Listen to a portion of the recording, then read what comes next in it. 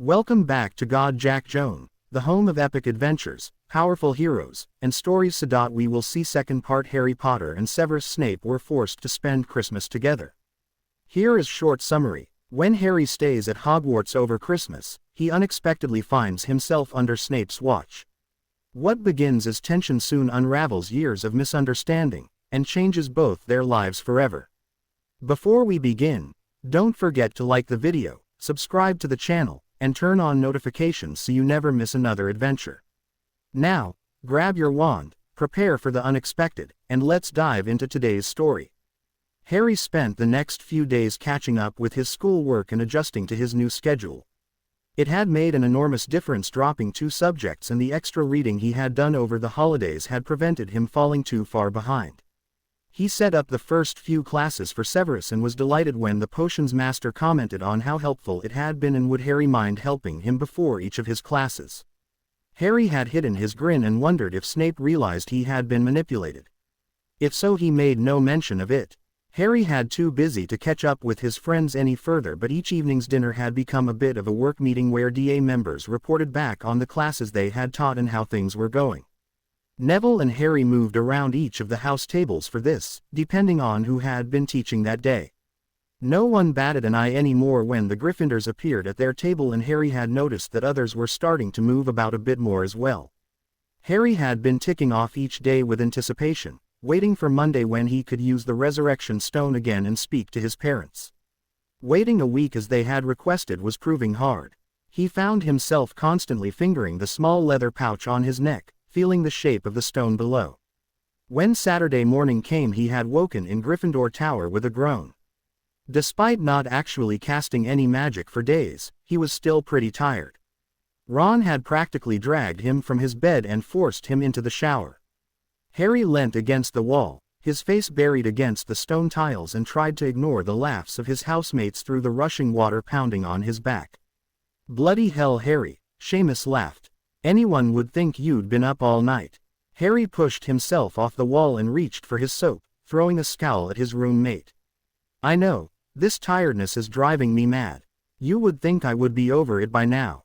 "Magical exhaustion is really serious," Seamus said, his tone serious for once. "Me ma'am overpowered a spell once and was in St. Mungo's for 3 months. It was a Newt level spell as well. Nothing special about it, she just wasn't paying attention." Harry sighed as he turned off the water and reached for a towel. He realized with a jolt that he had been happily walking about uncovered for a few weeks now. All of his dorm mates had now seen all his scars. He felt a bit bad that they all assumed they were injuries from Voldemort, but had to confess that he liked the idea of being covered in battle scars. It was also liberating to be so open with his friends. "We don't have any classes today, Harry. Why don't you go back to bed?" Dean asked seriously, still worried about his pale and too thin roommate. "I promised Severus the first would have breakfast with him," Harry muttered, realizing a second later that the bathroom had fallen silent and the 4 teenagers were gawking at him. "Did you just call Snape, Severus?" Dean asked with a half-impressed, half-scandalized expression. Harry grinned as he rubbed his hair dry with a hand towel. "Yep, he's my master now, which means he's kind of my guardian. I call him Severus and Professor Lupin, Remus." Harry thought for a minute, or sometimes Moony, that's his werewolf's name. There was another moment of quiet and then Dean exclaimed, "Wicked. Moony. I have to remember that." "That's really funny," Seamus said with a smile. "Like the moon. Imagine calling yourself that." Harry's expression softened. "I think it was Sirius that first came up with that." Remus didn't like it very much at first. There was another silence at that. No one really knew what to say whenever Sirius came up. They all knew from the Daily Prophet that Sirius Black had been innocent and had died saving Harry and his friends in the Department of Mysteries. He was still a name that inspired a shudder of fear in many though. Predictably, it was Neville who broke the tension.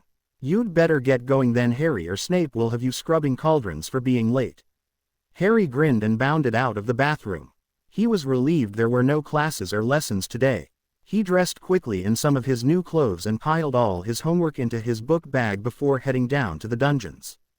Harry was delighted to find that Remus and the headmaster were already sitting around Snape's kitchen table when he arrived. "Sorry I'm late," he said sheepishly as Severus put an hand on his shoulder and guided him into a seat at the top of the rickety wooden table. What would like Harry? Remus asked, and Harry requested tea and toast, watching as the Dada teacher loaded a plate for him and passed it down. You look pale, my boy. How are you feeling? The headmaster asked softly, and Harry's eyes automatically sought out the man's right hand, looking for evidence of any remaining burns. Good as new, Dumbledore declared, seeing Harry's glance and smiling as the boy blushed. I'm all right, Harry declared shyly. Still really tired though. Well, make sure you have a restful day, Harry. I hear you are doing an outstanding job with the DA again. Harry blushed further, feeling his cheeks burn. Thanks, sir. It feels a bit weird though. I'm just telling everyone else what to do now.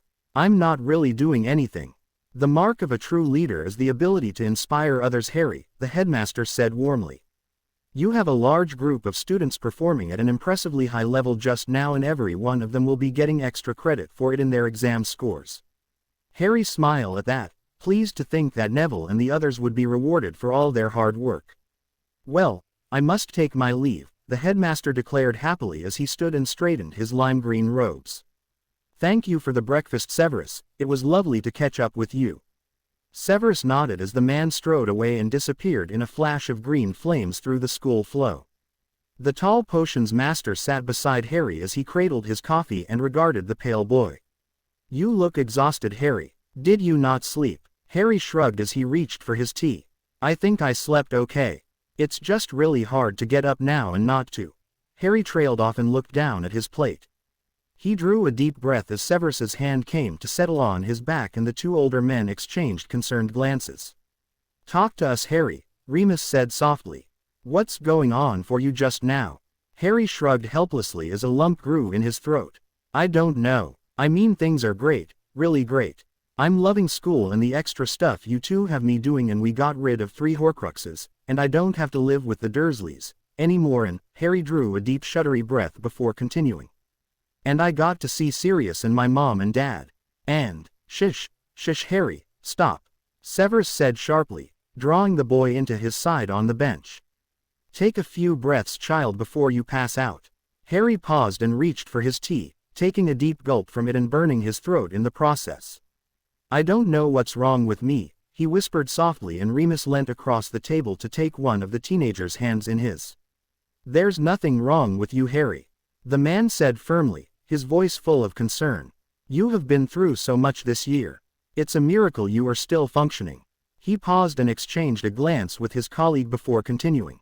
You said you were finding it hard to get up in the mornings.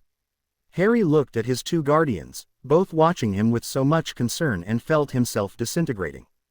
A hanky was pressed into his free hand as he felt the first tear escaping. I'm just so tired all the time, he whispered. And I keep crying even when there's no reason for it. I don't have any excuse for it. Remus squeezed his hand gently. When you first got back here after your summer with the Dursleys, Remus said softly. How did you feel then? Harry frowned with confusion. I don't know what you mean. Severus picked up from there. They had hurt you badly, Harry. You were bruised, bleeding, and had broken bones. Were you angry? Were you sad or hurt at how they had treated you? There was no point, Harry said angrily. No one knew or could do anything. He tried to pull away from the potions master, who responded by tightening his arms around his charge and pulling him closer. Are you angry now? Remus asked softly. Are you angry at us? Yes. No. I mean, I don't know, you haven't done anything. But you were still feeling angry, Severus said softly, and the teenager in his arms nodded softly. Sometimes, Remus explained, when you haven't had the change to really express how you are feeling, those feelings get stored up inside of you and start to emerge once you feel safe. We think, he clarified, that you may have started to experience a bit of depression. Do you remember how tired you were when you went to stay with Molly and Arthur? Harry nodded numbly. Well, that can be a key symptom of depression, feeling tired and emotional. Wizards are lucky because our magic protects us from a lot of the things that muggles can struggle with. Given a bit of rest, our magic will rebalance all the chemicals in our body and help us to heal quicker. Are you following what I am saying? Is that why you sent me to the Weasleys? Harry asked, glancing up at Severus, and the man nodded gently. Yes, Harry. You had slept for a whole day and had 2 emotional breakdowns in that time. It was clear you were beginning to struggle. A few days of rest and quiet was just the thing. It also meant you wouldn't be using your magic for that time. But now I have exhausted my magic, Harry said with realization, and Remus squeezed his hand in comfort. Yes, Harry, with your magic levels so low, some of those depressive symptoms may very well reassert themselves. It just means you have to take care of yourself and realize that this is normal. It is normal to be sad and angry at what has happened to you. Most importantly, Severus said, you need to learn to ask for help when you need it. We might not always know when you are struggling, and you have become rather expert at hiding illness and emotions. It will take you some time to learn how to do things differently. Harry nodded and, relieved to find his anger had disappeared, leant into his guardian's embrace and buried his head in the man's dark robes. They sat like that for a good few minutes, with Severus' head rested on top of his and Remus, thumb stroking circles on his wrist. When he sat up, it was to find that his teacup had magically refilled and 2 fresh pieces of toast had appeared on his plate. He chuckled and leant over to see what jams and spreads Severus had before reaching for the butter. Do my jams not meet your approval, brat? Severus teased, and Harry smiled shyly. I just had a hankering for peanut butter, he said softly, and both men frowned. Peanut what? You're kidding. Butter made out of peanuts. It's like, well, never mind. Harry trailed off embarrassed and then jumped as a jar appeared in front of him in a flash of light. Yes, he declared happily before reaching for the jar and spreading it liberally on his toast. I love house elves. The men chuckled as a high-pitched squeal echoed through the dungeon room. I think you just added another member to your fan club, Severus said dryly before picking up the jar and sniffing it doubtfully. You're sure this is safe to eat? Remus dipped his knife into the brown paste and put a bit on a corner of toast. I think I'm with Severus on this one. This stuff looks nasty. He tentatively sniffed and then bit the corner of his toast before his eyes widened dramatically and he reached for the jar. Dear Merlin, he muttered. How have I missed this all these years?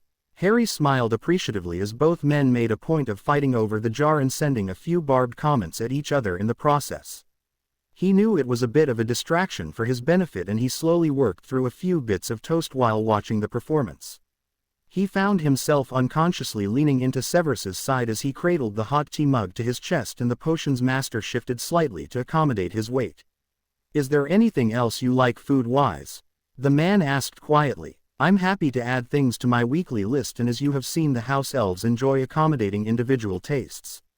Harry shook his head shyly. No, I like everything really. It's just peanut butter used to be a bit of a luxury item, and Aunt Petunia always threw the jar away before it was empty, so I would rescue it in. He trailed off with a blush as he realized he had just inadvertently admitted to rifling through the bin for food, and he felt Severus's grip on his waist tighten. Harry looked down, wishing he could disappear into the floor as both men looked at him in horror. The list is on my cool box, Severus said in a chalked sort of whisper. You can add anything to it that you want, anything at all. Great, Harry exclaimed with forced cheerfulness. I'll put in that order for caviar and scallops now then. Severus leant down and at his hair before looking questioningly at Remus. Harry felt the tension level rise again and took another nervous sip of his tea. What is it? He asked in resignation. Have I done something wrong? Remus leant over the table and wrestled one of Harry's hands off the mug so he could hold it firmly. You haven't done anything wrong, kid. We do, however, need to talk to you about something you said the other day. Harry groaned inwardly. Look, if this is about the razor blade thing. I never did anything serious. It doesn't matter that nothing happened, Remus said softly. It does matter that you felt so awful that you considered it. Harry stared resolutely at his nearly empty cup as an awkward silence fell. Can you tell us about it? Severus asked so quietly that Harry wondered if Remus had heard him. When Harry didn't respond, Remus began gently rubbing circles on his wrist and prompted quietly. Was it this last summer? Harry sighed and shook his head. It was clear that his guardians were not going to let this go. Taking a deep breath, he launched into the tale, his voice flat and emotionless. It was after the Tri-Wizard tournament, after Cedric, after I went back to the Dursleys. No one contacted me that whole summer to let me know what was happening, and the Dursleys had locked me in my room. I couldn't get Cedric's face out of my head. I thought it was my fault that he had died and that Voldemort had come back. I thought that everyone would be better off without me. Remus squeezed his hand and Harry got the distinct impression that he would have said something if Severus hadn't glared at him at that moment. It reminded Harry that the two men's truce was still somewhat tentative. I stole one of Vernon's razors, Harry continued in a whisper. I kept it on my bedside table and planned to use it immediately after sending one of my "I'm okay" messages to the Weasleys. I didn't want anyone to find me in time. I wanted to do it properly. What stopped you? Severus asked quietly and Harry drew in a shaky breath. Sirius, he whispered. I was scared it would break him. I was frightened he would blame himself and I knew he wasn't doing very well. I mean he was. Harry didn't know how to finish that and looked apologetically at Remus.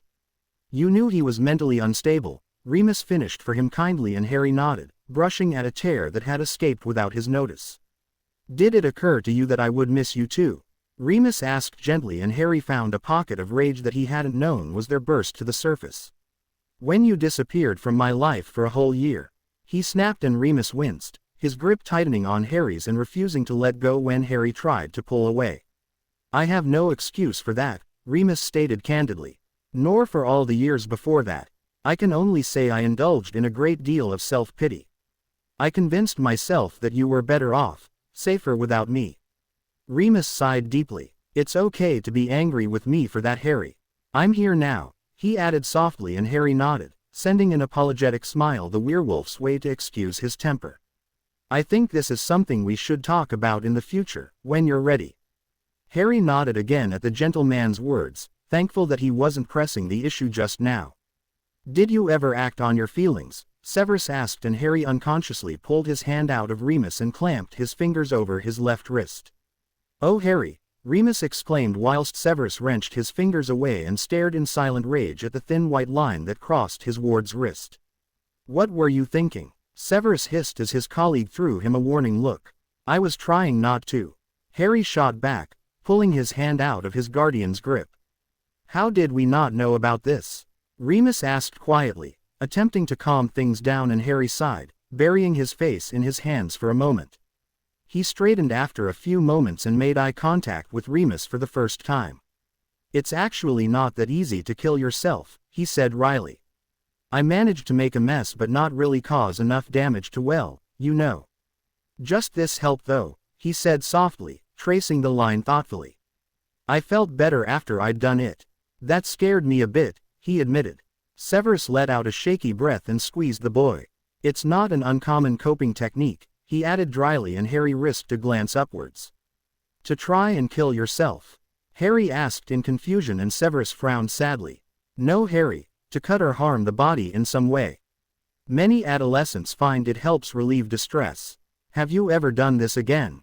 Harry snorted. No way, I spend half my life fighting to stay out of the hospital wing. I'm not going to put myself there voluntarily. Severus sighed and squeezed the teenager fiercely. I'm glad that you are still with us, Harry. You mean a great deal to a great many people. I think you are beginning to understand that now. Harry nodded and glanced back up at his guardian. So I'm not in trouble. No Harry, will you try and talk to either Remus and I whenever you are feeling low? I know it's not your natural instinct to seek help but you will need to practice if you are to make it so. I'll try, Harry promised quietly. Do you have any work for me today? Severus threw his colleague an amused look as Harry deftly changed the subject before replying. Well, I was going to give you some potions to practice but as Mr. Finnegan informed me you were exhausted and I should be easy on you, I have decided otherwise. Harry chalked on his tea. He what? Remus chucked and handed Harry the small slip of parchment that had arrived by owl just a few minutes before Harry had that morning. I can't believe he did this, Harry muttered as he read the short message. This was really brave. To risk the wrath of the dungeon bat for your welfare. I agree, Severus said with a smile. So much so, I awarded 5 points to your blasted house. Harry smiled and then frowned as he considered what to do with his day. I suppose I should work on my DA stuff then. Why don't you work on your homework instead? Remus suggested softly. The whole point of this new schedule was to reduce the pressure on you but that only works if give yourself some space. Harry nodded. I do need to work on my arithmancy project. I haven't done anything on that for a few weeks. Can either of us help? Remus asked with a smile and Harry grinned. I don't know, but if I explain it to you then you might have some ideas. Explain away, Severus said dryly as he stood to set off a fresh pot of coffee. Harry summoned over his work bag and laid his detailed plans over the table, missing the raised eyebrows of his guardians as they spotted the map of the burrow. Well, originally I was looking at the magic of sacred sites and how the ground absorbs and changes the magic over time. I have finished the literature search and finished writing up that part when I was at the Welseys. I was going to ask for permission to go to one of the Grampian stone circles for the practical and do a map of the energies there, but I've changed my mind. What were you thinking of? Severus asked, sitting back down and reaching for some of Harry's notes. Well, the wards you and the headmaster put up at the Weasleys got me thinking about ward stones and how you can work with the Earth's natural properties to hold energy in place. I was thinking of doing all the calculations for ward stones for the burrow as my project. When it's finished, if Molly and Arthur would let me, I would like to gift them a set of stones and ask Bill and Charlie to charge them. Remus smiled softly. That's a lovely idea, Harry. The calculation side is pretty hard though. Is your magical arithmetic up to it? Harry bit his lip in thought. I think so. I have all the equations in my guidebook and I understand them. It will take a few trips to the burrow to do the readings though, and that might be difficult if I want to keep it a surprise. I haven't had the chance to meet with Professor Vector yet either. This is an elective study, so I have never taken her class. She has to sign off the practical proposal. Have you written it yet? Severus asked, and Harry handed him a thick pile of parchment. The potion master smiled wryly as he remembered how he once believed this child didn't study. A quick duplication spell later, he handed a copy to Remus to read, and they both settled down in silence whilst Harry finished his last bit of toast and organized his notes into order. Harry spent a relaxed few hours at the table, incorporating the two men's suggestions into his proposal and spell-checking the first part of his project. Remus took his leave after an hour to go do his rounds. It was his weekend on student duty, which meant he had to check the grounds and make sure no one was out of bounds.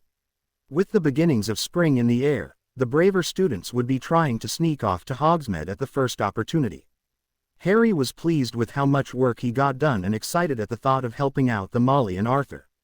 Severus packed him off for an afternoon nap, much to his embarrassment, although he enjoyed sleeping in his new room. He woke around 3 to soft laughter coming from the kitchen and sleepily wandered through to find Narcissa Malfoy sat at the table cradling a mug of tea. An awkward silence fell when she spotted him, and Harry fidgeted nervously. I'll just go back to the tower, he said, moving towards the door, but was stopped by Severus's sharp. Nonsense, boy. Come and sit down. There are sandwiches if you are hungry. He sat awkwardly opposite the Malfoy matriarch and, belatedly remembering his manners, greeted the pale-looking women. It's nice to see you again, Mrs. Malfoy. She smiled softly and inclined her head. And you, Mr. Potter. Congratulations on your apprenticeship. Thank you, ma'am. Harry accepted the strong coffee Severus handed him and self-consciously moved all his notes to the side of the table. I was doing my homework. I'm a bit messy when I'm working, he explained, and a flash of something crossed the woman's face. She looked down sadly into her cup. Yes, Draco is the same. He goes mad if anyone moves his books when he's in the middle of a project. It may look like chaos, but he assures me he has a system. How is Draco? Harry asked softly. Is he recovering? The woman's lip trembled and she looked to Severus to answer. Physically, he is making progress. Severus assured him. He has yet to speak and becomes distressed if pushed to interact with anyone. I believe it has helped somewhat that he is back in the castle. Draco has always been very fond of Hogwarts despite his protests to the contrary. Harry regarded the woman sat opposite him with interest. Seen like this, she looked completely different. Instead of a snotty and somewhat scary woman, here was a frightened mother, newly widowed and in fear for her life. Another casualty of Voldemort's disregard for everything and everyone in his path. Without conscious thought, he leant across the table and gripped her hand in his, squeezing tightly. She startled and he thought she might pull away, but after a moment's hesitation she seemed to deflate before him, one hand coming up to hide her face whilst the other gripped his tightly. Only the slight tremble in her shoulders gave away the fact she was crying, and Harry was aware of Severus moving to the potions cabinet in the kitchen and returning with a calming draught which he placed before her silently. He sat beside her and laid a hand on her back. The three of them sat like that for a long time before, with a final squeeze of his hand, Narcissa pulled her hand from Harry's and quietly wiped her tears away with a hanky. She took the potion without comment and rose from the table, both men standing as she did. "I think I will go and rest for a while," she said softly. "Thank you for the tea, Severus." "Thank you, Harry." She smiled at him, and Harry thought she was barely recognizable when she wasn't sneering. Once the door had closed, Severus pulled Harry into a tight hug. "Well done, Harry. I have been trying to reach her for days." Harry blushed in pleasure at the comment, not really sure what he had done. "Shall we go for a walk and see if we can find your wolf?" Severus asked with a smile, and Harry grinned. "Yeah, that would be great. I need to look for Hedwig as well. She keeps dive-bombing me. I think she's feeling neglected." They walked slowly down to the great doors, chatting about Harry's homework and the exams coming up. Neither of them mentioned Monday, when the stone could be used again. Harry spotted Remus, looking out at the lake and keeping an eye on a few seventh years that had taken boats out for picnics. He pointed the man out to Severus, who sighed heavily. "I was hoping it would take longer to find him," Severus said dryly, and Harry snorted and gave the man a playful swat on the arm. "I know you like him, really," he said cheekily.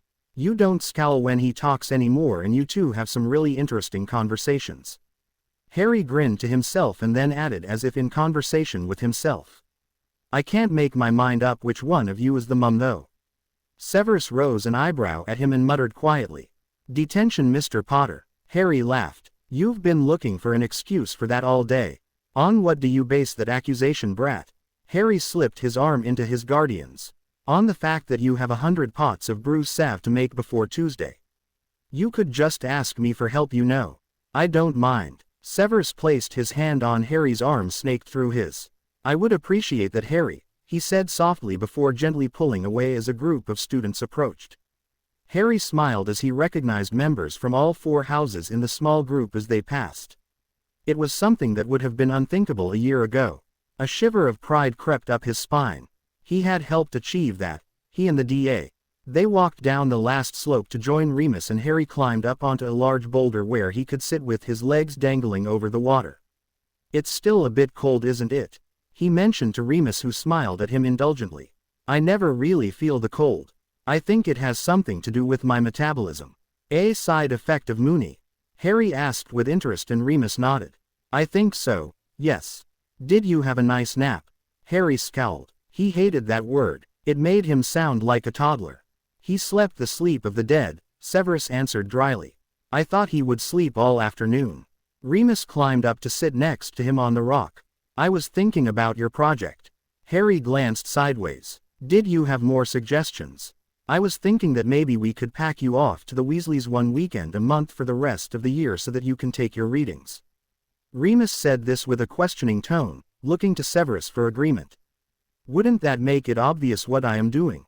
I want it to be a bit of a surprise." Severus looked out across the lake, his face in the scowl it always took when he was thinking. "I don't see why we can't just put it down as part of your recovery," he stated quietly. "A weekend away each month to charge your batteries back up, so to speak." "It's a good idea." This last bit was said to Remus, who nodded. "You do realize that you will have to tell Molly and Arthur before you order the stones. It's not something you can just spring on them." Harry grinned. "I've thought about that. Once Professor Vector has checked all my calculations, I was going to owl Bill, Charlie, Fred and George and get them all in on the surprise. Ginny is really good with protective runes, so I think she might be able to add something too." "I'm not sure about Ron," Harry said with a frown. "I will have to think of something for him to contribute. Anyway, I thought if I presented it as a gift from all of us, then it wouldn't feel, well, odd." "You were uncomfortable with the financial side of the gift?" Severus asked astutely, and Harry nodded. "It sounds like you have really thought this through," Remus said with a smile in his voice. "I'm sure we can make this work between us all." He paused and glanced at the other adult before continuing. "Are you planning to use the stone again on Monday?" Harry lit up at that, his head bobbing enthusiastic. "Yeah, I can't wait. You and Severus are going to be there as well, aren't you? Dad said he could show me how to make them visible to others. Remus nodded numbly, aware of the tension in his colleague. We wouldn't miss it. How about you both dine in my quarters that evening? You can use the stone after dinner. Brilliant, Harry muttered breathlessly. I can't wait to see them again. I still have all of tomorrow to get through though. Well, I believe Severus has a mission for you tomorrow. Harry gave a mock groan. On top of my detention, he complained, and Remus gave him a stern look. And what exactly did you get a detention for? Harry grinned, for wondering out loud which of you was the mom in this arrangement. Remus paused and then burst into rich laughter, seeing his colleague's lip twitch in response. What's my mission? Harry asked curiously. Because I've already volunteered to help make the bomb. I was hoping you would take a shift watching Draco tomorrow, Severus said quietly, watching his charge's reaction carefully. Harry stilled and looked uncertain. Okay, did you still want me to talk to him because I'm not sure it will work? That's not really necessary. Because of Draco's actions, he is being watched around the clock to ensure he doesn't try a repeat performance. You could take a book, or work on some homework. He is still very sick, but there are monitoring charms on him to alert Poppy or myself if his condition worsens. All you need to do is be there. He may or may not respond to you, but it's probably best to leave that decision to him. Harry nodded nervously. Okay. Severus conjured a small seat and sat beside them rather than clamber up the rock, and the three of them sat watching the evening sun settle on the lake. The remaining 7th years still out on the water inexpertly paddled their boats around and one by one headed back towards the shore. Harry mused how it was the first full day he had spent with both of his guardians, and it had been brilliant.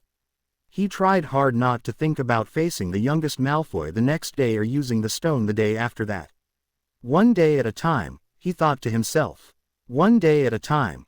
Harry slept in Severus's quarters that night in his new room, and they had breakfast together the next morning. After spending a few hours chopping and draining half his body weight in aloe vera plant, he headed back to Gryffindor Tower to spend a few hours with his friends. Severus had asked him to take the early evening shift with Draco, which would mean sitting with him from 4 to 8. He felt a little less nervous now that he knew he wasn't expected to perform any miracles or talk Draco around. He arrived back at the tower to find some kind of catch and hex game going on in the common room in chaos. Half the furniture was on its side, and most of the 6th and 7th years were sporting extra body parts. He particularly liked Dean's purple bunny ears. Harry watched the mayhem unnoticed from the portrait hole until Ron made the mistake of taking shelter behind an overturned coach, right in front of Harry. It seemed rude to ignore the opportunity, really. Harry grinned and sent a whispered hex at his best friend's back, watching with amusement as a donkey tail burst through the back of the teenager's trousers. Ron yelped and jumped up before spotting Harry crouched in the doorway. You rotten, cheating bugger, he yelled before launching an all-out assault on his friend. It was a good 40 minutes before the upper years all collapsed around the fire exhausted and started laughingly sorting each other's hexes out. There were a few things that resisted all the finites, and Lavender Brown's new hook-style nose was one of them. Harry spent the afternoon around the fire with Hermione and his dorm mates, giving Dean and Seamus a pep talk as they would be leading the study group that evening for the first time. Professor Flitwick was their sponsor this time, as some of the 7th years had requested help with their exam revision. He quietly told Neville, Ron and Hermione about his task that evening, and they all offered bits of advice about how to get through it. It was scary for all of them to think that someone in their year had tried to take their own life. Harry thought he saw Neville giving him strange looks occasionally and wondered if he had ever suspected that Harry had once been close to such an action. Harry wandered up to the guest tower just before 4, realizing this was a corridor he had never been down before. He passed through 3 separate wards as he approached the suite of rooms and wondered how they had been set to recognize specific people. He knocked lightly on the door and smiled as Mrs. Malfoy opened it and wordlessly beckoned him in. The room was lovely. The fabrics were all cream and gold, and the slightly rounded room seemed to have windows covering 2/3 of the walls. The spring sunshine flooded the space and thick carpets muffled the sound. Draco's through there, she said softly, pointing to a door on the far corner of the room. Harry smiled softly at her and quietly made his way to the other room. Draco's room looked as if it had originally been a study. The walls and floor were a rich red and a large fireplace dominated the room, along with numerous dark mahogany bookcases. Harry grinned in recognition as Arthur Weasley rose from a chair near the fire and folded up his paper. "Hello there, young sir. You look better." Harry gave the man a brief hug in greeting and then glanced over to where Draco's bed had been set up. A window seat had been enlarged into a bed, meaning 3 sides were surrounded by glass. From this height they gave a perfect view of the lake and the 2 islands in the distance. Draco was propped up with a mountain of pillows and was facing away from them, his face bathed in the early evening sunlight. He looked truly awful. What was normally pale skin now looked gray, and the teenager's hair had grown to rest on his shoulders, hanging limp and lifeless. Tacked to a wall beside the bed, a piece of yellow parchment showed an array of numbers that were constantly changing, and Harry looked at Arthur, his expression questioning. "That is a monitoring charm," Arthur said softly. "It is keeping an eye on Draco's heart rate, blood pressure, respiratory rate and temperature. If anything goes out of a normal range, the numbers turn red. Anything dangerous and it will alarm in Poppy's office, so you don't have to worry about that. The bottom one is his temperature. He is extremely underweight at the moment, so is having trouble regulating his own body temperature. Keep an eye on that one, and if it flashes you might want to add or remove bed covers. Otherwise, it's just a case of being here. Did you bring something to do?" Harry nodded. "I've brought some reading for school." Arthur smiled and gathered his things together before leaving Harry alone in the room with his school nemesis. He nervously wandered over and took a closer look. Draco's eyes were closed and his breathing even as he slept deeply. With a relieved sigh, Harry settled in the chair near the fire, where he could see both Draco and the parchment. He unpacked the 2 books he had brought to read and curled up with one, noticing as a fresh tea tray appeared on the table beside him. It was an hour before a slight flash on the monitoring charm caught his attention. Draco's temperature was reading 36.3. Not too low, but a lot lower than it had been before. Harry glanced out of the window and saw that the sun was no longer falling on the boy's bed. He walked over slowly, instinctively knowing that the boy had awoken despite his eyes being closed. He looked cold, Harry thought, his limbs now tense and goosebumps visible on pale arms. Harry leant carefully over the prone figure and drew the curtains around most of the bed, carefully leaving open the section that still gave a view of the sunset from Draco's position. He then picked up one of the folded blankets that sat beside the bed and laid it over the boy, lightly tucking it around Draco's shoulders. "Let me know if you get too hot, okay?" he said softly, feeling as Draco tensed in recognition. He wondered if he had known who was minding him before. If the positions were reversed, he would be terrified right now, he realized. Lying completely helpless with a perceived enemy in the room, Harry worried his lip, wondering if he should say something to reassure the boy that he meant him no harm, but thought that in reversed positions, he wouldn't believe anything Draco said to him. He decided that understated was the way to go. "I'm just over by the fire if you need anything," he said as gently as possible. "I'm working on my homework, but I'm still here." Draco took a shaky breath in and turned further away towards the window, which Harry took as his cue to move away. He made a point of walking a little louder than necessary and pouring himself a cup of tea so Draco could hear where he was. He sat heavily on the squeaky chair and rustled the pages of his book a bit before settling back in to finish his chapter. Draco slowly drifted back to sleep, his thoughts confused. The whole world had turned on its head and he didn't know to deal with it. Every time he woke up, a member of Dumbledore's Little Light Club was sat with him, and every one of them had shown him nothing but kindness. Even Moody had been gentle, gruff but gentle. He found it hardest when any member of the Weasley family came. His father had made the eldest Weasley's life hell at the ministry for years, blocking every chance at advancement or promotion, and yet it was Arthur Weasley who came every morning to help his mother bathe him, bringing one of his sons with him each time. Just when he thought it couldn't get any more confusing, Harry Bloody Potter was here, and he hadn't even taken the opportunity to gloat. Draco shuddered and burrowed further beneath the blanket the other teenager had placed over him. He forced his thoughts to still and concentrated on the pink sunset beginning to form over the distant hills.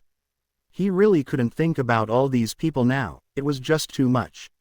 Harry watched as Draco's breathing evened out and deepened, and then turned his attention back to his homework. It had been awful seeing Draco up close. The boy's skin was stretched so tight it looked almost translucent and his eyes had been scrunched up as if in pain. It seemed no time at all before a soft hand on his shoulder alerted him that his shift was over. Harry smiled as Remus lowered himself into the chair beside Harry and placed a large pile of marking on the fireside table. "How are you getting on?" the older man asked, and Harry handed over his work for the evening. "Good. I'm up to date with all my defense stuff. That essay on shielding was evil, by the way," Harry commented wryly, and Remus chuckled.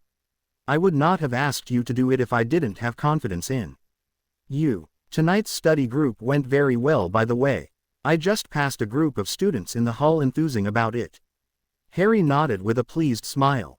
"I've done all of my reading for next week so I can focus on my projects and helping Severus."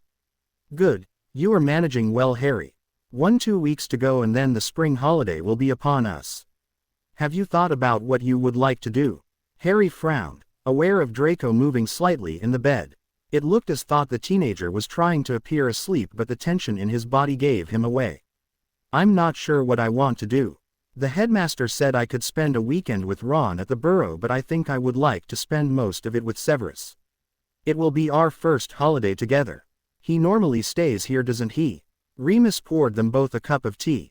"He does, yes. Spring break is usually when he brews all the hospital stocks for the year. I thought Madame Pomfrey has ordered out for them this year." Remus gave a little conspiratorial smile. "She has, but he doesn't know that yet. I was wondering if we might persuade Severus to take a holiday." Harry snorted. "Good luck with that. Albus thought we might have some difficulty with that too, which is where you come in." Harry glanced at the man with interest, sensing mischief afoot. "Have you ever seen the sea, Harry?" Harry shook his head. "No. Well, on TV, but I don't suppose that counts." "Why? What are you up to?" Remus took a sip of tea. "The Order has a safe house near the sea that is empty at the moment, and Albus thinks it is probably the safest place to stash you. It would be difficult to persuade Severus to take a rest unless he thought it was for your benefit. However, seeing as you are completely exhausted, desperate for a break, and have a strong desire to see the sea." "I'm not." Harry trailed off and grinned. "You should have been in Slytherin," he said with a smile. "You do realize that eventually Severus will realize you are playing him?" "Yes, hopefully once he is sat in a deck chair with a glass of Bordeaux in his hand. I expect he won't mind so much by then." Harry noticed Draco shift behind them and smiled softly. He hoped that Draco cared about his godfather the same way he did about the boy. "That would be really nice. What about you, Moony? You've been working so hard to catch up with last term's work. Are you going to get a break?" Remus grimaced. "I still have a way to go. The good news is that we will be caught up on classes by the spring break. I will still have a hell of a lot of marking to do though. If the DA is happy to continue running the practical sessions next term, then we should be sorted. My break is going to be spent marking and reviewing all minute students' work." "Can't you do that from the cottage?" Harry asked, and Remus smiled gently at him. "You're such a good kid, Harry, do you know that?" Harry blushed, aware of Draco listening to every word of their conversation. Remus sighed deeply before continuing. "The whole point of this is get you and Severus some rest. Whilst our relationship is greatly improved, having me about is not likely to help him relax. The full moon also falls in the middle of the break, so I'm not going to be great company." Harry opened his mouth to say he wanted Remus there and then closed it again. It was part of his new vow to himself not to interfere with the adults around him so much. "Are you on shift next?" Harry asked instead, nodding his head towards Draco. "Yes, I'm here until midnight. Sissy will take over from there. Has there been any problems this evening?" "No. Draco got a little cold, so I added a blanket." Harry paused and looked back at the teenager with a frown. "How do we know he isn't in pain? I mean, if he's not talking to anyone." Remus sighed. "We don't, although Poppy thinks it likely he is experiencing some pain from his kidneys still. She is giving him a pain potion every 4 hours just in case." "That's good. I was a bit worried about that. Well, I'd better get back to the tower. I'm looking forward to an early night this evening. It's been a long week." Harry slipped his book bag over his shoulder before giving the older man a quick hug. "I'll see you tomorrow, Moony. Do we have a session tomorrow evening?" Remus returned the hug with a soft smile, aware for the first time of soft gray eyes watching them from the bed. Not tomorrow. Take the evening off and practice that shield charm for our next one. You are actually ahead of schedule at the moment. You can tell Severus the first let you off due to your exhaustion." Harry grinned and waved goodbye. Walking back through the torch-lit castle, Harry thought about the blonde Slytherin and his current predicament. He wondered if it was a good sign that Draco appeared to be watching and listening to what was going on. Was that something he could work with to pull the teenager back to them? A flutter of wings caught his attention as Hedwig soared down to land on his shoulder. "Hello girl, are you staying in the dorm tonight?" The owl hooted softly and nipped his ear before her head twisted around to look at something behind him. With a squawk she flew at the seemingly empty air and a muttered curse sounded in the space. Harry instinctively dropped to the floor and shot a stunner at the general direction of the sound. A streak of red flew back and hit his shoulder, causing a burst of pain and a spray of red. He rolled quickly and cast a wide finite. A cloaked figure shimmered into view and Harry followed up with a stronger stunner. The figure rolled away from it and cast several more silent curses whilst Harry desperately tried to find shelter. The wide corridor had been well chosen for an attack. There were no doors or alcoves for at least 10 meters and Harry was still a long way away from it. Having managed to dodge many of the spells coming his way, a second cutting curse hit him in across his left side and he fell to his knees with a yell. Harry quickly responded with his strongest blasting shield and his attacker was knocked off his feet and landed with a thud on the stone floor. Gathering all his strength, Harry ran towards the tall figure and hit him with a stupefy and then a binding hex.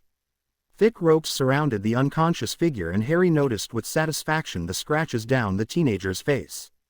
Close up, Harry recognized the boy as a 7th-year Ravenclaw whose name he didn't know. Hedwig had obviously managed to score a hit on the boy. Realization dawned a second later and Harry felt his heart jolt in fear. Where was Hedwig? He hadn't seen her since that initial attack. He looked frantically around and groaned aloud when his eyes fell on the small still white bundle laying against a far wall. He walked shakily towards it, trying to ignore the blossoming pain in his shoulder and chest. Harry slid down the wall beside his owl and lifted her gently into his lap with a sob. It was immediately clear that she was gone. His first ever gift, his first pet and friend killed because of him. He felt his throat close off and the familiar agony of grief clawing at his chest. The sound of running feet slowly intruded into his senses and he lifted his wand in defense, disgusted to see his hand shaking badly. His head of house and Professor Flitwick thundered into view and Harry lowered his wand, still holding it tightly as the stern-faced matriarch knelt before him. "Oh Harry," she said softly, seeing the prone owl in his lap and the tears tracks on the stunned boy's face. "How badly are you hurt?" she asked calmly and Harry gestured vaguely to his shoulder and sighed. "Cutting curse," he said shortly. "I don't think it's too bad. He came from behind me. I didn't see him. If she hadn't, he trailed off and the professor squeezed his shoulder. "It's all right Mr. Potter, you've done very well. It appears that this was a coordinated attack." Harry's head snapped up. Coordinated? What? Who? There was an attack in Gryffindor Tower a few moments ago, an attempt to breach the guest suite where the Malfoys are residing and, she paused and exchanged a glance with her colleague who was securing the Ravenclaw. And an explosion in the potions lab. Harry's breath hitched, he could barely breathe. Severus, Remus and his friends. The words and questions he needed wouldn't come and the older woman cupped his face in support. "Harry, listen to me. Your friends are fine." The Slytherin student attempting to reach Draco was immobilized by one of the security features on the rooms. "Professor Snape," Harry whispered and the woman's face softened. "He was injured Harry," she said sternly. "The headmaster has taken him to the hospital wing. He was breathing but unconscious. Let's get you there too shall we?" Harry let the professor help him to his feet, glancing up as several ministry oars thundered into view, Kingsley amongst them. "Mr. Potter," a tall balding man snapped. "Are you hurt? What does it look like?" Professor McGonagall snapped and the 3 new arrivals glanced at the small puddle of blood that had gathered around Harry's feet. "Hedwig," Harry exclaimed as she began to lead him away and Professor Flitwick stepped forward and gently lifted the owl from his arms. "I will leave her with Hagrid shall I?" The tiny man said gently. "We'll find a way to mark her passing." "I'm sorry Harry," Kingsley said softly. "Losing a familiar is an awful thing." A murmur of sympathy ran through the other Aurors as they watched the young man being led gently away. What happened in the tower? Harry asked quietly and saw his head of house smile grimly. Several students discovered that you don't mess with Gryffindor, that's what. Mr. Weasley was particularly impressive. I believe he discovered a new use for a hex that gives one purple bunny ears. Harry snorted and gripped more tightly to the women as his legs began to shake. They had only gone a few meters and he was already feeling dizzy. Professor, I'm not sure if I can go much. He trailed off and took a deep breath as the world started to spin. Kingsley, McGonagall barked and Harry heard rushed footsteps from behind as his legs buckled beneath him. Strong arms caught him and he found himself being carried in the tall man's arm. Hi, he said faintly and Kingsley chuckled. Close your eyes, Harry, it's fine. We'll have you patched up in no time. Harry allowed himself to drift off as they strode through the castle, aware of several voices and conversations occurring as they passed. East Wing is secure, sir. 4 arrests. Good heavens. Is that Harry Potter? Is he all right? Grounds are secure. Still 2 teams in the forest. Jenkins is requesting backup. Harry allowed the voices to fade away and concentrated on his breathing. Remus was fine. His friends were fine and Severus was. Fear forced him back to awareness as he recognized a change in atmosphere and the very distinct smell of the hospital wing. Harry. Mrs. Weasley's voice was the last he had been expecting to hear and his eyes flew open in surprise. Put him here, Kingsley. Ginny, get those blinds around the bed and call Poppy. Harry, can you hear me? Harry winced as he was lowered onto the crisp white sheets. And nodded weakly. Severus, he asked in a raspy voice and Molly patted his arm. He's going to be fine, Harry. He has some very nasty burns and he hit his head. Poppy has sedated him for now. Let's focus on you for now, shall we? Where's Ron? He whispered and Molly smiled softly. He's fine, Harry. He's in the tower with the little ones. They are all pretty shaken up. None of the students have serious injuries. Lot of cuts and bruises and 1 broken arm. Your DA excelled themselves. Neville's DA, Harry corrected breathlessly, wincing as Kingsley pulled his shirt away from his injured side. Madame Pomfrey's voice entered the discussion as she checked the damage and tutted over the depth of the wound. He felt a potion bottle pressed to his lips and swallowed it obediently. The world immediately faded to gray and he sighed as he sank back into the pillow and drifted off to slumber. Remus pushed open the door to the hospital wing and walked quietly down the almost full ward, taking in the hushed calm that followed a major storm. There were open packets and splashes of ominous-looking dark liquid throughout the long room. Screens were pulled around half a dozen beds and a small team of Aurors were preparing one of their colleagues for transfer to St. Mungo's. Poppy was sat at a table at the far corner writing up notes and she looked up as Remus approached. She smiled as he laid a small tray on the table, seeing the soup and coffee carefully arranged. I thought you might need this. Thank you. She pushed the notes to one side and reached eagerly for the tray. Are you all right? They attacked the guest rooms as well. Remus sank into the seat opposite her with a sigh. Yes, just one student though. He had some kind of muggle explosive with a magical trigger. He fell foul of the wards which trapped him and then the explosive detonated. He took the full blunt. Poppy grimaced. Dead, I take it. Oh yes, Remus said grimly. It will be a while before they can identify him. I've been with Draco since then. He was rather distraught. Poppy looked up with interest. He reacted. Remus took a deep gulp of the tea that had appeared in front of him. The alarm on the wards went off and I went to investigate. A few minutes later the explosion went off and shook the whole tower. He thought that his mother and I had been killed and was very distressed when I returned. Then the news that Harry had been attacked reached us and he again became upset. He was upset for Harry. The witch asked incredulously and Remus frowned thoughtfully. Draco's whole world view has shifted. I think he feels very ashamed of what he has done and thought in the past and is trying to sort that through. Harry was on his way back to the tower after watching Draco for a shift when he was attacked. It's possible Draco felt responsible. Who knows what's really going on in that boy's head? Poppy nodded thoughtfully. Thank goodness the wards did their job. We have been very lucky tonight. They both watched as half a dozen house elves appeared and started clearing away the mess scattered across the room's floor. Were there many serious injuries? Poppy glanced at the screens and grimaced. 3 of the oars were banged up pretty badly in the forest. Most of the students were patched up pretty quickly. I have 2 first years in the side room sedated. They were just badly shocked. Harry is the only one who had a close call. The cutting curse he took to the side hit an artery. That could have gone badly. Did you hear about his owl? Remus startled. Hedwig. She apparently alerted him to the attack and attempted to protect him. She was killed. Remus swore loudly and rubbed a hand over his face. That will hit him hard. When can he leave the wing? Tomorrow probably, maybe the next day. I suspect he will want to stay close to Severus, so I might suggest he stays. Remus glanced over to the nearest bed where their potions master lay, heavily bandaged and sedated.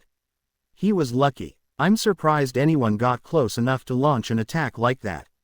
He was overseeing a 6th-year private study session. The student that did this sabotaged the potion. Severus could have got away, but he threw himself over the cauldron to protect the 3 other students. Remus smiled gently. Maybe he should have been in Gryffindor after all. Poppy finished the soup with a satisfied sigh and then pulled the pile of notes back over. I have to get back to these, Remus. Are you staying? If you don't mind, yes. I don't want Harry to wake up alone. Remus threw another worried look at his sleeping colleague before walking softly over to Harry's bed. He smiled as he spotted Neville curled in an armchair beside the narrow cot. The boy glanced wearily up at him and Remus squeezed his shoulder, taking in the boy's bandaged hands and the scratches on his face. How are you, Neville? He said softly, sitting beside him in a low armchair that had appeared with a pop. Neville grimaced. Tired, sore, angry, but otherwise. He shrugged. I heard you all did brilliantly, Remus said gently.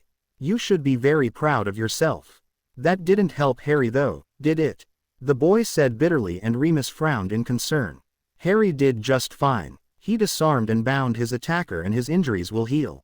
You have no reason to blame yourself for anything that happened this evening. I swore that he would never have to go through stuff like this alone again, Neville said sadly, and Remus laid his hand on the boy's arm. So did I, he admitted. So did Severus and the headmaster. It appears to be a promise that is not so easy to keep. Harry was not the only one hurt, he reminded the boy, looking pointedly at his bandaged hands. Yes, but I wasn't alone. There was a whole group of us and the oars arrived really quickly. Even so, it was horrible. You should see the state of some of the first years. Harry had to go through that all by himself, and he lost Hedwig. He really loves that owl. Remus leant forward and swept Harry's fringe away from his forehead. Well, he's not alone now, is he? He has his friend and one of his guardians with him. You're a good friend, Neville. Don't ever doubt that. The hospital wing fell into silence as they both sat watching the sleeping teenager and contemplating the storm that was brewing around them. This year had been surprisingly calm so far, and now that calm had been shattered with a big bang. Worse still, it had been students amongst them that had launched the attack, an attack that could have been a great deal worse. Severus slowly drifted out of sleep to the sound of a trolley rattling over a stone floor. The sharp lemo smell in the air instantly alerted him to his location. The hospital wing. From bitter experience he knew not to move until he could fully remember what had happened. That only led to pain. There was something about a potions accident. No, not accident. Severus swore as he remembered the face of his 6th-year prefect, a second before he had thrown something in the student's cauldron. Severus, a soft voice queried, and he allowed his eyes to open a crack. The bloody wolf was sat with him, and wasn't that just embarrassing? Sat by my deathbed, Lupin? He asked in a raspy voice, and the man answered somberly. Very nearly, yes. Severus opened his eyes fully at that and frowned in concern. My students. They are fine, Severus. A few minor burns, but you took the worst of it. You should know that 3 separate sets of parents have visited in the last few hours to declare their family in a life debt to you. That was incredibly brave of you. Incredibly stupid, more like. I hope Harry is not too upset by this. He would be if he were conscious, Remus said softly, and Severus sat up in alarm. What happened? He barked as Remus moved to adjust the bed and pillows behind his colleague. It was a coordinated attack. They hit Gryffindor Tower, you, the Malfoys suite, and Harry simultaneously.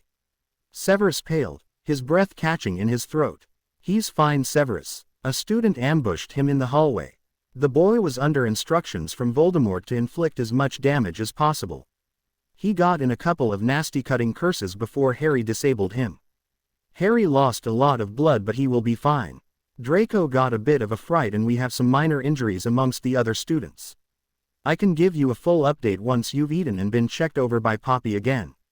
Severus nodded wearily. He could feel the tightness around his various burns now, but was relieved that nothing felt bad. Ironically, the worst of it seemed to be on the arm his dark mark had already mangled. He sighed and settled back against the pillows, watching as Poppy appeared and ran a few scans. She smiled warmly at him and gave him a nod. He interpreted that as nothing to worry about as she shuffled away again. "Why is Harry still unconscious?" "Poppy had to do a repair to his renal artery. It was better if he didn't move around too much, and we suspected with you injured he would find it hard to stay in bed. He's not the best at doing what he's told." Severus snorted. "That's the understatement of the century. How bad am I and what day is it?" Remus poured him a glass of water as he answered, steadying the bottom of the glass for him as he shakily took a sip. "It's still Sunday night, or should I say early Monday morning. You have 22% partial thickness burns. Poppy says most of it should be gone by the end of the week, but you have added a few scars to the back of your left ear and your arm will likely have some hairless patches from now on. Why didn't you throw a shield up?" "I did," Severus said dryly. "But I knew it wouldn't be enough. Not with the students all stood so close. That little bastard would have killed 3 of his schoolmates, one of which is in his own house." "And you, Severus," Remus said quietly. "We very nearly lost you. You had airway burns and were blue when they brought you in." "What happened to Mr. Slevenka?" he asked with a snarl, and Remus winced. "Your students were none too pleased at nearly being murdered by him. The oars took him away unconscious, swollen to twice his normal size and covered in pink and green spots that even Albus couldn't remove." Severus gave a grim smile. "He's of age as well. He will be tried as an adult." Remus sighed sadly. "Yes, there were 14 students involved in total and all but one of them were 17 and above. They will all be tried as adults and Scrimgeour is determined to make sure they are permanently taken out of the picture." Severus paled. "They are planning to have a bunch of teenagers key Ed?" "Thankfully no, but they plan to strip their magic if convicted." Both men shuddered at the thought, but Severus couldn't deny he felt a little relieved. They all knew how insecure their prison system was at the moment. "I thought most of the problem students had already withdrawn," Severus said with irritation. "Mr. Slevenka was the only one I still had my eye on." "Your instincts were good, Severus. He was the only Slytherin. The remainder were mainly Ravenclaw with one Gryffindor. Minerva is seething at that." "I bet she is," the potions master declared dryly. "Well, I suppose this is one way to flush out any compromised students. I can't believe they would think they could do much damage against Minerva's current batch, especially with all the extra training they have been doing." Remus shook his head. "It was a distraction, Severus. They struck whilst the study group was happening on the 7th floor. The plan was tie up any of the Gryffindors still in the tower whilst everyone else was in the study group. The real targets were you, Harry and Draco. They send the 3 strongest candidates out as assassins. It was a bit of luck that the study group closed 20 minutes earlier than usual because the 6th years have a field trip in the morning." "Bloody hell," Severus muttered. "We were lucky." He glanced around at the unusually full room and pulled himself into a sitting position. "Where's Harry?" "He's a few beds down. Poppy said you can see him if you let one of us help you." "Come one then," Severus barked as he threw off the covers, wincing as his bandages pulled. Remus moved to his side and helped the man to his feet, offering an arm which Severus took with a frown, holding his elbow rather than linking arms. They moved slowly down the ward and Severus frowned as he saw one of the Hufflepuff students from his potions group in the next bed, her arm heavily bandaged. "She'll be released in the morning," Remus reassured. "Her father left his card for you. He sealed his life debt magically, by the way." Severus's eyebrows rose at that. 3 life debts, that's pretty useful. Might keep me out of Azkaban when this whole thing is over. "No one is letting you go to prison, Severus. You have more people watching your back than you realize." They reached the bottom of Harry's bed and Severus sighed in relief. He looked fine. A little pale but nothing too worrying. A hum of magic surrounded the bed, healing the damaged blood vessels, and Severus was careful not to cut across it as he lowered himself into a chair beside the bed and brushed the boy's hair away from his forehead. Did he make it here himself? No, Minerva found him lying in the corridor. She was pretty upset about it. He was attacked from behind and it would have been worse if, well, his owl warned him. She was killed. Severus. Severus swore heavily and gripped his charger's hand. Just what he needs, to lose his familiar now. Was he blaming himself? I don't know. I was with Draco for a couple of hours afterwards whilst the wards were reset on the rooms. Harry was asleep by the time I got here. Longbottom was sat with him. Knowing Harry though, they sat quietly for nearly an hour and it was only when his colleague's eyelids started to droop that Remus intervened. Severus, he said softly, and the man jumped a little in his seat. Come on, let me help you back to bed. I promise someone will wake you if Harry needs you. It took a little longer to get back to the man's bed and Severus grumbled as he saw the potion vials stacked up on his bedside cabinet. He took each one and gingerly settled back into bed, asleep before his blanket even touched him. Remus returned to the spot next to Harry and settled down for a few hours' rest, relieved that Monday's classes were cancelled whilst the Aurors continued to take statements from all the students and staff. Harry finally woke the next morning to find his bedside rather crowded. Neville, Luna, Hermione and Ron were bickering over a tray of tea and toast. Remus was curled beneath a blanket in an oversized chair watching them. The man's smile had a hint of sadness in it and Harry watched him for a few moments before alerting everyone to his waking state. He was predictably mauled by Hermione the moment he moved and Ron grinned at him before gently pulling her off. Ron's face was covered in bruises and scratches and Neville was looking a little worse for wear as well. Are you guys okay? He asked seriously and they all answered at once, launching into a breathless tale of the amazing battle they had had in the Gryffindor Tower. Luna's account was particularly confusing as she hadn't been there but had heard it all second and third hand. Harry exchanged a bemused look with Remus and grinned happily at his friends who seemed more excited about the whole thing than upset. It sounds like you did great. He enthused and jumped as a snort sounded from the other side of his curtain.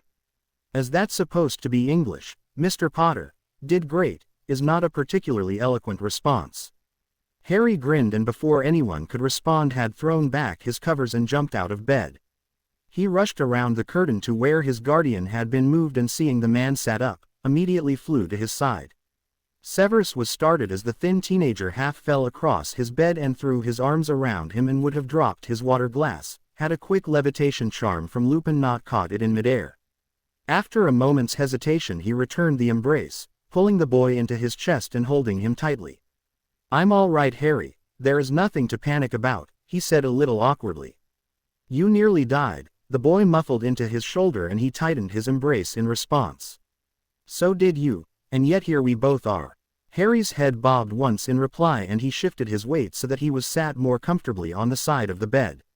They tried to kill us, Harry stated flatly and his guardian's face sobered. Yes they did, it was only a matter of time before the Dark Lord made a move. Surely you knew that. Harry pulled away and glanced between Remus and him seriously. Yeah, I know. I had started to feel safe here though, what with most of the dodgy Slytherins gone. Severus exchanged an amused look with his colleague, remembering their similar, if slightly more maturely worded conversation in the dark depths of the early morning. Go have breakfast with your friends, Harry. We will talk afterwards, I promise. Harry gave him another bone-crushing hug before detangling himself and reluctantly disappearing behind the screen. A moment later the sound of teenage chatter filled the room again. Remus sat lightly on the side of the bed and readjusted the covers before giving his colleague an appraising look. Do you need anything? He asked quietly and Severus shook his head, contemplating how just a few short weeks ago having the wolf this close to him would have felt intolerable. Now he just felt cared for. He didn't even want to think about the soft key Minerva had dropped on his forehead this morning as she thought him still sedated, or how it had nearly undone him. I'm going to sleep for a bit longer, I think. Then I can start my uncooperative patient routine with gusto. Remus chuckled and stood carefully. I'm sure Poppy will be thrilled to hear that. She would be disappointed if I didn't stay true to form.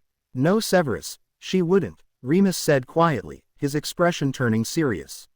She would be worried. Rest well. The man squeezed his hand gently before moving quietly away, leaving Severus fighting the lump in his throat as well as the persistent throbbing as his burns healed.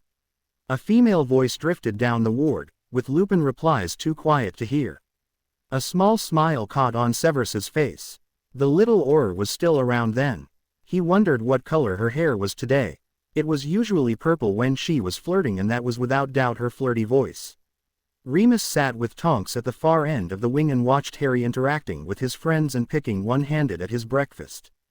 He seemed more animated now he had seen that Severus was recovering. "You should rest, Remus," Tonks said gently, touching his arm lightly. "You have no classes today and there are a few dozen Aurors patrolling the castle. Severus and Harry are out of danger and surrounded by friends." Single quote. Remus rubbed his face tiredly.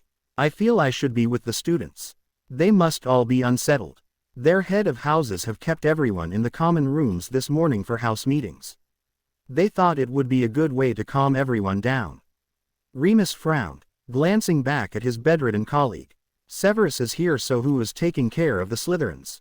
I'm sure someone would have been allocated. Fancy a trip to the dungeons?" he asked, cocking an eyebrow at the purple-haired Auror, and Tonks grinned. "To see the Slytherin rooms? You betcha." The two wandered slowly through the castle, passing numerous ministry officials and the large Auror team regularly. "I'm surprised Voldemort didn't launch simultaneous attacks in the wider world," Remus admitted. "It's what I would have done." Tonks looked over her shoulder to ensure no one was within earshot and then whispered her reply. "He did. He had planned to hit the Ministry and a large magical community in Northern Ireland, but we managed to infiltrate both groups and the attacks were prevented from happening. We didn't realize that there was a third plan though. We suspect the Hogwarts attacks were designed as a distraction with the hope that either Severus, Draco or Harry would be taken out. It's interesting that the oldest and strongest student was sent after Draco. It implies that Voldemort didn't really expect to be able to get to Harry or Severus." Remus had slowed a little as she explained, and he swallowed nervously. "Bloody hell, that could have been very effective. With half the Auror team here, if those attacks had gone ahead." Tonks agreed. "His operations are a lot less slick now he has lost Malfoy. It's all a bit desperate, to be honest. Of course that makes him more dangerous in some ways, but it does mean his chance of gaining real power is compromised." "Should you be telling me this?" Remus whispered, and the Auror grinned. "No," she replied candidly. "But Dumbledore has been fully briefed and he plans to call an order meeting in the morning. You are hearing this 24 hours early, that's all." There reached the large round door that led to the Slytherin common room, and Remus placed his hand on a brass panel beside the wall. "Emergency override," he explained. "It lets most of the staff into any of the accommodation." "Our first look at the Slytherin rooms," Tonks squeaked excitably, and Remus blushed. "Not for me. I was in here a few times as a student, mainly under James' invisibility cloak." Tonks chuckled as the door swung open, sensing a few good stories for another time. They both stepped into the large common room and stopped dead at what they saw.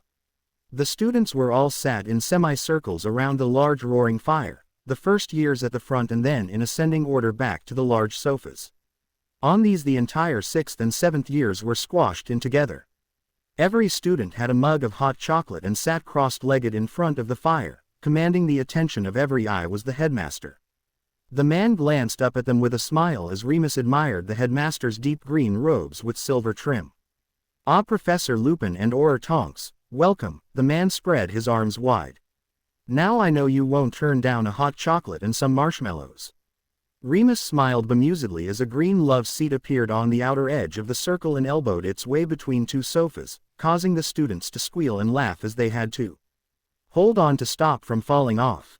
"We'd be delighted if the Slytherin house doesn't mind 2 more guests." Remus answered with easy charm, and in answer, one of the prefects jumped up and added a few cushions to the new chair. Remus and Tonks sat carefully on the love seat, ignoring the headmaster's twinkle at their close proximity. A moment later, 2 mugs appeared in midair before them. "Now I was just telling the students about my adventure with a Welsh green dragon in my 7th year." Remus sat back and watched with wonder as the headmaster entertained the House of Snakes, taking a moment to scan each face. The older years seemed particularly impacted by the man's presence amongst them, and Remus found himself rather moved by it all. These children were used to being judged and rejected by the rest of the school. Many of them would expect to be interrogated by Aurors the morning after a Death Eater attack. not fed hot chocolate and be coddled by the leader of the light himself. And it was clear that Albus was here in a caring role, not a babysitting one. Albus paused in his story to lean behind him and hand out the latest batch of toasted marshmallows. A little burnt about the edges, but I much prefer them that way, he said with a twinkle as the multiple barbecue sticks were handed around. He put the next batch on before returning to his story. Now we will have to eat some proper breakfast after this batch, or Madame Pomfrey will be after my head. The younger years giggled and settled back down as he continued. Tonks and Remus stayed with the Slytherins until lunchtime, when she insisted that he go and get some sleep. As they left the room, the prefects were organizing a quiz with prizes, and the younger years were conjuring silly string over the headmaster, who had dozed off in an armchair. Remus leant over to one of the first years and whispered something in his ear. The boy's eyes widened and he grinned before running off to whisper to his year mates. Tonks followed the werewolf out curiously. What was that about? I told him a charm to make the silly string stick to Albus. It's a magical superglue charm. Tonks sniggered, cut off abruptly as she tripped over a stair. I would like to see that. You will, Remus said dryly. It lasts for several days. So you are going to sleep now, right? She said sternly, and he smiled softly at her. She really was very pretty, he thought absently. I am. I have one thing to do first though. Will you still be about later? I've been assigned here for the week, so yes. Will I see you at dinner? Remus glanced at his pocket watch. Maybe. Later if not. They said their goodbyes and Remus climbed the long route up to the guest suite. He was reassured to see there were 3 guard checkpoints on the way, and he had to have his identity magically checked before he was allowed into the Malfoy suite. He stepped quietly into Draco's room to find Narcissa curled up on Draco's bed with her son in her arms. Draco was still wide awake, and Remus noted that all of the numbers on the monitoring parchment were flashing red. Charlie Weasley was sat beside the fire with a cup of tea and smiled at Remus as he approached. Remus looked pointedly at the parchment and Charlie nodded gravely. Yes, I know. Poppy's been in a few times. He hasn't really calmed down since the attack, and it isn't helping him any. Has he slept yet? Remus asked quietly, and Charlie shook his head. Not yet, have you? No, I'm going to now though. He walked slowly over to the bed, seeing wide gray eyes watching him the whole way, and sat gently on the edge of the mattress. Hey there Draco, how are you doing? The teenager stared at him, his expression still stricken since the late-night explosion. How is Severus? Narcissa asked quietly, and Draco startled a little. Had he not known that Severus was hurt? He's out of danger and conscious. He was busy planning how to make Poppy's life difficult when I left. Narcissa let out a relieved breath. That is good news. I was thinking that you should be on the alert for attacks outside of Hogwarts. He only used students, so this might have been a distraction. Remus nodded gravely. I believe that is the conclusion of the Aurors as well. They are on their guard, don't worry. Remus gave the teenager's hand a gentle squeeze. I have not managed to sleep yet and was planning to rest now. I was worried about you, however, and thought I might sleep on the coach here. Is that all right with you? There was a moment's pause, and then the teenager gave a slight nod, not breaking eye contact with his old professor once. From behind the boy came a sharp intake of breath from Narcissa, who exchanged a startled glance with Remus. Other than the hysteria that morning, Draco had not directly responded to anyone since he had awoken. Thank you Draco, I will feel better being close to you both. I promise not to snore.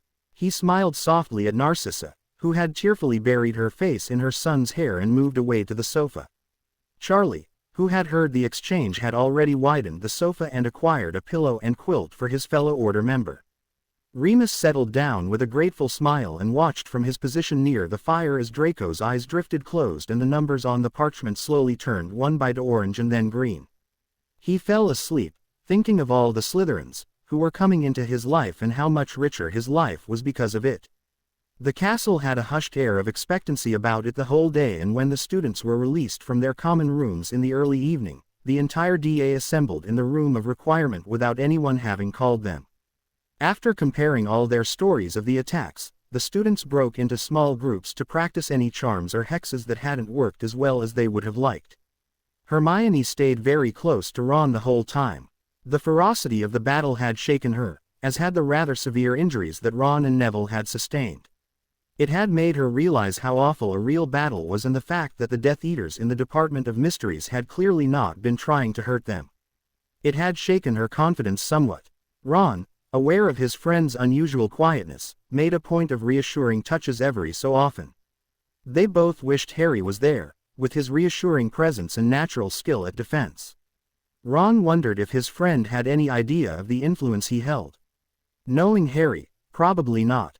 After an hour, Neville moved to bring the meeting to an end. It was nearing dinner time and they had all been instructed to attend in the Great Hall. The large group of students, now swelled to over 60, formed a natural circle and Neville addressed them all confidently. As we only met last night, I think we should leave it there. However, I will be asking Professor Lupin if he would sponsor us to have more frequent meetings now the war has literally come to our front door. A murmur of approval and agreement ran through the group along with several offers of help to organize the additional practice sessions. Hermione made a note of the volunteers in the roster. I also wanted to say, well, Neville faltered slightly and glanced back at Ron who gave him a reassuring nod. I mean if Harry was here I'm sure he would want to say how proud he is of everyone who fought last night.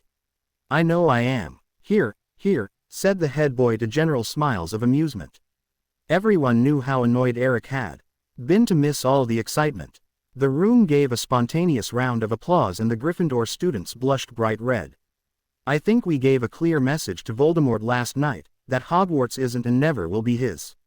Eric shouted his agreement and continued on more formally. Hufflepuff stands against Voldemort. A ripple of magic ran through the air and everyone's eyes widened.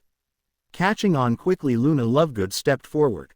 Ravenclaw stands against Voldemort. The magic sharpened and the air crackled with electricity.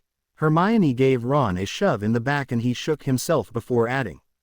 Gryffindor stands against Voldemort. A wind rose seemingly from the floor itself and started buffeting the students as they all turned to look at the small group of 7 Slytherin students stood together on the edge of the circle. The group exchanged nervous glances with each other, all of them knowing that this was ancient magic occurring.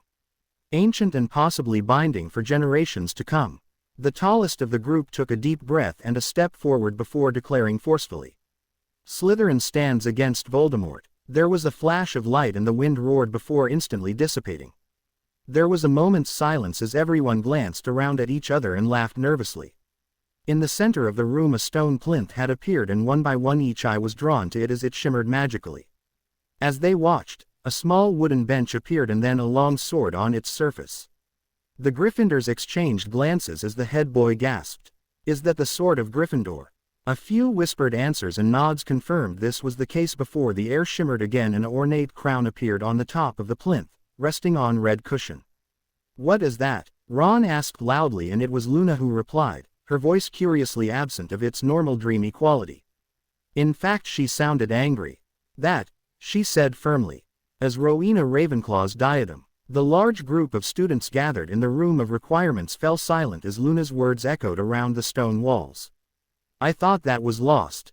Hermione exclaimed, taking a step forward to have a closer look. Don't touch it, Luna said sharply, causing the other girl to falter in her stride. It's been tainted, ruined forever by he who must not be named. It's a shame on our house. The other Ravenclaws present shuffled nervously. The last 24 hours events had been difficult for them with so many of the attackers being their dorm mates. How do you know? Eric Baxter asked quietly and Luna turned to face him. The Grey Lady told me.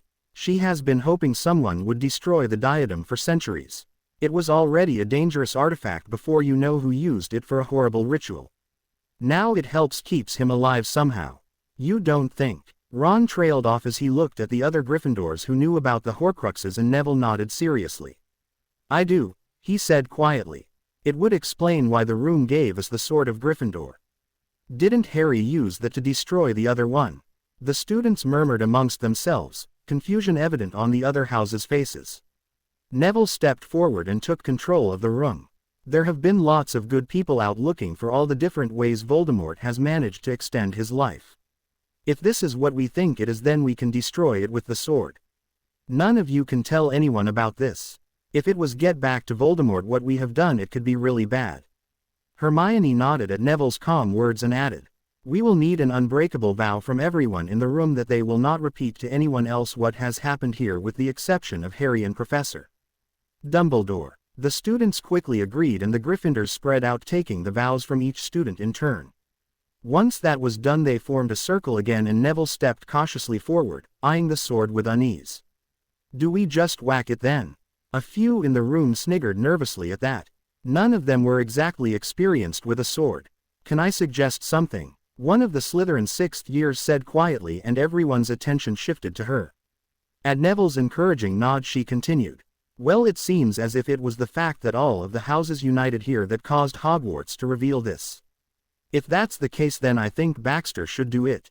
There was a moment's quiet as Eric startled and looked up at the girl in surprise. That's a good idea, Ron commented. You are the head boy right now so technically you represent all of the students. I agree, said Luna quietly and a murmur of approval ran through the group. Eric nodded nervously and then stepped forward to lift the sword from the wooden bench. Just whack it, he repeated to Neville and Neville grinned broadly and moved away to stand with the others. Eric took a deep breath and then brought the sword down on the center of the ornate crown with as much force as he could. There was a loud cracking sound and then all of the students were knocked off their feet as a large oily cloud burst from the central jewel. There was an angry scream and then the cloud dissipated. Ron and Neville quickly crawled over to where Eric lay flat on his back. Baxter, Ron whispered urgently, are you all right? Eric coughed and nodded, his arm around his waist and holding his ribs. Just winded, he coughed. Bloody hell. The two Gryffindors laughed and helped him slowly to his feet. Well done, mate, Ron said, patting him on the back whilst Neville turned his attention to the rest of the room. After assuring that everyone else was unhurt, Neville watched as the sword shimmered out of view, returned to wherever the castle was storing it. The group spent the next half an hour chatting and calming down from all the excitement and then wandered back to their respective common rooms. Harry sat on the side of his hospital bed, twiddling the headmaster's wand around in his fingers, his feet swinging under the bed. For goodness sake, Mr. Potter, the school Medowitch exclaimed. Will you please lie down? You were meant to be resting. Harry grimaced apologetically. Can I go see Severus again? No, she said sharply. You saw him less than an hour ago. He is only 2 meters away from you and no doubt trying to rest. Will you please lie down? Harry climbed back under the covers mumbling to himself and resolutely ignoring the sharp burn in his side where the deep cut was still healing. He lay down and brought the wand up to his face to look at the detail. He had been carrying this thing around for days but had yet to use it. He didn't really understand why the headmaster had left him with it and the rest of the Hogwarts staff seemed to pretending the whole thing had not happened. He didn't know if it was his injury or general tiredness but he was feeling particularly grumpy. He had been dozing on and off most of the day and the headmaster had come to visit just after dinner. He had been going to ask about the wand but just a few minutes after the man had arrived, he had disappeared again. The older man's eyes had widened in alarm. He had muttered something about wild magic and then disappeared, with Remus running along beside him. Clearly something had happened and Harry was being left out of the loop, again. He knew he was being childish but he didn't really care. He wasn't supposed to lying in a hospital bed for the second time in less than a week. He was meant to be back in his room in Severus's quarters and tonight he was meant to be using the stone. He fingered the leather pouch around his neck absently, as he continued to look at the wand. There was no way they were going to let him use the stone tonight. Severus and Remus had both said they wanted to be there and clearly neither were in any condition to be chatting to long-dead friends and enemies. The Medowitch bustled across the ward with an armful of clean sheets and acting on impulse, Harry blurted out, "Can I have a shower?" "Oh, for the love of," the witch trailed off and took a deep calming breath. "Yes, Mr. Potter, you may go and have a shower. Be sure to use the shower chair so you are not standing up for too long." Harry grinned and threw back the covers before hurrying off to the large bathroom that stood at the end of the hospital wing. He closed and locked the door, before pausing and then locking it magically and adding a silencing charm. He sat in a large wicker chair near one of the castle's windows and then carefully extracted the stone from its pouch. Holding it in his hand, he closed his eyes and called silently for his parents and Sirius. He took a deep breath and then opened his eyes carefully before breaking into a big grin. Stood in a semicircle around him. The three adults were smiling softly, his father looking particularly amused. Harry smiled sheepishly. I couldn't wait any longer, he muttered, and it was Sirius who responded. So we see. Well done for waiting a week, although you really should be in bed right now. Harry just sat there grinning stupidity at them for several minutes as they slowly became more solid. James perched himself on a window seat and patted the cushion beside him, causing Harry to leap up and climb onto the seat beside his father. James pulled him into a hug and Lily squashed herself in on the other side whilst Sirius sat in the chair that Harry had vacated. Are you in any pain? James asked softly, and Harry grimaced. Not really. It's still a bit sore, but no worse than after a normal Quidditch game. I'm sorry about Hedwig. Sirius squeezed his knee in sympathy. Is she with you? Harry asked, his eyes widening, and his godfather's face morphed into confusion as he seemed to be listening for something. I don't think so. I was aware of her passing, but... He glanced at his friends for help and James shrugged. I haven't seen any of my pets or familiars here, but I think I have been aware of them on occasion. It's not really clear. Harry frowned. Death sounds bloody confusing to me, he commented, and Lily laughed lightly. It is a little. There are some spirits that stay in your world. She paused in thought.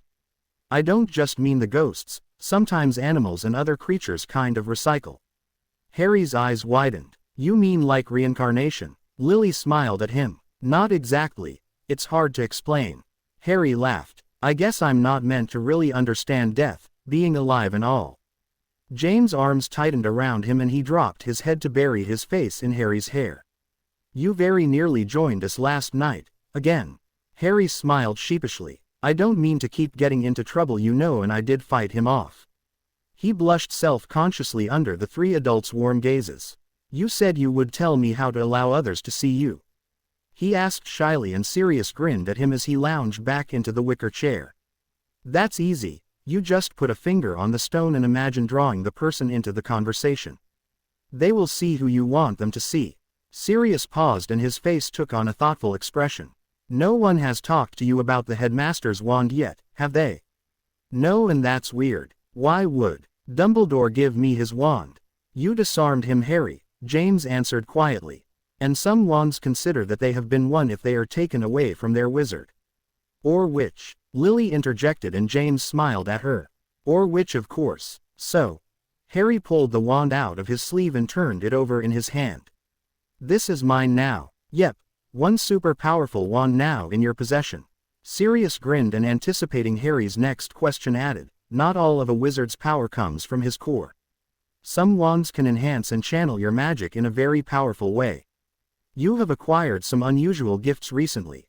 The two men exchanged a look, and at Sirius's encouraging nod James picked up the story. Have you ever heard the tale of the three brothers? Harry shook his head and settled into his father's arms as he heard the first bedtime story from his parents. The three of them haltingly told him the tale of the Deathly Hallows and how the Potter bloodline interacted with this tale. By the end, Harry was slack-jawed and staring at his godfather in shock. The Master of Death? Are you bloody joking? I don't want to be the Master of Death. James chuckled and squeezed his waist. Which is probably a very good thing, but right now this could be great help to the fight again, his royal madness. But I can still die, Harry said in confusion. Last night proves that. It's not really clear how the Hallows interacts, James admitted. They each have a different role, but they have never been together before. At least not in living memory anyway. Lily ran a finger across the stone at Harry's neck, before cupping his face in her hand. The stone has allowed you to talk to us and probably anyone on this side that you want to. It allows you to bring us into your world for a time. The wand will focus and channel your magic to maximum effect, but they each come with their own set of dangers. The wand will attract challengers. Harry asked, and his father nodded. If word gets out that you have it, yes. I think your own nature will temper that effect a little though. You are not naturally power hungry, so the wand itself can't project that quality too strongly. Harry frowned. I think I understand. Why is the stone dangerous though? The adults exchanged glances, and it was Lily who answered softly. We shouldn't really be here, Harry, she whispered. I know you have spent the whole week waiting to bring us back. Imagine the impact on your friends if they knew what you have. How many of them have lost loved ones? Would one visit with them be enough? Harry felt himself beginning to tremble in James' arms. "You're not telling me not to use it, are you?"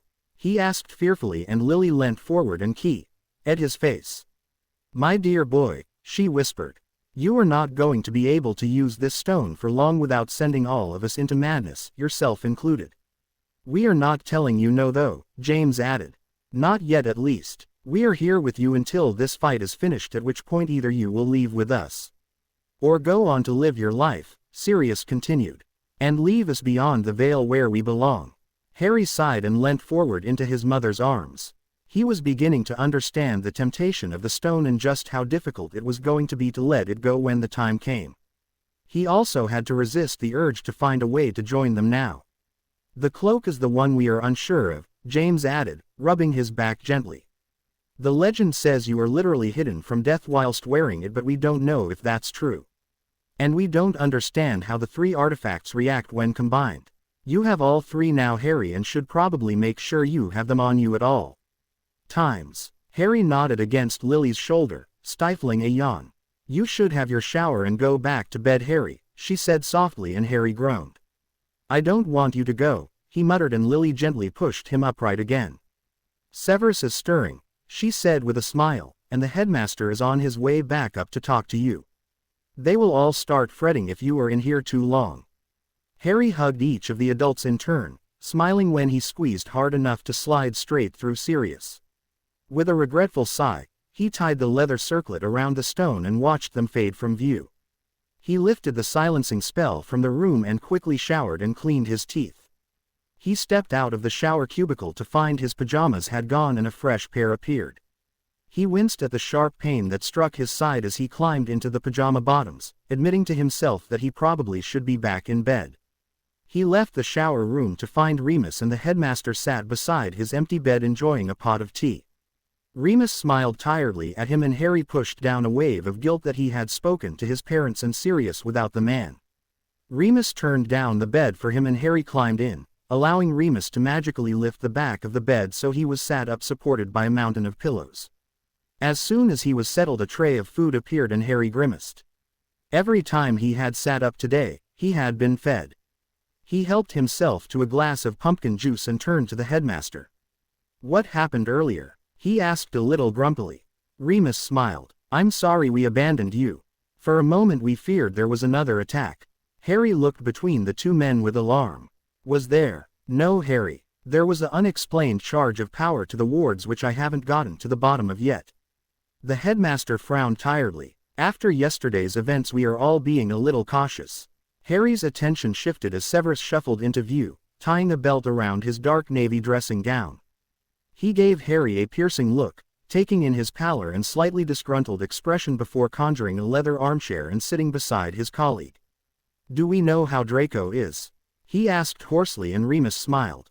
"He's talking Severus." Severus's head snapped up before he visibly sagged with relief. "Thank Merlin," he muttered. "I was beginning to think." He tailed off and rubbed a hand tiredly down his face. "What did he say?" "Just acknowledgments of our care at the moment. He nodded to me earlier and said thank you when Arthur and I bathed him this evening. He is showing some signs of renal failure again though. Poppy thinks it's a stress response and has put him back on your potion regime." Severus nodded thoughtfully before turning his attention to Harry. "Has your diabolical mood improved any?" he asked dryly, and Harry frowned. "I'm not in a bad mood," he snapped, immediately blushing as he realized how petulant he sounded. Severus snorted. "I have been listening to you drive Poppy to distraction all day.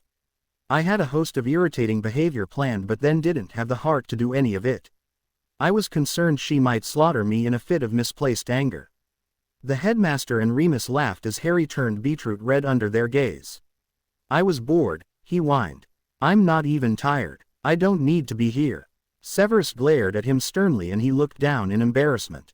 "I didn't mean to be rude," he said quietly, and Remus patted his knee. "You're not being rude, Harry, just mildly irritating. Do you feel up to a talk just now?" Harry nodded and pushed his tray away before pulling up his quilt and snuggling in. Severus unconsciously smoothed out the bedding and tucked it around the boy's shoulders to his colleague's amusement. "Harry, it is probably time I talked to you about my wand and how it came to be in your possession," the headmaster said gravely, and Harry smiled. You mean the Elder Wand, don't you? All three men stilled and looked at him soberly. I'm surprised to hear you call it that, Dumbledore said carefully, and Harry huffed in impatience. He pointed to the leather pouch at his neck. The resurrection stone, he stated, and then pulled the wand from his sleeve. The Elder Wand and the cloak is in my bag. Together they are the Deathly Hallows, and lucky me, I get to be the Master of Death. His voice had taken on a distinctly sarcastic edge, and he winced at the mixture of shock and annoyance on his guardian's face. I'm sorry, he muttered.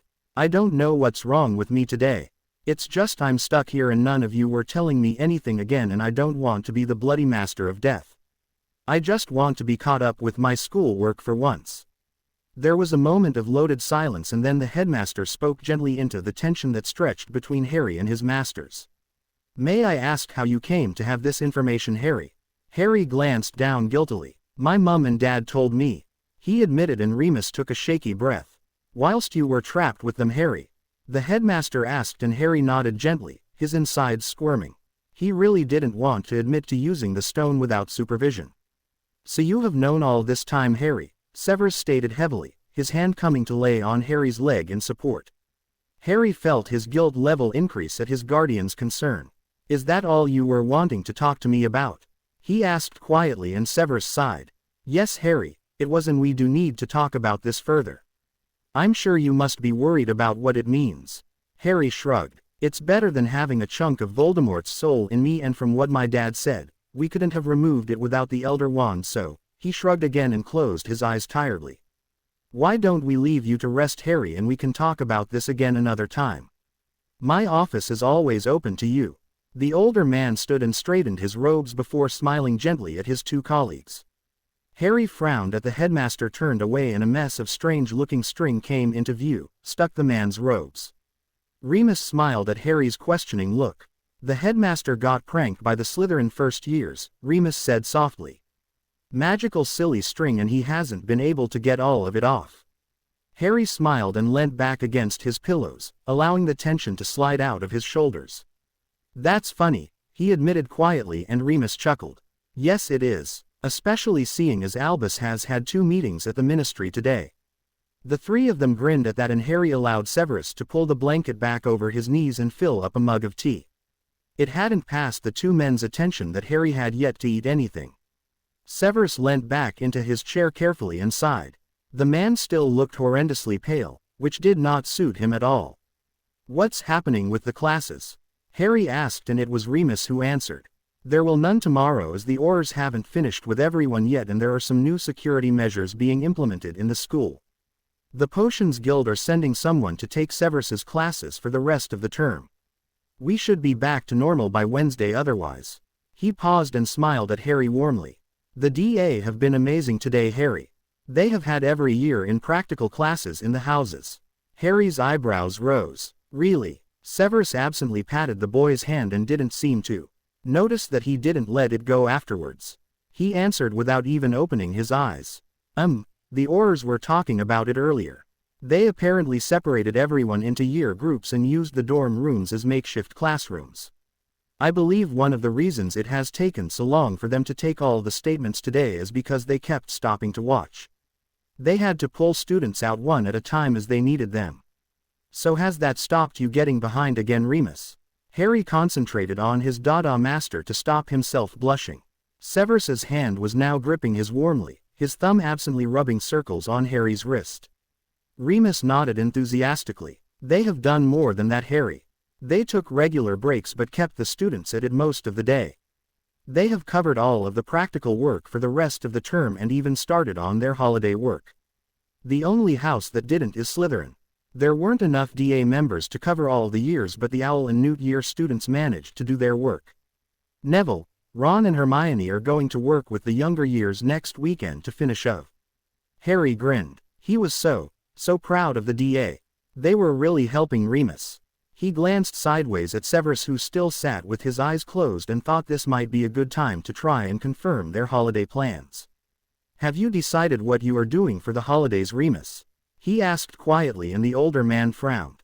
I don't have lodgings yet, so we'll probably stay here and get all this marking finished. Severus opened his eyes and looked wearily at his colleague. I assumed you would be joining us wherever Albus has decided it's safest. He asked, and Remus shook his head. No, you two need some time alone together. Especially now you are both recovering from injury. Severus huffed and closed his eyes again, his head landing back against the leather with a soft squeak. I don't see how one more person around would threaten our recovery. I would be surprised if the old man doesn't sick a few Weasleys on us anyhow. Harry gave Remus an encouraging nod and took a small bite of one of his chips. It would be great if you could come. He sighed heavily. I do hope we don't end up at Grimmauld Place. I hate that place. Why can't headquarters be on a Caribbean island? At least then I could finally see the sea. Harry focused on his plate and ignored the fact that the potions master was now looking at him thoughtfully and Remus was trying to hide his smile. Now if that didn't ensure they all spent the spring break together in the order-safe house, he didn't know what would. Remus walked his colleague back to his bed a few minutes later and Harry could hear them muttering something about Shell Cottage and asking Albus. Harry grinned behind the screens and gave Remus a thumbs up as the man winked at him on his way out. It had taken a near-death experience for both of them, but at least now they would get their holiday. It was weird to think that the end of last term had been so different. Severus was still just his horrid potions master at that point, and he had been dreading being left at the castle with just him representing the staff. How differently it had all turned out. Harry left the hospital wing on Tuesday morning, leaving his guardian still cooped up in Madame Pomfrey's care. One of the Aurors walked him back to Gryffindor Tower, where he was bombarded with questions and expressions of concern. He showed off the new scars on his side and shoulder, and the older years expressed their anger that he had been hurt on Hogwarts grounds. He spent most of the day with the Gryffindor DA members, hiding up in the boys' dorm room. They filled him in on the events in the room of requirements, and Harry felt his spirits sour as he realized that they were another Horcrux down. Whilst many of the group did not realize what it was they had destroyed, those in on the secret exchanged knowing looks. Harry wrote in his notebook a list of the ones that they now knew were gone. Diary, ring, locket, me, diadem, and the ones they still had to destroy. Nagini, Dumbledore's theory, seventh another item. In Tom himself, he half wanted to run up to the headmaster's office and ask what the man thought. Was it possible that if they managed to kill Nagini that Tom would then be mortal? Or had he thought to make 7 physical Horcruxes and ignore the bit of soul that still existed in his created body? I made Harry's head spin even thinking about it, but he felt truly hopeful for the first time that the evil Git could actually be defeated. Harry went back up to the hospital wing for his evening meal and sat with Severus and Remus again. Tonks even joined them, and Harry watched her, watching Remus with amusement. It did seem as though Remus was a bit cold with her though, and Harry wondered why he was resisting so strongly. Once she had left to go and do another round of the castle, he had Remus set some privacy wards and he shared with them what had happened with Ravenclaw's diadem. The two men reacted with amazement. I had always known that Hogwarts was sentient, but it is incredible that she would interact with the students in this way. You say that the houses pledged themselves against Voldemort? Harry nodded. Yes. Ron said it had the feeling of a binding oath and that there was this powerful surge of magic. Remus smiled and chuckled softly. Well, it explains what happened with the wards at least. Albus said they have been strengthened enormously and seem to have a specific repelling element that he couldn't identify. As the students named Voldemort in the oath, is it possible that they are specifically designed to repel him? It feels like things are finally going the right way, Harry commented, and Severus looked at him seriously. Let us hope so, Harry. Do you have homework to do? Harry smiled. He recognized now when his guardians were attempting to make him talk about age-appropriate things and not get caught up in the war that raged around them. No, I'm up to date. I just have to practice my attunement. Well then. Severus pointed to the large armchair beside his bed, and Harry sank into it with a smile and pulled his legs up into a comfy position. He spent the next hour meditating and attuning to each individual item in the hospital wing whilst Severus marked several papers from his bed. Remus left part way through, but Harry didn't really notice. He had been attuning to the potions cabinet at the time and trying to see if he could identify the different mixtures and salves hidden in its depths. Once he had catalogued everything there, he stretched out his senses and tried to feel the room as a whole. This was the bit he was having difficulty with. There was so much information, it was hard not to get pulled down towards one object. He became aware of Severus beside him and glanced over at the man, seeing his core swirling in his chest and the tendrils of magic that flowed from it down through his limbs. He could see the dark mark and the way it anchored all the way back to the core and shuddered, forcing his attention back to the room. 3 more figures walked into view and Harry immediately recognized the magical core of Remus, its depths contaminated by the silver thread that represented Moony. One of the figures drew his attention as their core sparkled and fluctuated strangely. He watched as the impulses from the glowing ball in their chest seemed to flare and then stop, leaving gaps. In the flow, he could just see flashes of purple in the mix and startled in alarm. The purple shade looked just like a curse on an inanimate object. Without conscious thought, Harry lifted out a hand and sent a spell to cancel the curse. There was a high-pitched yelp and Harry jumped, shifting back to the present with a start and covering his eyes to protect from the bright light of the castle. "What was that for?" Tonks asked sharply and Harry blinked up at her painfully. "I'm sorry, Tonks. I was meditating and I thought I saw a curse on you. I think I tried to remove it." Madame Pomfrey had hurried over and quickly ran a scan on the younger woman who was rubbing her back gently and wincing. The Meadowitch frowned. "Sit down, my dear. Your spinal column is showing remnants of dark magic. Mr. Potter, what did you do?" Harry stood nervously, his eyesight slowing, returning to normal, and shifted guiltily. "I'm not sure. It looked like a dark curse, so I thought of Atrum Absum, but I don't remember actually saying it." "You didn't," Severus said wryly. "You cast wordlessly and wandless." "I'm so sorry, Tonks," Harry said guiltily. "Did I hurt you?" Tonks shook her head as she settled back in the chair the Meadowitch had gotten her. "No, I just feel a bit strange and my fingers are tingling." Remus had come to stand beside her and had a hand on her shoulder, his earlier aloofness completely gone in his concern. "My goodness," Poppy exclaimed quietly as she looked at her results. "What's wrong, Poppy?" Remus said sharply, and the witch shook her head before answering soberly. "My dear, you had the Navita Zatero on you." Severus hissed and sat up sharply in his bed. "Are you sure? How could you detect it?" I'm not sure, but the results are conclusive. The scan shows it dissipating. You were in for a rough few days, Miss Tonks." Remus was now grasping both of Tonks' shoulders tightly and had unconsciously pulled her back against himself. "Can you tell how far advanced it was?" he asked anxiously, and Poppy shook her head. "No, but it had invaded the entire spinal column, so it must have been on her for years." Tonks buried her face in her hands as Harry looked around the group with increasing alarm. "What is it? What does this curse do?" Severus answered, his voice particularly grave. "It used to be an old favorite in family feuds. The curse invades the magical core and prevents it flowing properly. It slowly invades the entire nervous system until the person is unable to coordinate their movements at all. It is particularly cruel because once damage is done there is no reversing it, and it works very, very slowly." Remus quietly continued. "It can be 20 years or more before the effects take hold, but then it is too late to cure, and the curse itself cannot usually be detected until the person has died." Harry frowned. "I don't understand. Why would anyone do this? What's the point in a curse that takes so long to work?" Severus pulled himself back onto the bed and lay a hand on the boy's arm, aware of Tonks sobbing into her hands. "It's undetectable, Harry. It won't show up in any scan, and it passed through the womb into the next generation. The effects on a child born with the condition usually manifest when they come into their majority in the late teens. This curse is a very effective way of ending a family line. And," he said pointedly, "even if it could be detected, no one has found a way to remove it, until today." He ended with a slight question in his tone, and Poppy nodded. "The curse is definitely broken. I can see it on my scan, and it is diminishing second by second. I can see your core trying to compensate, my dear," she added, touching the woman on the arm. "It is flooding your nervous system with magic, seeking to fill the gaps the curse had made. There is very little damage, thankfully, but you will still probably notice your coordination is much improved."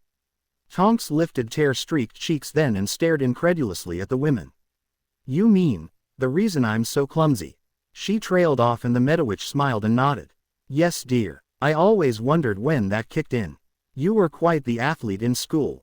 It may take a few weeks and is going to be very painful, but you should get some of that grace back." Tonks' face slowly filled with an enormous smile, and she suddenly lurched forward, catching Harry unawares and grabbing him in her arms. "Thank you," she whispered tearfully. "Thank you, thank you, thank you. I would have infected my children without even knowing I was sick." Harry blushed furiously and tentatively returned the embrace, and Remus beamed at him happily. "Do you think you could describe what the curse looked like, Harry? It could help the healers at St. Mungo's to scan for it."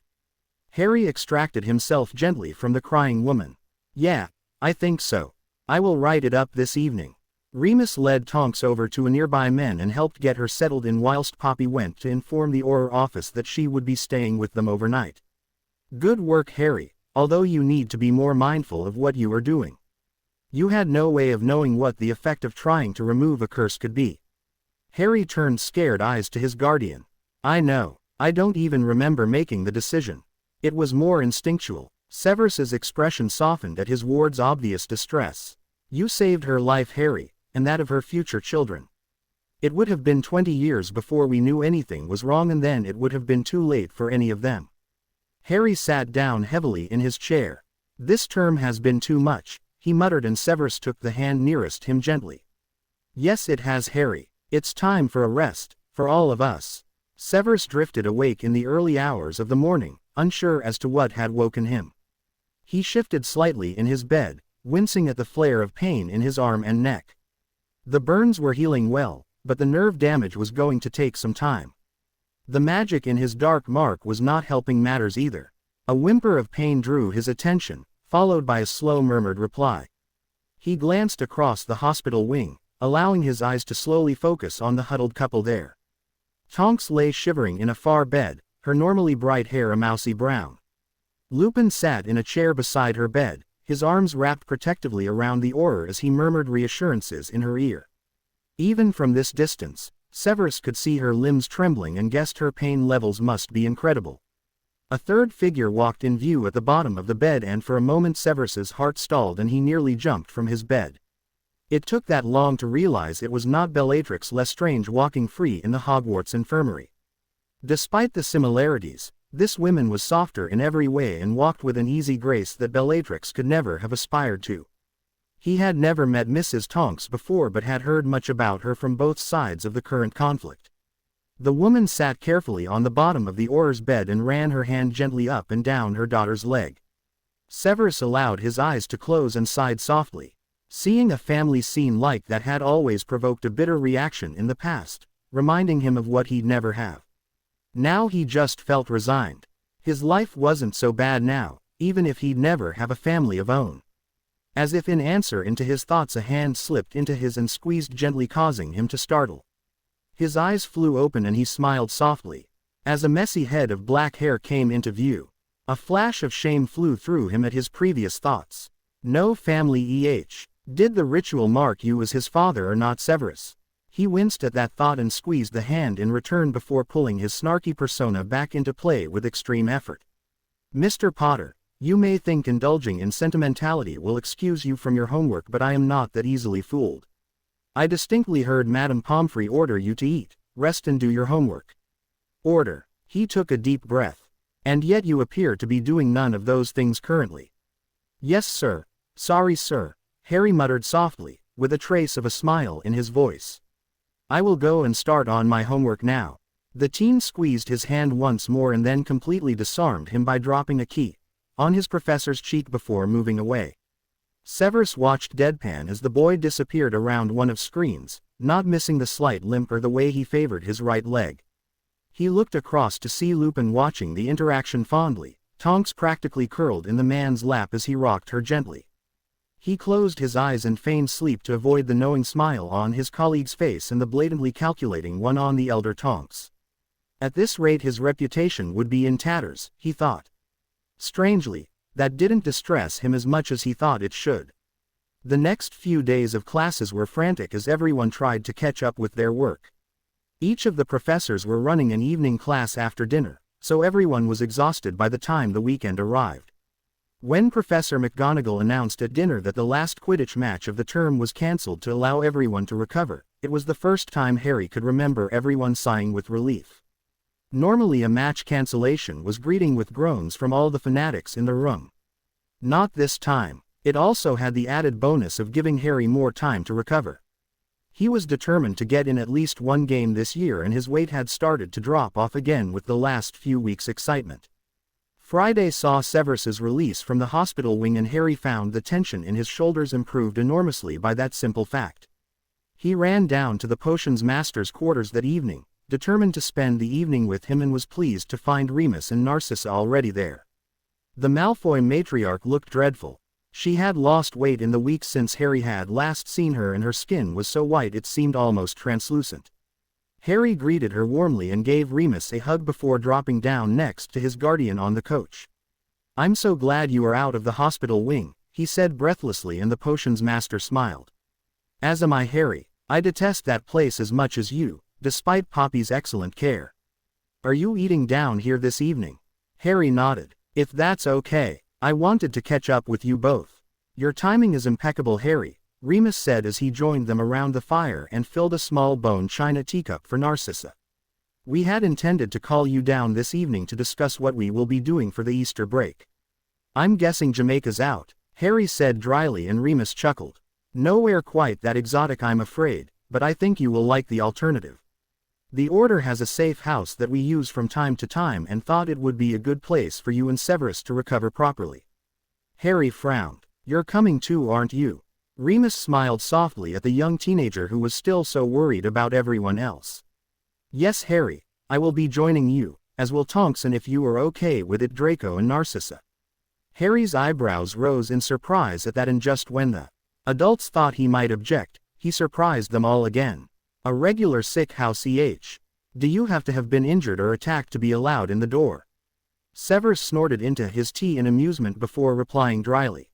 "It does seem that way, doesn't it? In part you are correct. Headquarters is likely to be rather hectic over the break, and the headmaster was worried about the impact of that on the pair of us, and in particular Draco, whose recovery is proving protracted." Harry frowned. "I thought that Draco had improved a bit. I heard he spoke." He addressed this to Narcissa, who inclined her head gently at his query. "He has started to respond to us, but the stress of the attack has set back his physical recovery somewhat." She paused and looked at him with an expression of concern. "As it has yours, it appears." Harry blushed at that. "I'm fine," he said quickly. "My legs should be normal again by next week."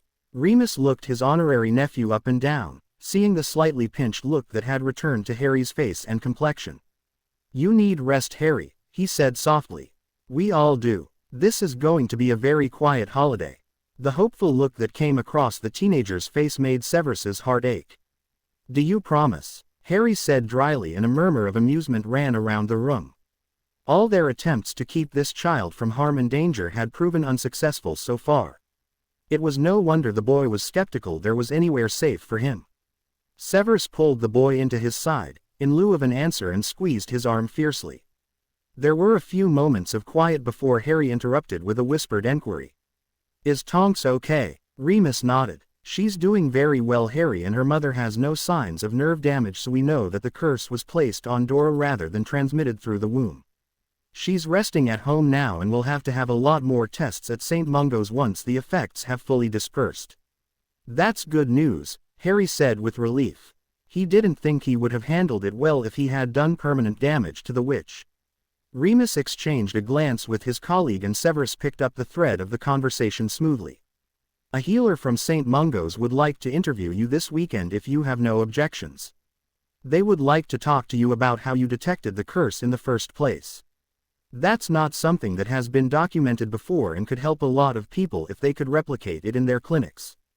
Harry nodded enthusiastically as he reached for a mug of tea. "Of course. Wouldn't they have to be able to attune for it to be any use, though?" Severus smiled and rubbed the boy's arm. "There are several witches and wizards on staff at St. Mungo's that can attune. I believe they use the gift to identify the best ingredients to use, and of course in the mixing of healing potions." Harry sat up straight, his whole posture one of instant attention. "Does that mean I could be a healer? Is that one of things that attunement can be useful for?" Remus laughed at the look of delight on the young man's face. "Well, that certainly got your attention, young man.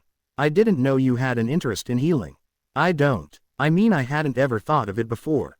That would be wicked though, if I could remove curses from people." The two professors exchanged a hopeful look. Healing would be a great ambition for the rather talented young man they had found themselves guiding. A hell of a lot better than chasing dark wizards for a living and courting danger all the time. Traditionally, the skills of removing curses from objects has always been considered very different from working with live subjects. Many wizards who can attune end up working in curse breaking, but it has traditionally been advanced charms that is used in hospitals. The counter curse you used was designed to be used on objects and yet worked well on tonks.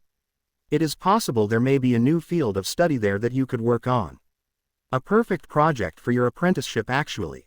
Really. Harry looked back and forth between the two men in excitement. I could work on a whole new study. Remus pulled his bag over and started rummaging through for his notebook, which he opened and made a few notes in. He smiled at Harry once he had finished. It would normally be in your final Newt year that you would start thinking about a research project for the remainder of your apprenticeship. If you go this way, then we will probably need to add in a few tutors from the healing side. Severus has his healing mastery as well, so that will help. You do. Harry was impressed. He didn't realize it was possible to have more than one mastery, although now that he thought about it, he couldn't see any reason why not. I studied them both side by side. I didn't acquire my mastery until a few years ago though. It is mainly my work with the potions in the hospital wing here that allowed me to qualify, a side project if you will. Harry nodded thoughtfully. He didn't know why it had fired his imagination so much, but the thought of working in a hospital, helping people who were sick, sounded brilliant. The fact that his attunement might be able to help him achieve that was very exciting. When is the healer coming? He asked eagerly. Probably tomorrow afternoon. He was going to confirm in the morning. Once he has been, then we will all be departing for the safe house. Harry's head snapped up. Tomorrow. But there's still a week of term left. There was an edge of horror in Harry's voice that made the potions master smile sadly. He had once truly believed that this child didn't care about his studies. I do believe Ms. Granger has worn off on you, he said dryly as he pulled gently on the arm that cradled the boy. You are not recovered from your injuries and are more than on track with your work. An extra week of rest will do you the world of good, and I am far from well, Severus admitted quietly. Harry looked sideways at him with a frown of concern. He had never heard his guardian admit weakness before. I am not strong enough to defend against another attack, and therefore it is not wise for me to be here. There is, however, no way I would remove myself from Hogwarts and leave you here unprotected. You, myself, Narcissa and Draco will leave tomorrow, and your pet wolf there will join us next Saturday once the last of the students have departed. Remus smiled wryly at the dig. James had frequently called him Sirius's pet, and he had always rather liked the reference. Harry fidgeted with worry as he processed the news. He worried that Severus was more badly hurt than he had been told. Or maybe there had been threats made that he didn't know about. He worried about missing yet another week of school and what that might mean for his studies. Most of all, he worried about the friends he was leaving behind. He sighed as his guardian started rubbing his arm gently. Are you all right, Harry? The man asked quietly. Most teenagers would be delighted to skip an extra week of school. I am. I mean, I'm glad to be spending time with you. But, Severus prompted, and Harry sighed again, leaning into the man's robes a little. It's just I promised myself I would spend some time with Ron and Hermione this week, and Neville, he added. I feel like I've been neglecting them lately, and the last time I felt like this was with Hedwig, and the next day, he trailed off and bit his lip. Severus pulled the boy into a hug and rubbed his back gently. This is the hardest part of war, he said softly. Every parting feels bitterly significant when you don't know what's coming next.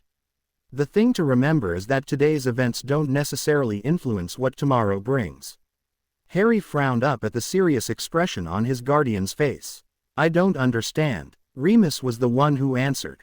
The fact that you didn't feel you had spent enough time with Hedwig didn't make it any more or less likely you would lose her, he explained.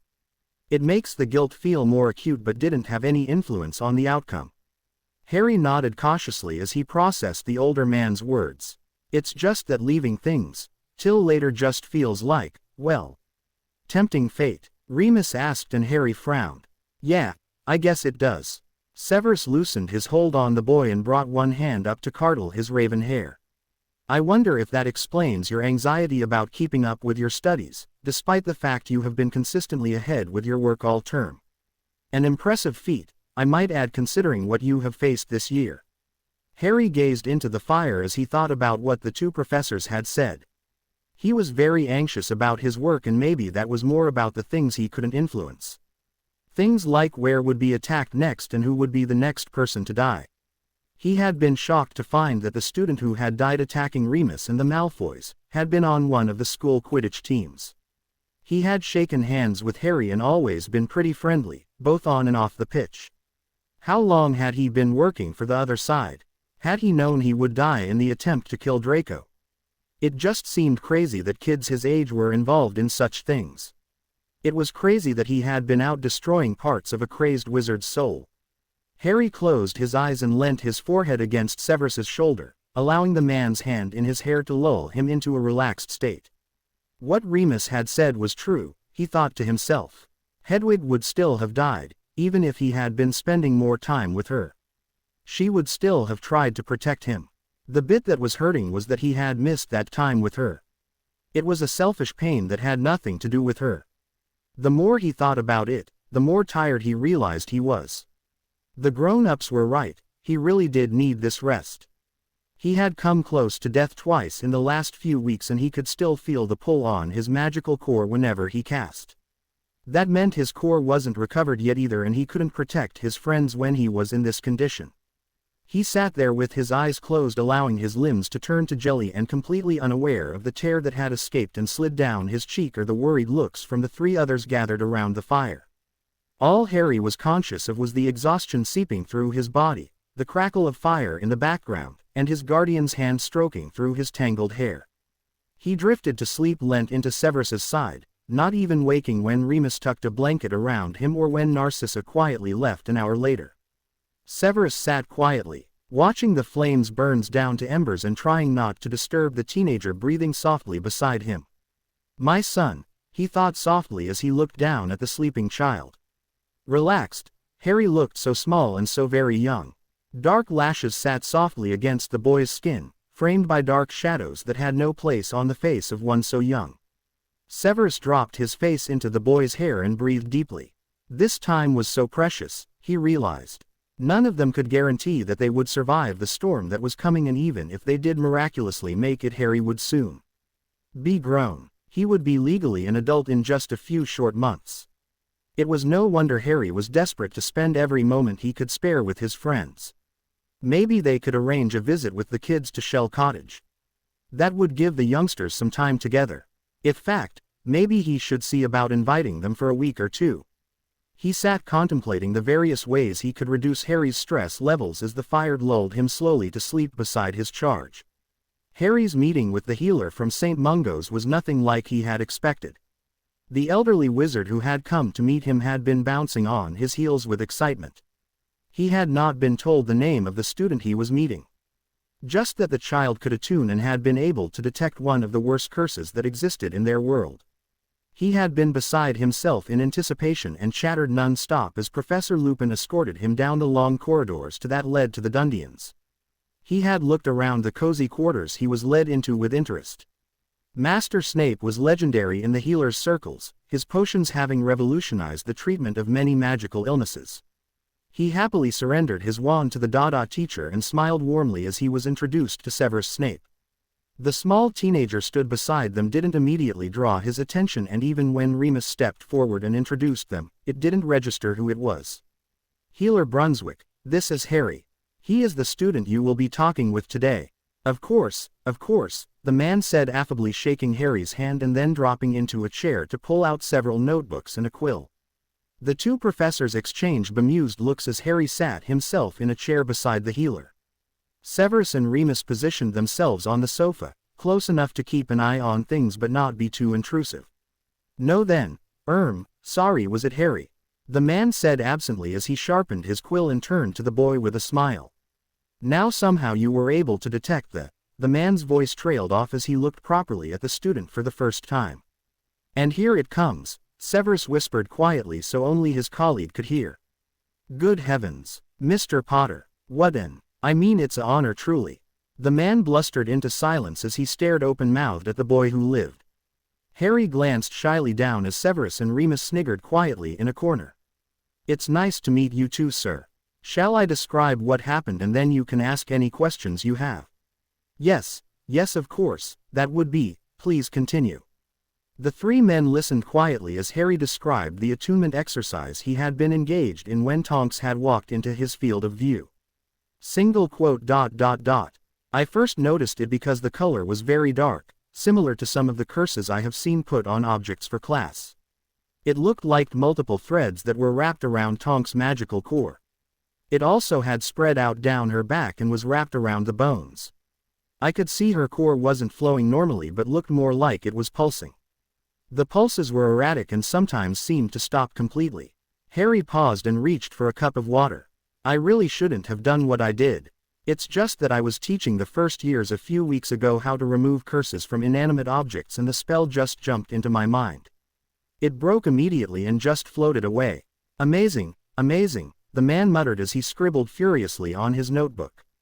Severus watched with pride as Harry answered all of the Mon's questions, each one a little more detailed and specific than the last. It was clear the healer had completely forgotten who he was talking to and was immersed in the mystery of the miraculous healing that had occurred. After an hour the man sat back with a satisfied smile. Well, I think that's it, Mr. Potter. Thank you so much for your time. I can't begin to tell you how helpful this is.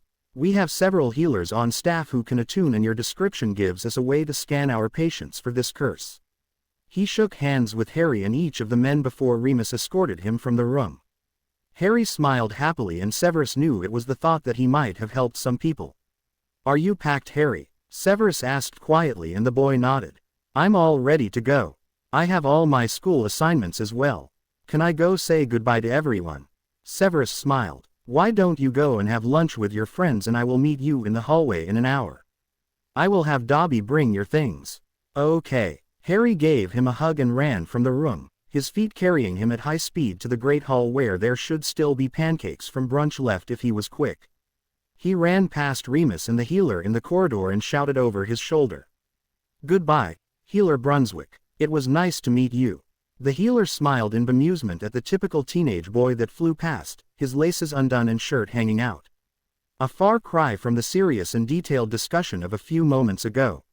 What a remarkable young man, he said quietly and Remus smiled softly. He certainly is, more so than anyone will ever likely know. The healer glanced sideways at the cryptic comment, seeing the fond look on the professor's face. If half of the stories that had filtered out of this school was true, then many of the students owed the boy their lives. It stood to reason that there were many more stories the wizarding world had never heard. Harry spent half an hour with his friends, accepting their farewell hugs and best wishes. Several students from other tables who had heard that Harry would be leaving early came over and said goodbye too. This included, much to Harry's delight, the entire first year from Slytherin. He spent a few moments talking to them and encouraging them to go to the DA meetings before he had to reluctantly take his leave and find his guardian. The headmaster and Severus were waiting just inside the castle doors when he appeared and Harry hurried to them. I'm sorry, I didn't mean to keep you waiting. Severus' expression softened and he touched Harry's arm lightly. You are not late, Harry. If anything, we are early. Did you say your goodbyes? Harry nodded glumly and the two men exchanged a conspiratorial look. Harry would not be without his friends for as long as he feared. Shall we? The headmaster held out a teapot and Harry's stomach dropped further. A portkey, that was just great, he thought sarcastically. Severus locked an arm around his waist and lay his other thin hand on the top of the pot. With a sigh Harry gripped the handle and a moment later they were spinning away. They slammed into the ground a few moments later and despite the two men's attempt to keep him on his feet, Harry ended up face down on the wet ground. The headmaster chuckled softly as Harry spat out a mouthful of sand and pushed himself up onto his knees. He allowed the two pairs of arms to pull him to his feet and covered his embarrassment by looking around. A moment later all memories of his fall had fled as he stared at the waves crashing down on the long beach. Wow, he said breathlessly. Is that really the sea? Severus smiled at the look of awe on the teenager's face. This had been a really good idea, even if the wolf and Harry believed they had conned him into it. He resisted snorting at that thought. Both of them were terrible actors. That said, there was nothing feigned about Harry's response to that view. Why don't you go and check out the water, Harry? Albus suggested with a smile. I will get your guardian settled in the cottage and then we can have some tea. Would 15 minutes be sufficient time? Huh, Harry muttered distractedly as he tore his eyes away from the waves. Severus huffed. Go play, brat, he barked. Be in that cottage in 20 minutes at the latest. Harry's head spun around so fast it made Severus's neck ache just seeing it. A broad grin spread across Harry's face as he saw the cottage that they would be staying in. Okay, he said happily and raced off towards the sea, looking every bit the young boy and nothing of the weary teenager he had been as he slept in Severus's arms the night before. The two men watched him for a moment before Severus admitted softly.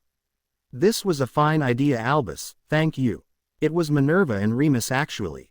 They were as worried about you as they were about Harry, and that was before this latest attack. Come on, son, let's get you in the warm with a cup of tea. Severus allowed his boss and friend to lead him across the soft sand to the welcoming-looking cottage and resisted the urge to look over his shoulder and check on the boy. The wards were strong here and the spring wind harsh enough to dissuade any foolish ideas the child might have about swimming. He pulled up the memory of Harry's face as he saw the sea for the first time and allowed it to wrap him like a blanket as he stepped through the cottage's door. Finally, they could get some rest. Severus lowered himself into the padded rocking chair near the kitchen fire and sighed with relief. Just the act of packing and walking through the castle to the front doors had exhausted him. His arm burned, his bones ached, and the ever-present threat of a fever flooded his veins.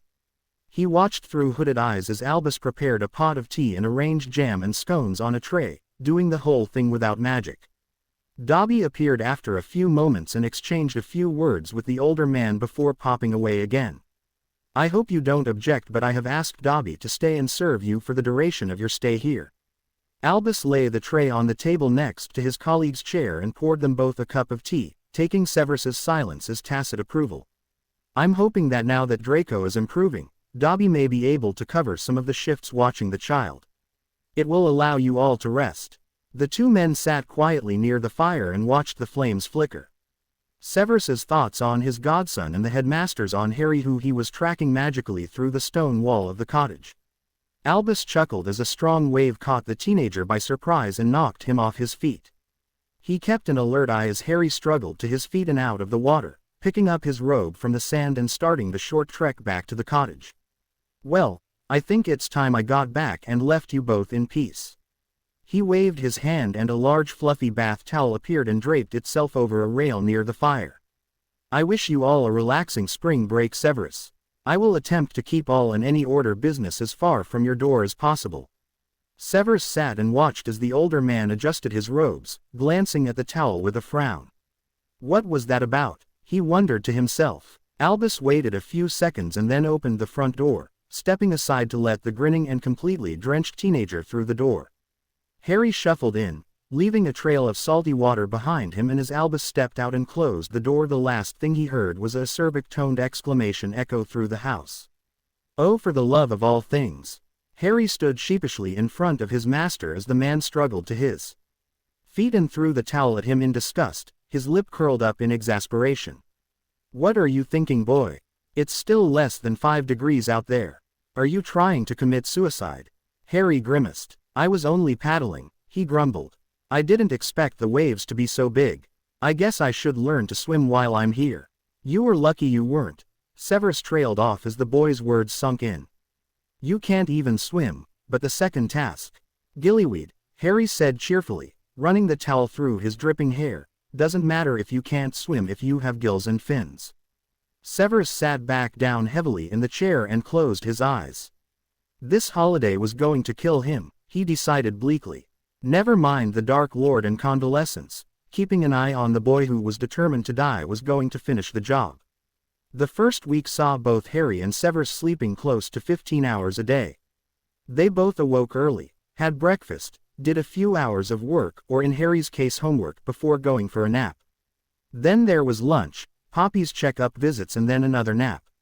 Harry took to walking the beach in the evenings before they ate dinner, did a few more hours of work, and then took an early night.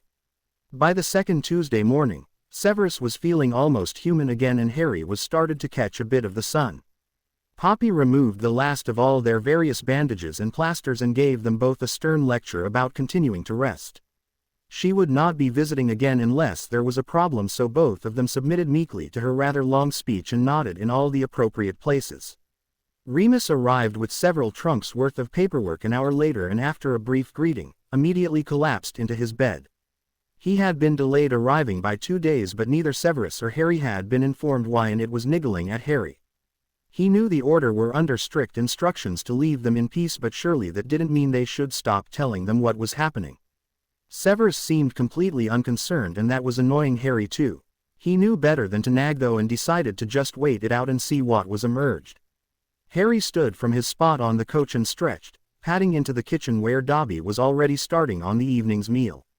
He noted immediately the large lump of red meat marinating in a spicy sauce and was reminded that the full moon was only 6 days away. Remus would be starting to feel the effects soon and would no doubt appreciated the meat.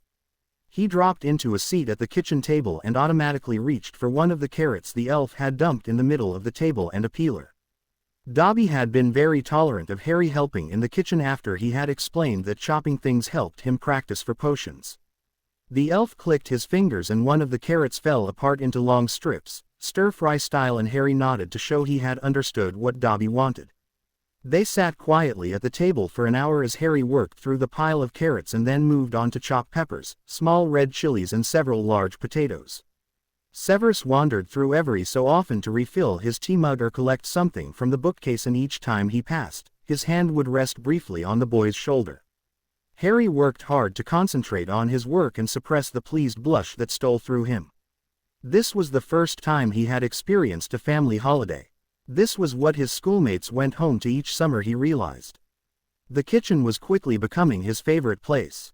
The view of the sea and the large rickety table were close to his dream image of a family kitchen.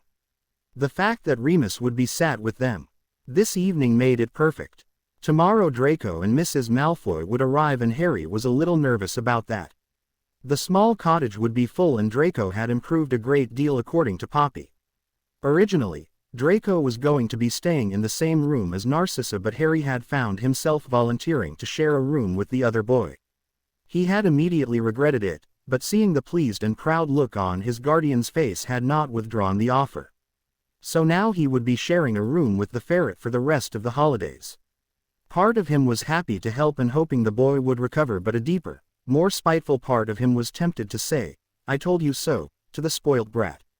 He wasn't very proud of that part and was worried that being in such close proximity would bring it out. Dobby frowned as Harry gave a particularly savage swipe at his potato. "Is Master Harry angry at something?" the elf asked anxiously, seeing Harry's scowl. Harry grimaced in apology and put the knife down. "No, I'm sorry, Dobby. I'm just worrying about something. Anything I can help with?" a soft voice asked, and Harry smiled as Remus shuffled into the kitchen in a dressing gown and slippers and dropped into the seat beside Harry. Immediately a fresh pot of peppermint tea appeared before the man, and he gave a gentle smile in Dobby's direction. Harry picked the knife back up and began chopping the potato again with a frown. "I'm all right," he said to his teacher. "I'm just thinking about Draco coming. I hope he's not going to be a brat now that he's better." Remus smiled sadly and wrapped his hands around his warm cup. "He's not really recovered, Harry. Physically, he's still very weak, and although he is talking again, well, he's very depressed. I know he has been very cruel to you and your friends in the past, but I don't think that's who he really is." Harry nodded thoughtfully. "Is Tonks still coming?" "Yes, she will likely arrive tomorrow or the day after. She has been in St. Mungo's for a few days, so if they release her—" Harry's head shot up in alarm. "St. Mungo's? I thought she was okay. Did I hurt her? Were there complications?" Remus squeezed the boy's arm reassuringly. "She's fine, Harry. She was having some treatment to repair a little damage to her spine and hip that the curse had started to erode. They couldn't do that until the last remains of it had dissipated. I think the healers wanted to get some additional scans done as well to use alongside your description." He paused before continuing. "I should warn you that we think the papers may have gotten hold of the story." Harry groaned. "They'll be calling me attention-seeking again." "This is a big deal, Harry," Remus explained. "This curse has wiped out entire families. For a while there was a real worry that all the old lines would be destroyed. To find a way to scan and break it, well, this is a huge deal." The prophet has been sniffing around since your apprenticeship was announced, and now they have the perfect angle. They can focus on your attunement skills and how you might use them in the future. I think you will find the article will be positive. Harry scooped up the last of the potatoes and dropped them in the pan of water Dobby had left. Well, that's something, I suppose, he grumbled, and Remus chuckled. I don't blame you for being skeptical. Let's see what the next few days brings. Severus joined them shortly after, and they enjoyed a quiet meal before all collapsing around the fire with their various projects. Harry eyed Remus's enormous pile of marking with concern. Can I help with any of that? He asked seriously, and the professor smiled over his glasses at the boy. Not this time, Harry. These are all the new projects. It's not as bad as it looks, and I have 3 weeks to work through them. The good news is we are completely caught up now. The new term will be much easier. Harry nodded happily. I'm glad to hear that. You can catch up on your sleep. Remus sighed in satisfaction. The timetable has been written to allow for the full moon as well. I will get 3 days before and after to rest, and extra classes on the weeks either side to compensate. Severus and Minerva have adjusted their classes to help, so it should be much better. Severus continued to focus on his papers and pretended not to see the beaming smile that Harry sent his way or the warm feeling in his chest it produced. Harry made a point of being out of the house and on the beach when the Malfoys arrived the next day. He saw Narcissa stood out on the porch with a hot drink as Severus pointed out the edge of the wards to her.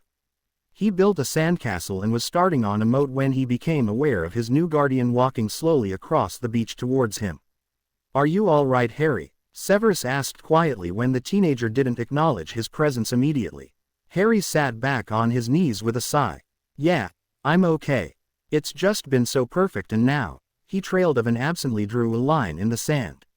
Severus lowered himself down on the opposite side of the castle Harry had built and began scooping out his side of the moat.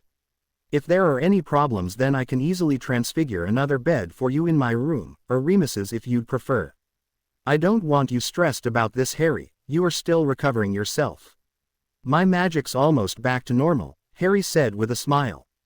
I was practicing yesterday and I can cast most of my 6th-year spells without feeling any pull. That's good news, Severus said softly, and waited to see if the boy would expand on what was bothering him. There was a few minutes' silence as they both worked on the moat before Harry sighed again and wrapped his hands around his knees. I just don't feel very charitable towards Malfoy just now. He's been a right git to me for years. That didn't seem to matter when it looked like he might die, but now he is recovering. Those feelings of resentment have returned, Severus stated wryly, and Harry nodded. It's perfectly okay to be angry, Harry. You may not realize it, but you have shown a great deal of compassion for Draco, despite those feelings, and I am very proud of you for it. Harry felt himself go pink and rested his head on his knees. I expect you to be civil and gentle with Draco, but I don't expect you to take any nonsense from him. If he is rude to you, then you must tell me. He is our guest this week and I will expect him to behave appropriately. The fact that he is unwell will not excuse bad behavior. Harry smiled and nodded, feeling a bit of the tension leave his shoulders. Now, why don't you stop hiding and come and have some tea? Narcissa has been worried about you. Harry raised his eyebrows at that. She has. Apparently so. Poppy reports that she has asked after you daily. Harry clambered to his feet, wincing a bit as his leg pulled before holding out a hand and helping Severus stand. They both watched as the front edge of the tide reached their half-finished moat and started to pour over the side. I fear your castle will be swamped before it is finished, Severus said dryly, and Harry shrugged. I'll time it better tomorrow. The potions master laughed and threw an arm over the teenager's shoulders as they started the walk back to the cottage. Do you think Mrs. Malfoy is worried I will croak before I can off Voldy? That would explain why she's worried about me. Severus smiled and squeezed the boy's arm. Now you're thinking like a Slytherin. Harry sniggered and gave the man enough of a nudge that he stumbled, having to grab Harry's arm to stop himself falling. They walked slowly back and Harry smiled as he saw Remus pottering about in the kitchen, still in his dressing gown. The full moon was less than 24 hours away now and the man looked dreadful. Harry was just so glad that Remus was staying with them and not alone at the castle. It was about time the man had someone to care for him. They arrived at the front door and Narcissa was waiting for them, a soft smile on her face. You look well, Mr. Potter, she said quietly. I'm glad you have had the chance to rest and recover. Harry shook her hand gently, her palm faced down in his as Severus had taught him. Thank you, ma'am. It's good to see you again. They walked into the house together and Harry moved to go to his room and grab a sweater before hesitating and looking back at the adults. Will I disturb Draco if I go in my room just now? The elder Malfoy smiled. No, he's awake and you must not let our presence disrupt your holiday, Harry. Harry nodded and climbed the stairs quietly, annoyed at himself for being nervous because the ferret was in his room. He knocked softly before pushing the squeaky wooden door open. He was surprised to see the second bed gone and new window seat on the side of the room that faced the sea. Severus had obviously replicated the bed that Draco had had at Hogwarts. Draco was propped up on a mountain of pillows, with a mug of tea in his hands as he looked out at the sea. The blond boy looked up and nodded in acknowledgement as Harry crept in. Harry took one look at the pale, pinched face and felt all of his annoyance drain away. It was clear his schoolmate was far from well and in considerable pain. I'm sorry to disturb you, Harry said genuinely. I just need to grab a sweater and I'll be out of your hair. He was aware of Draco watching him as he crossed to his dresser and pulled out a deep red sweater with brown arm patches. He dragged the thing over his head and spent a moment making his bed, which he had not done that morning. As he made to leave a hoarse, whispered voice came from the window. I think your sand castle just drowned. Harry turned in surprise. The observation had been made with amusement but no obvious hostility. He crossed over to the enlarged window seat and leant slightly over Draco to look down at the beach. I didn't position it very well. I might try and build a bigger one nearer the cottage tomorrow. Draco nodded and there was an awkward silence as Harry stood beside the bed, rubbing the back of his neck nervously. After a few moments he sat uncertainly on the edge of his newly made bed and regarded his school nemesis. How are you feeling? He asked and the boy shrugged. Better, I think. Madame Pomfrey says I am out of danger now. That's good, Harry whispered, unsure what else to say. Draco looked appraising at him for a few moments before speaking again. I heard about the attack. Have you recovered? Harry observed the open expression on his schoolmate's face.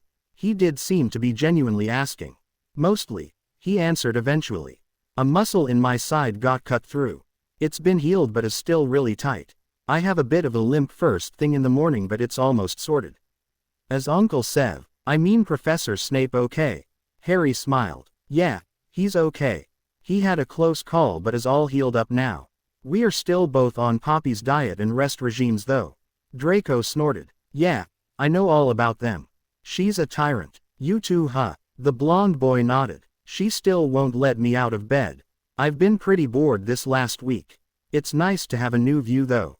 He turned to look back out at the beach. Harry paused for a moment before impulsively blurting out. Do you like chess? Draco turned back to him and gave him a wary but slightly hopeful look. I do, yes. Well, I'm pretty hopeless but I think we have a board downstairs. Shall I get it? The blond boy nodded uncertainly and Harry took that as his cue to go get the board. He fled the room wondering what the hell he was getting himself into. The three adults were gathered around the kitchen table and looked up as Harry bounded into the room and started rummaging in one of the large cupboards. He emerged a few minutes later, dusty and with a wooden box under his arm. Severus raised an eyebrow in enquiry and Harry blushed as he realized they were all watching him. Chessboard, Harry explained. Do you know if we have a table that could go over Draco's bed, so he doesn't need to lean over? The adults smiled and Remus rose to his feet. Why don't I come and transfigure something for you? Severus watched as his colleague and ward climbed the stairs together, Remus brushing a cobweb off Harry's hair and found a smile invading his face. He exchanged a look with the elder Malfoy. I guess we had nothing to worry about after all. Sissy laughed quietly. I'm reserving judgment. I've heard nothing but, that horrid Potter this, or, that awful Potter this, for 6 years. She paused. From both of you actually. Severus laughed out loud at that. It's strange to think the child was the bane of my existence for years. Not so much the spoiled, pampered brat anymore, Severus? She asked quietly, seeking the shadow that crossed the man's face and the smile dissolved. Yes, well, I may have been mistaken in my assessment. You mean you didn't realize he was starved, beaten and abused for most of his small life. Severus's head snapped up at that and his eyes narrowed sharply. How could you possibly know that? He snapped, and Narcissa looked down, adding a spoon of sugar to her tea as an embarrassed blush crossed her features. Everybody knew Severus, at least all of those in the Dark Lord's inner circle. He took great delight in the fact that the boy was being injured every summer and that Dumbledore seemed unaware, or impotent to do anything about it. Severus sat back, shock and rage pouring through him. Why was I never told? Narcissa sighed. It was believed you knew. Lucius and I suspected otherwise. We both know how you feel about abused children and couldn't imagine that you would leave that unchecked, even for James Potter's spawn. She paused and took a sip of her tea. The Dark Lord certainly thought you knew and just didn't care. He knew how much you hated the boy. Severus rubbed his nose wearily, his guilt flooding back. I removed him from their care the moment I knew, he admitted quietly. If not for my blind hatred, I'm sure I would have seen it sooner. He looked at his old friend appraising Ly. How was it the inner circle knew? There were several people tasked with following the boy during the time the Dark Lord was missing. They could never get very close to the house but were able to infiltrate his primary school. Concerns of abuse were raised several times by his teachers and the Muggle nurse. I believe a quick obliviate each time ensured no further steps were taken. Severus groaned and dropped his head into his hands. Was Lucius calling the shots with this? Narcissa shook her head. No, he truly believed the Dark Lord was gone. I believe it was some of the Continental wizards that kept up the surveillance. The whole thing was abandoned once Harry came to Hogwarts. There seemed little need to continue, and it was expected that the abuse would be immediately discovered. Severus sighed and looked back up the empty stairwell, as if he could see the teenager. He has you now, Severus, she said softly, and he nodded. We have each other, he corrected. We have each other. The routine at the cottage changed little over the following few days, despite the addition of several new residents. Tonks arrived the following day and immediately disappeared into Remus's room to care for him after the full moon. Draco and Harry found that sharing a room was tolerable enough, although the blonde slept more hours than he managed to stay awake. Having finished all his homework and planned 7 new defense sessions, Harry took up his guardian's offer to learn to swim. A few floating charms later and he was bobbing about in the still very cold water whilst Severus kept a wary eye from a transfigured floating chair. The professor had him holding onto the chair and kicking his legs until he could propel the chair along the water comfortably. He then learnt the east stroke, front crawl and practiced treading water. Little by little, Severus lowered the power on the floating charms, until Harry was swimming under his own steam.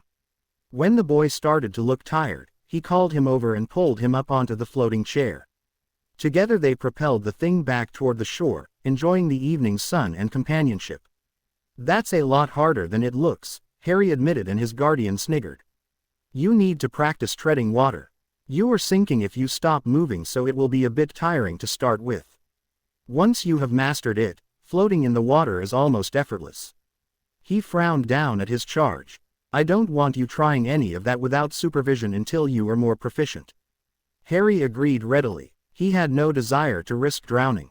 They arrived back at the cottage to find that Remus and Narcissa had cooked up a lamb stew with fresh bread. Severus transfigured a high armchair for the table and disappeared upstairs to fetch Draco.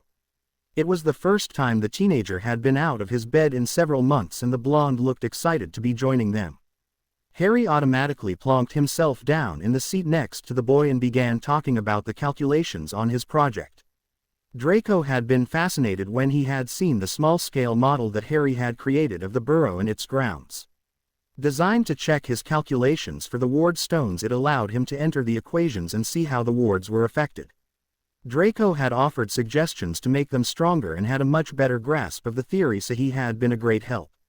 Harry wondered how the boy would react if he realized that the stones were for the Weasley family and not just a school project.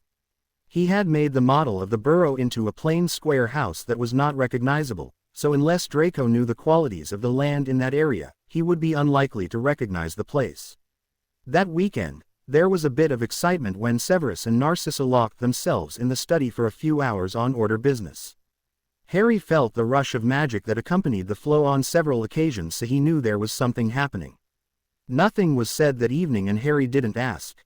For once, he was more than happy to be kept in the dark. It was the following Tuesday when Remus and Severus took him aside for a chat that he got to find out what was happening. The headmaster gave us permission to tell Mrs. Malfoy about the Horcruxes, Remus explained gravely. And as soon as she realized that the diary had been won, she remembered that Bellatrix had also been given an object to guard by Voldemort. Severus picked up the tale from there. Bellatrix stored the object, which was a chalice, in her vault at Gringotts.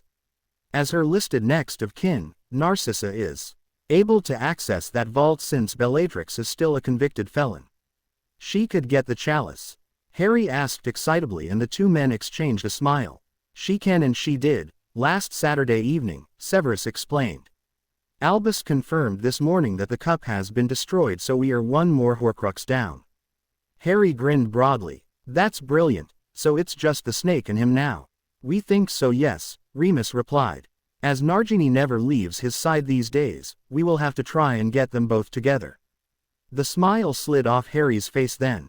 I will have to face him soon, won't I? Severus pulled the teenager into his side with a frown. Harry, we will not be sending you out alone to face that monster, irrelevant of what that damn prophecy says.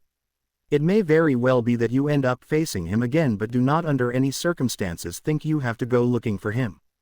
Harry looked down at his feet with a frown. I think we should talk to my parents and Sirius about how to use the Hallows. There was a moment's charged silence, and Harry noticed both of the men had gone rather pale. I had hoped you had forgotten about that artifact, Severus admitted quietly, and Harry snorted. Forget about a stone that can raise the dead, help me speak to Mum and Dad and might just protect me from death. Yeah, that was gonna happen. Remus laughed, and the potions professor grimaced at the sarcasm in Harry's voice. Don't you want to see them again? Harry asked in a puzzled tone, his question mainly directed at Remus. The older man ran a hand down his face wearily. I do, Harry, very much. It's just a little much to get your head around. The idea of talking to people who have been gone so long. I've waited a whole 2 weeks, Harry whined, and then flinched as Severus gave him a sharp look. He had just inadvertently admitted to using the stone 2 weeks ago. Severus raised an eyebrow at him but made no comment, much to Harry's relief. A pot of tea and tray of cakes appeared on the table before them, which Remus immediately attended to, pouring them all drinks. I suppose this chore can't be postponed much longer, can it? Severus said dryly, and Harry scowled at him. Everyone keeps telling me that you liked my mum, so it shouldn't be that bad. Harry snapped, regretting it when an expression of pain flashed briefly across the man's face. I could talk to them myself, Harry offered, and both men shook their heads. No, Harry, I don't want you and Potter Sr. coming up with some ridiculous Gryffindor plan to save the world. Harry's hand hovered on the pouch hung around his neck uncertainly. After exchanging a silence communication, Severus nodded his accent, and Harry carefully removed the stone from its protective cover. He closed his eyes and concentrated on drawing his parents and Sirius to him. He felt their presence in the room and opened his eyes, before falling back in surprise. Stood near the fire were his parents and Sirius, but they were not alone. Beside James stood an elderly couple in traditional wizarding roles, a young man Harry didn't recognize, and beside him. Harry swallowed hard. Beside him stood Cedric Diggory. Hey Potter, the teenager said warmly. You've been busy lately. Harry nodded numbly. Hi Cedric, he answered faintly, distracted when both of his guardians hissed in shock. Severus's hand gripped his arm. Harry looked back at them and realized that they couldn't see the visitors yet. He gripped the stone tightly and imagined drawing first Severus and then Remus into the group. He felt Severus tense beside him and heard the whimper that came from the werewolf as he saw his friends for the first time. Sirius immediately moved to his friend's side and hovered to the right of him. Don't stand up, Moony. You've gone a horrible gray color, doesn't suit you at all. The animagus grinned at Remus, who was staring faintly at his fallen friends. God, Sirius, I can't believe this. Sirius knelt down and lay a transparent hand on his friend's arm. I know, mate, this is a shock. Give it a few minutes and it will be as if we never left. James moved forward slightly and addressed the three of them formally. Severus, Harry, Remus, may I introduce my parents, Harold and Emma Potter. The older couple smiled, Harold beaming at Harry with obvious pride. Of course, you will remember Remus, James directed to his parents, who nodded. Of course, darling. It's very lovely to see you again, Mr. Lupin, Emma said warmly.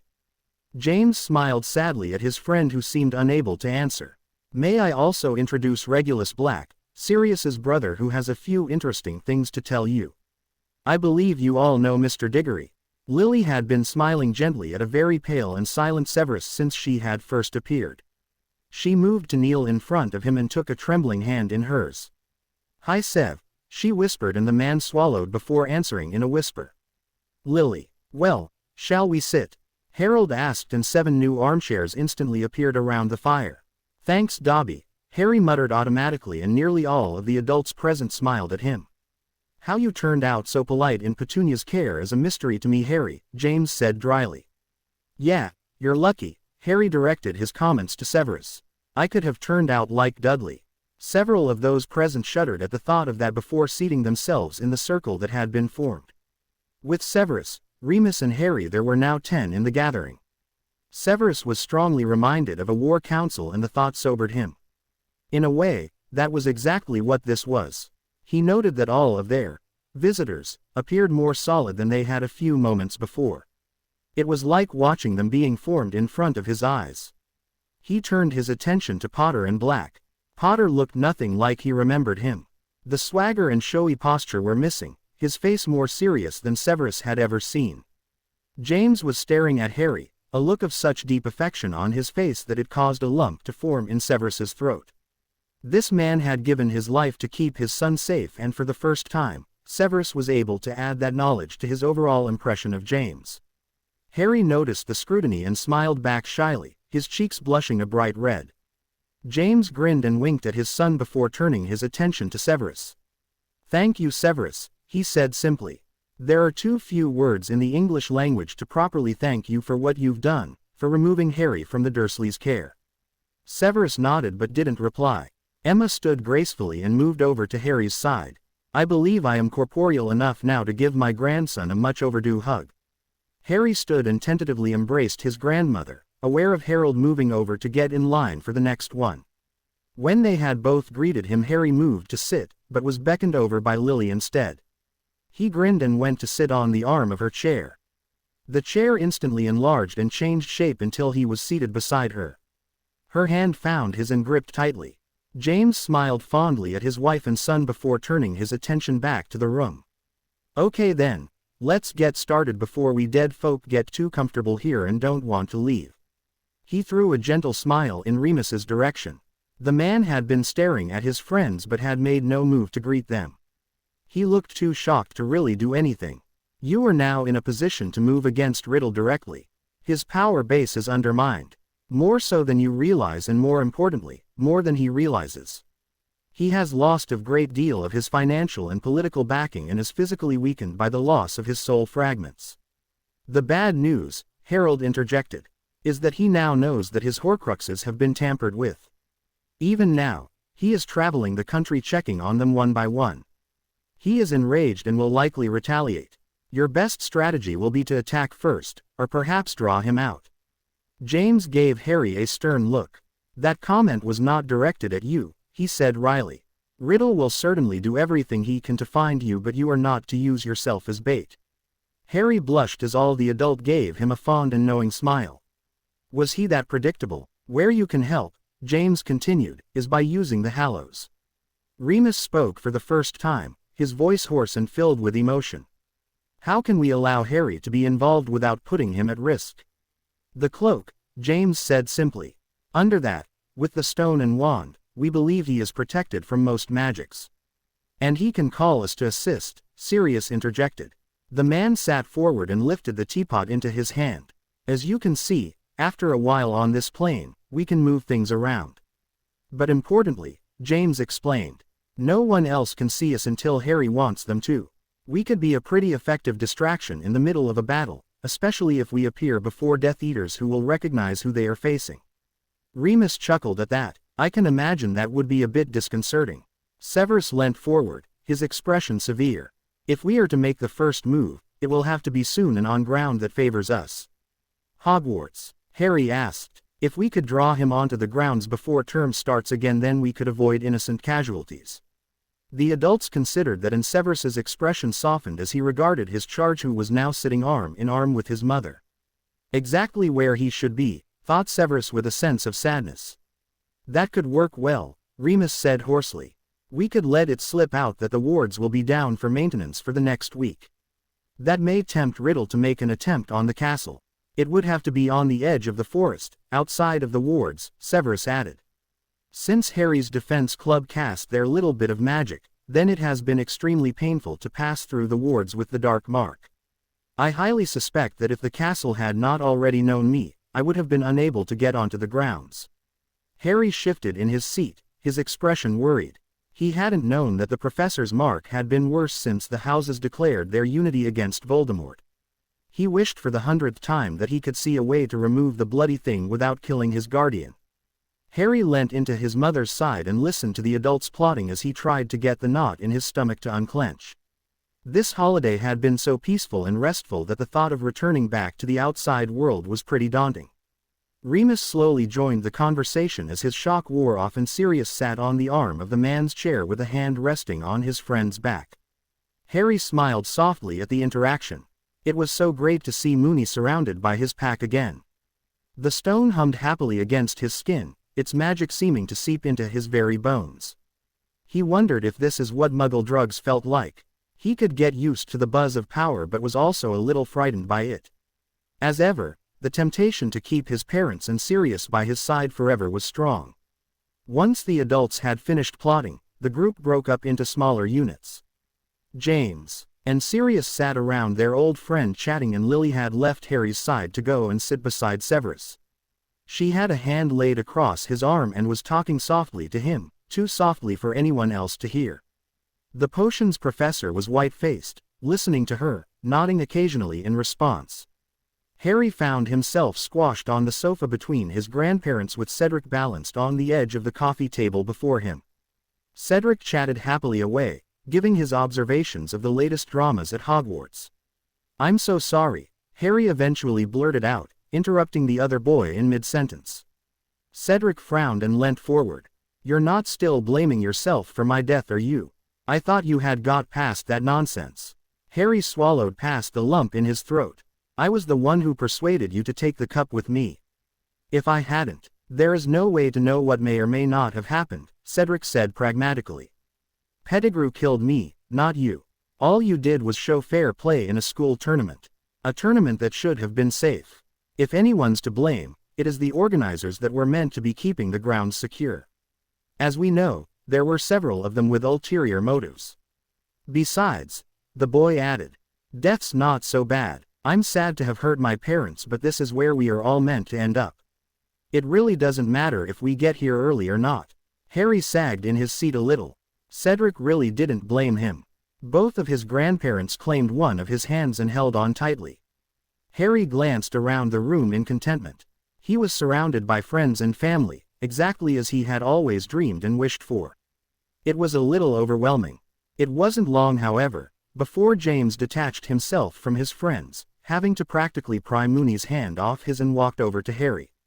He knelt before his son and smiled apologetically. "Hey kid, it's nearly time." Harry's eyes flooded with tears. "Can't you stay a bit longer? We could go for a walk on the beach." James held his arms out and allowed the teenager to collapse into his chest, holding his son tightly. "We have planned to draw Riddle out next week, which means that we will need have as much time away from here as possible if we are to any use to you." Harry nodded into his father's shoulder and drew out the hug as long as he dared. After accepting embraces from his mother and Sirius, he stood back and watched all the goodbyes going on. The visitors all formed a group in front of the fire and Harry perched himself on the side of Severus's chair, needing the contact of his new family before he could truly let go of the old one. Severus's hand wrapped itself around his and Harry gripped back tightly. With a sigh he reached for the stone at his neck and lifted it away from his skin. The visitors faded away and the room was quiet again. Remus moved swiftly to his side and pulled him into a hug, his own chocked sobs sounding in Harry's ear. Harry clung to the other man, his hand still claimed by the potion's master. The charged silence was painful, filled with joy and grief and fear of what was to come. A timeline had been set. This time next week the war might be coming to end. Harry wondered if any of the three of them would live through it. Dinner that evening was a relaxed affair. The three of them were quiet and pushed their food around their plates. Tonks and Narcissa chatted softly and Draco just watched the whole thing, wondering what had happened. Draco had experienced one of his bad days, spending half of the afternoon throwing up. He reclined in his armchair at the table and sipped on a mug of soup, unable to stomach anything else. Harry excused himself early and went to bed with a book. He was 3 chapters into his Transfiguration book when Remus quietly slipped into the room, carrying the slight blonde Slytherin in his arms.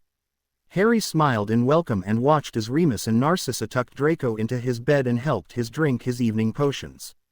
"Are you feeling better?" Harry asked softly and the blonde grimaced. "I don't feel as sick but my stomach hurts.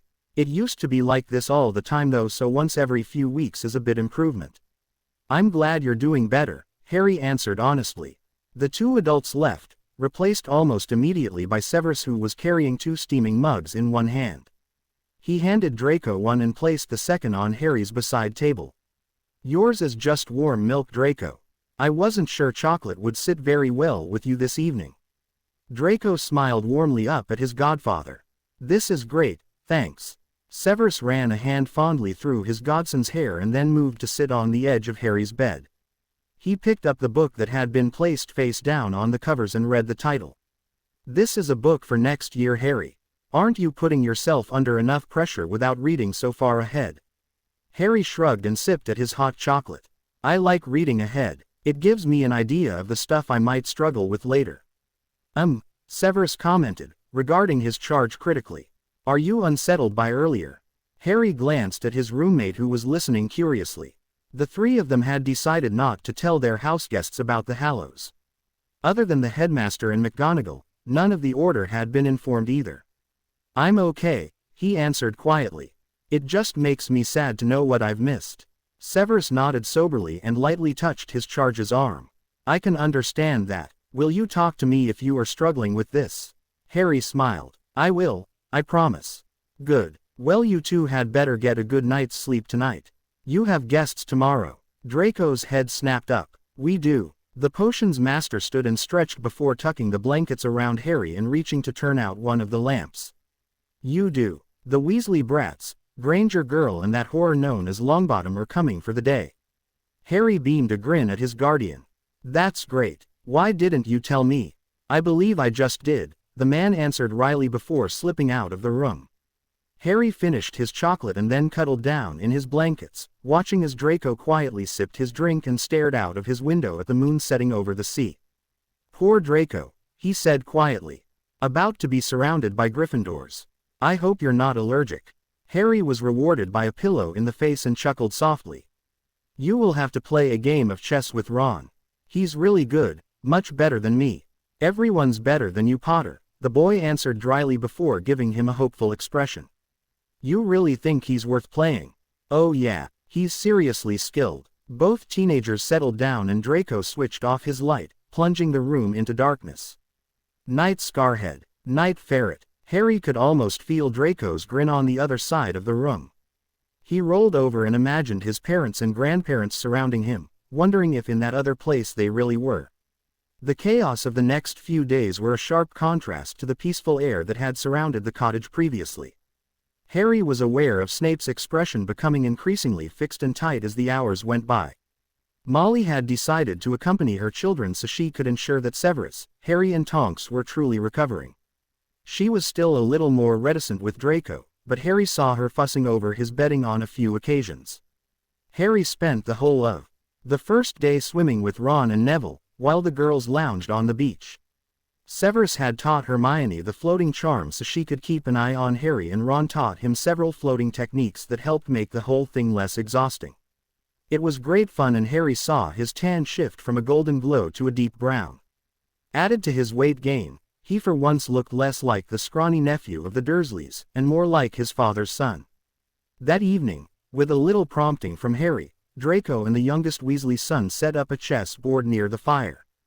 Draco sat huddled in a nest of blankets in a large armchair, while Ron perched on a footstool. Harry settled on the sofa beside Severus and opened the next textbook on his list, smiling when he heard the huff of annoyance from the potions master. He knew there was no way the man could bring himself to tell Harry not to study so much.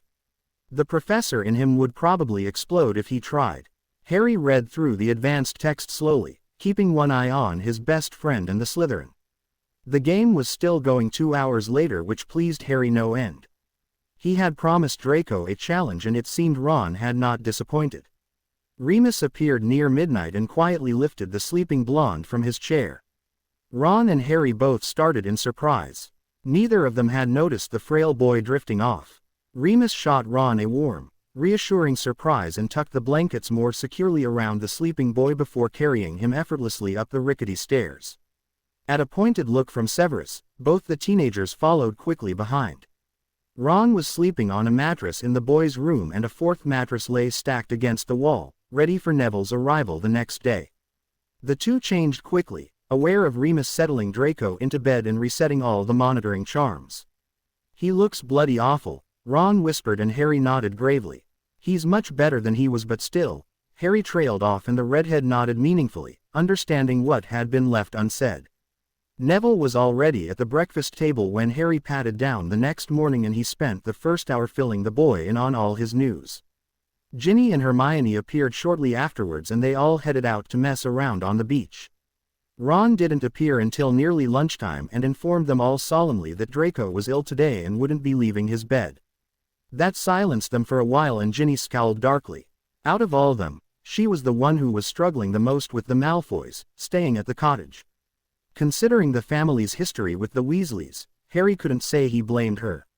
That evening they built a bonfire on the beach and Remus made then all-spiced hot chocolate to take out.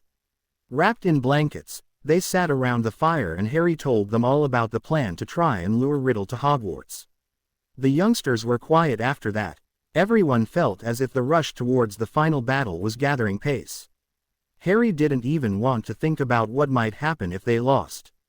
It was unimaginable. When Severus, Remus and Narcissa joined them an hour later, it was to find a very quiet bunch of children staring at the flames. Remus sat beside Harry and lay an arm on the boy's shoulders. "Are you all right?" he asked softly and Harry shrugged. "I'm just wishing we could stay here forever." Remus sighed and drew the teenager a little closer. "Me too. Where's Tonks?" Ginny asked, breaking the quiet, and Remus answered with a smile. "She's just checking on Draco. She will join us shortly." "It's getting warmer," Severus observed, as he noted the light clothing the children were wearing. Ron had even shed his blanket and sweater. Harry frowned. He wanted to look forward to the spring and summer that were beckoning on the horizon but found the mounting tension in his belly overriding any excitement he might feel. He distracted himself from the worry by telling everyone about his plan for the ward stones at the Burrow. Ron and Ginny were delighted at the idea of making a joint present from all of the Weasley kids and Harry. Ginny promised to tell the twins all about it at the first opportunity. Hermione and Neville immediately asked if they could help when it came to casting the spells on the stones. The next few days were full of laughter and play for the teenagers, who were determined to milk every ounce of enjoyment out of the break. Molly and Arthur flowed home every evening but joined them for the evening meal each day. As the day approached that the group would be heading back to the castle, the weather turned. Harry thought the stormy gray clouds were rather appropriate for the mood as he packed his trunk again and watched Severus helping his godson get dressed and ready to move. The rather large group gathered in the lounge, before the fireplace, and looked at each other silently. The entire Weasley family would be flowing to Hogwarts today and joining the rest of the Order as they prepared to defend the castle. Harry didn't know how the Order had leaked the false information and didn't really want to. He just wanted this over with. He stood back as the group disappeared one by one into the green flames until just he and Severus were left. He glanced at his guardian and then impulsively threw his arms around the man's waist. After a moment's surprise, Severus returned the embrace, holding him tightly. "Thanks for my holiday," Harry muttered into the Mont's traveling cloak, and Severus gave him a squeeze. "You are welcome, Harry. May it be the first of many." The teenager shuddered slightly and whispered, "I hope so too." Once back in the castle, the group dispersed. The Weasleys would be staying in Gryffindor Tower, while the Malfoys returned to their warded guest rooms. Harry was looking forward to spending a few days in his new room. The small bedroom had started to feel a bit like a second home, and he liked being so close to Severus. Harry dumped his trunk to the side of his bed alcove and moved back out into the kitchen to make some tea. He pottered around the cluttered kitchen while the potions master checked through his owl post and unpacked all the teaching notes he had completed. Harry smiled as he spotted the green journal he had given Severus as a Christmas present. Already looking a little dog-eared, it also had several bright pink post-its sticking out of pages the man had marked. Harry moved 2 mugs onto the table and filled a jug with milk before reaching for the teapot and biscuit tin. Severus glanced up at the display and smiled softly. "You'll make someone a lovely wife one day, Harry." Harry snorted. "Very funny. I won't make tea for you again if you're going to insult me for it." The older man pulled out a chair and sank into it with a relieved sigh. "Just don't upset Dobby. He does so like to make the tea." Harry smiled as he took a seat beside his guardian. "Yeah, he does make good tea." He frowned. "I didn't see as much of him as I thought I would over the holiday." Severus nodded absently as he poured their drinks and dragged one of his journals over the table. I think we kept him rather busy with the house so full. He did most of his work overnight, so I expect he was resting during the daylight hours." Harry leant on the table, his hands wrapped around the warm mug as he watched his guardian thoughtfully. "When are we meant to be dropping the wards? I mean, when are we pretending to be dropping the wards?" Severus sighed and closed his journal, leaning back in his chair and regarding the solemn-faced teenager before him. "The information we have leaked suggests the day after tomorrow, but it would normally take 3 days to reset wards this extensively. So if he takes the bait, the Dark Lord could attack at any point in that window." Harry shivered and pulled his cloak around himself more snugly. He still felt as if it was up to him to face Riddle, and he didn't know how it could be otherwise if he was to use the Hallows. As if reading his thoughts, Severus reached over and covered one of Harry's hands with his own, squeezing lightly. "You are not alone in this, Harry, and although your part might be a large one, I have no intention of letting you face him directly." "But the prophesy?" Harry questioned, and the older man snorted in disgust. "I don't care what some crackpot prophecy says, you are a 16-year-old child. There is nothing that convinces me that it has to be you who ends a war that has been raging on and off for 3 decades. Harry nodded slowly and allowed his thoughts to calm. He wasn't sure what scared him more, the thought of facing Voldemort directly or watching people he cared about face him in his stead. The fact that he would be wielding the Hallows from the sideline terrified him.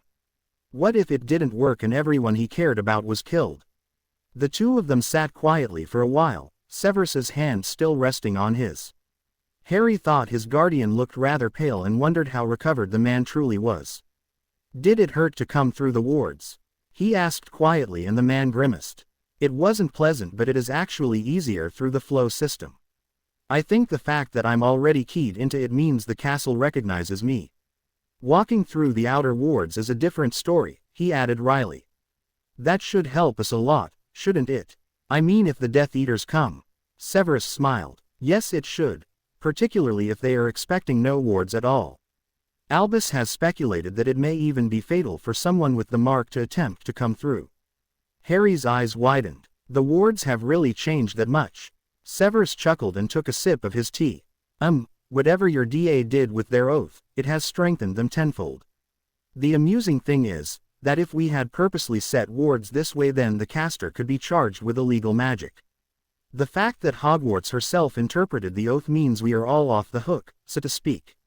Well, we need all the help we can get." Harry went to bed early that night, wanting to climb under the covers and think about everything that was coming. He left his bedroom door open and heard the outer doorbell go, followed by Remus and Tonk's soft voices as they joined his guardian for a drink around the fire. Remus stuck his head around the door to say goodnight, and Harry waved at him from his little alcove cut into the stonework. "Did you want to come to the burrow with me tomorrow?" the man asked gently, and Harry grinned. "Yeah, that would be nice. What are you doing there?" "Molly wants to collect some clothes for Bill and Charlie, and I thought you might like to take some more of your readings for the ward stones." Harry smiled happily at the thought of having some distraction. "That would be great. I might be able to get most of them in one go. Draco showed me some formulae that cuts my work right down.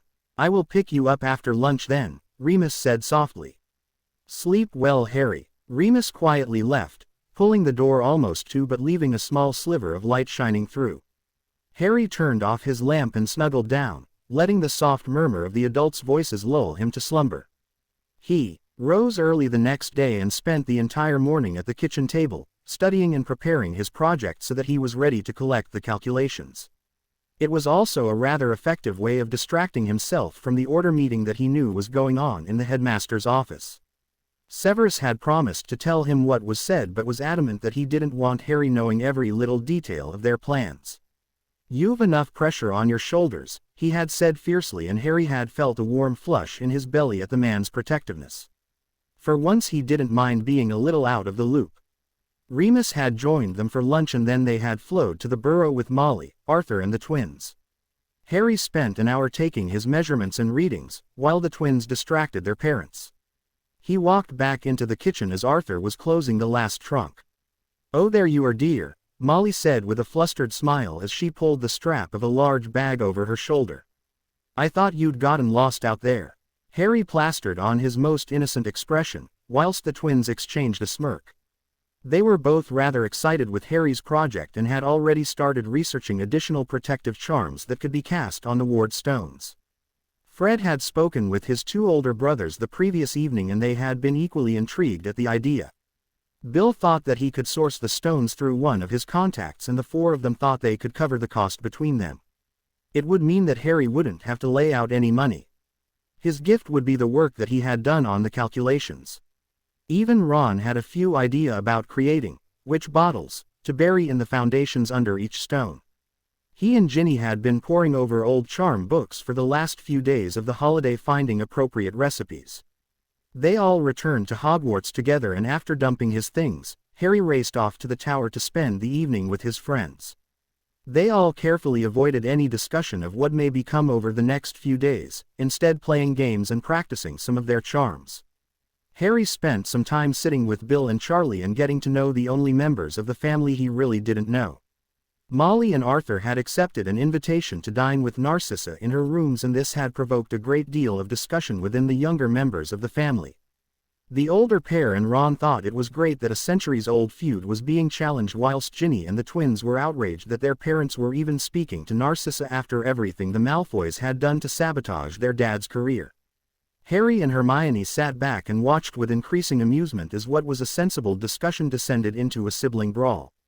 When the twins finally gave up on making their point verbally and instead grabbed Ron and gave him a noogie, Harry collapsed in laughter. "I don't know what you're laughing at," Ron grumbled, trying to straighten his hair. "You haven't even said which side you are on." Harry shrugged good-naturedly. "This is a family matter. It's not really anything to do with me." The Weasleys burst into protest all at once, leaving Harry pink-cheeked and staying at the floor in pleased embarrassment.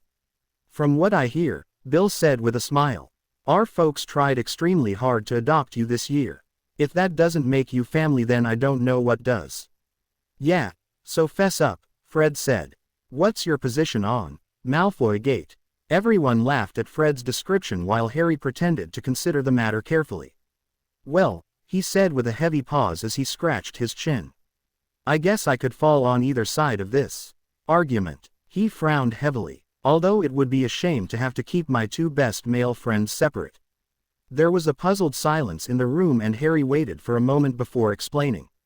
"Ron and Draco," he deadpanned. The twins' jaws fell open as they stared at him in horror.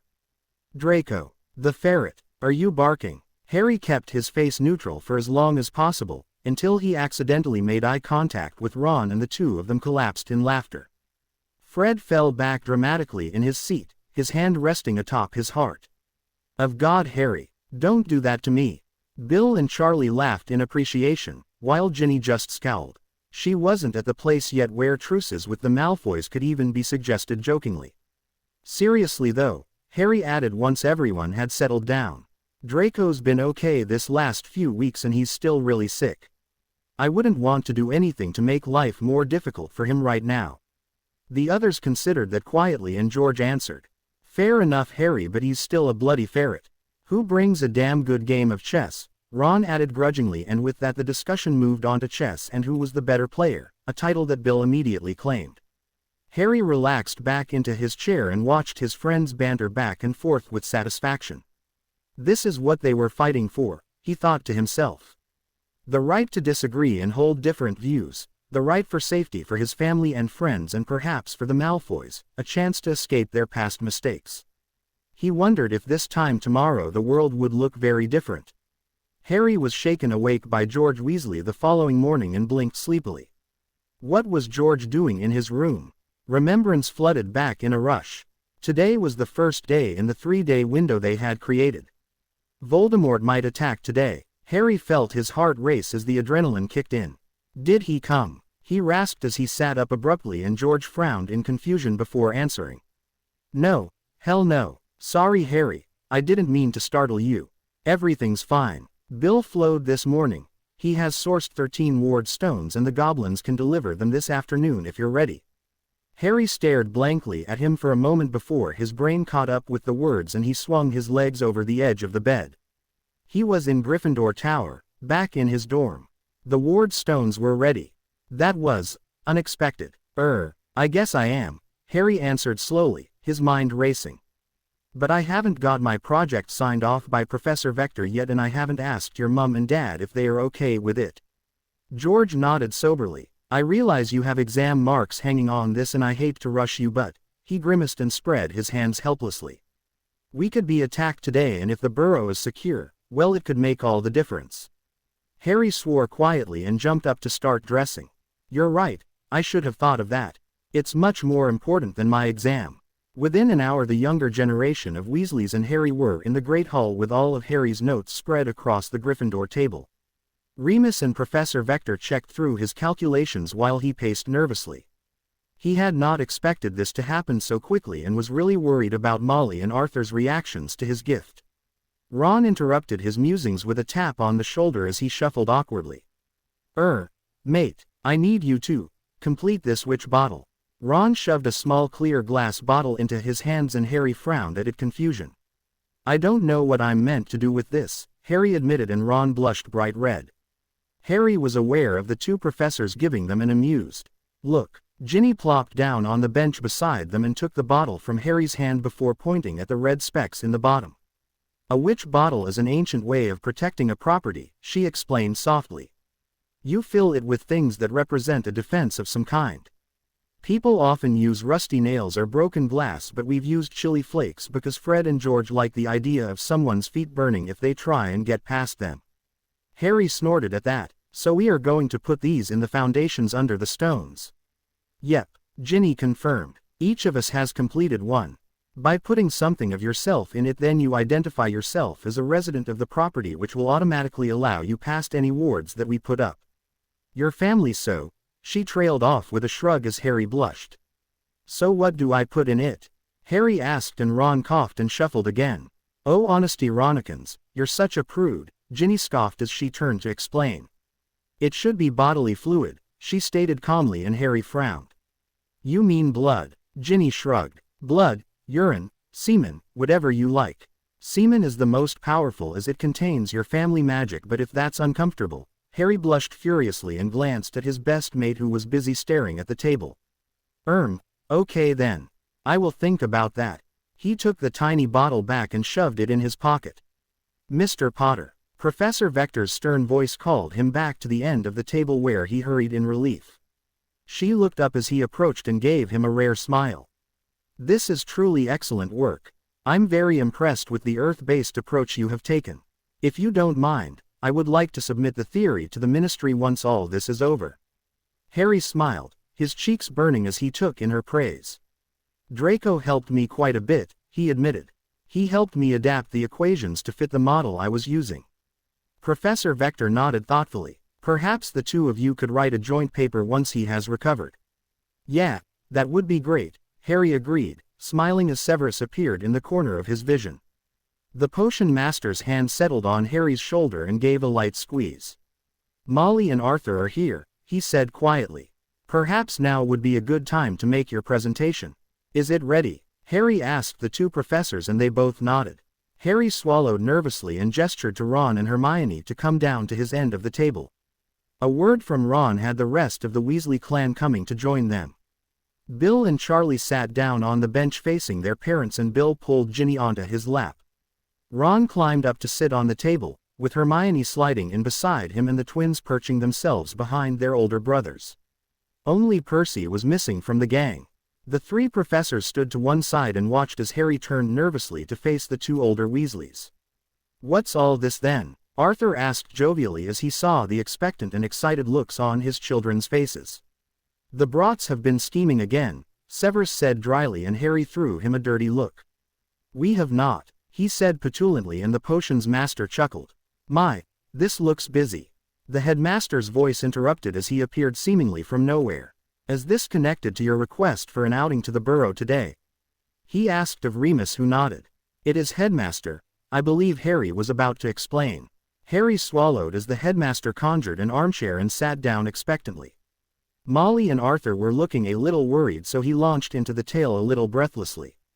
"Well, you see, I had a special project for school about using magical energies at sacred sites, and after you told me about the Burrow and how the land drained all the magic, I thought I would change it to look at ward stones."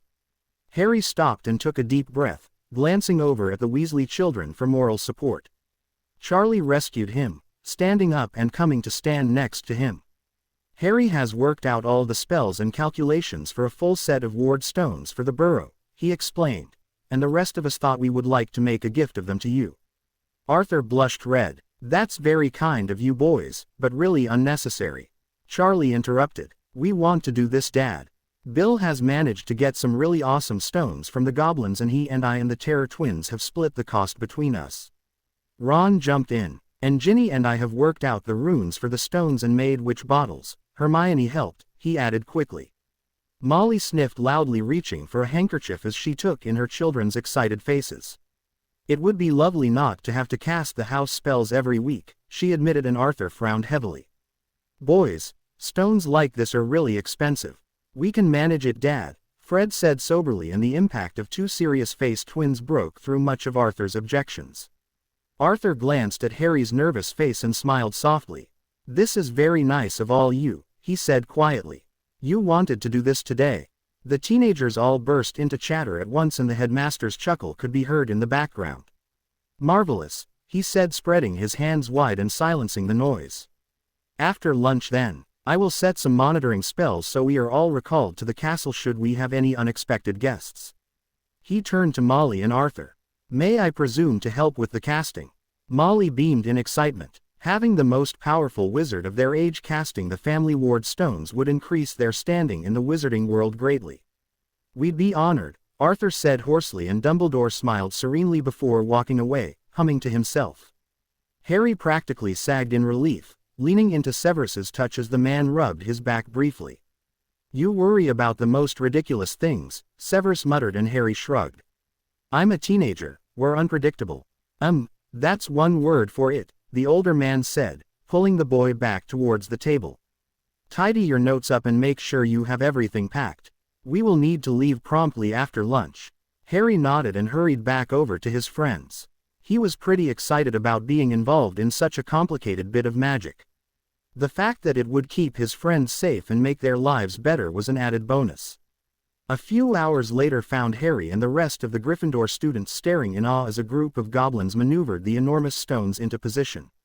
The head of the goblin group had marched over to the teenagers on arrival and snatched the map Harry had created out of his hands. The goblin had stared at it for a moment, given Harry an appraising look, and then stalked away without another word. The children had each picked one of the 13 positions and magically created the foundations the stones would rest in, adding their witch bottles.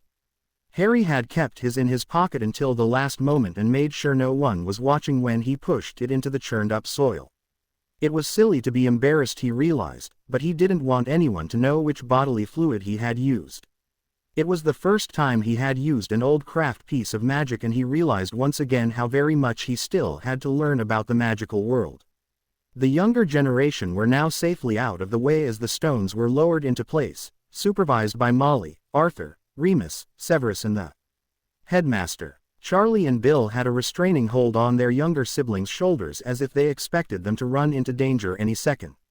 Once the stones were settled, the head goblin walked over to the group, handed Harry back his notes and gave a sharp nod to Bill before walking back to his colleagues. The small group disappeared in the swirl of a portkey without even a goodbye. "Friendly buggers, aren't they?" Ron said dryly, and the group laughed as they regarded the stones. They were huge and yet somehow fitted perfectly into the wild landscape that surrounded the burrow. The group chatted amicably as they walked back towards the house, and Harry found his excitement building. He heard the headmaster's voice and looked up to see him walking towards them with a figure either side. The diminutive Professor Flitwick flanked one side whilst on the other. Harry unconsciously stopped dead, causing Ron to career into the back of him. "Watch it, mate." "What are you?" Ron trailed off as he spotted the tall figure before him. "Percy," Fred hissed as George muttered, "Pratt," under his breath. "Now boys," Dumbledore encouraged softly as he reached the group. "This is a powerful bit of family magic you are doing here, and it is only fitting that all members of the family are present." Percy stood stiffly before his brothers and sister, his expression its normal haughty self. Harry felt his irritation grow and was just about to stalk off and leave Percy at the mercy of his furious siblings when he noticed something the others hadn't. Percy was shaking, his hands trembling against his sides and his knees knocking together. Harry deflated, feeling immediately ashamed at his anger. It must have taken a great deal of courage for Percy to come here and face his family, he realized. He glanced back at the other redheads who all looked ready to go for their wands and bit his lip nervously. Maybe, if he was friendly to Percy, the others would follow suit. The truth was he didn't want to be nice to the idiot who had said and believed so many awful things about him. He glanced over the meadow to where Severus and Remus were watching the potential confrontation. Molly stood near the back door wringing her hands nervously, her husband behind her with his hands resting on her shoulders. They both looked torn between running to greet their wayward son and allowing things to play out between the siblings. Harry frowned heavily. What would Severus do in this situation, he wondered. He thought of his master's reaction to Sirius and nearly snorted in amusement. Maybe not the best role model on this particular occasion then. Remus would just forgive him or pretend nothing had happened. Harry didn't think he could do that either. Taking a breath, Harry stepped forward and crossing his arms over his chest stood before Percy with a glare. "Now my boy." Dumbledore trailed off as Harry turned his glare abruptly to the headmaster before looking back at Percy, who swallowed nervously. "I would like an apology," Harry said coldly, aware of Ron and Hermione coming to stand either side of him. Percy swallowed as he looked at the sea of redheads glaring at him. "I'm sorry, Harry," he said quietly. Harry searched the man's face. "For what?" he snapped, aware of the headmaster moving to intervene. "Now Harry," the man began before Harry cut him off.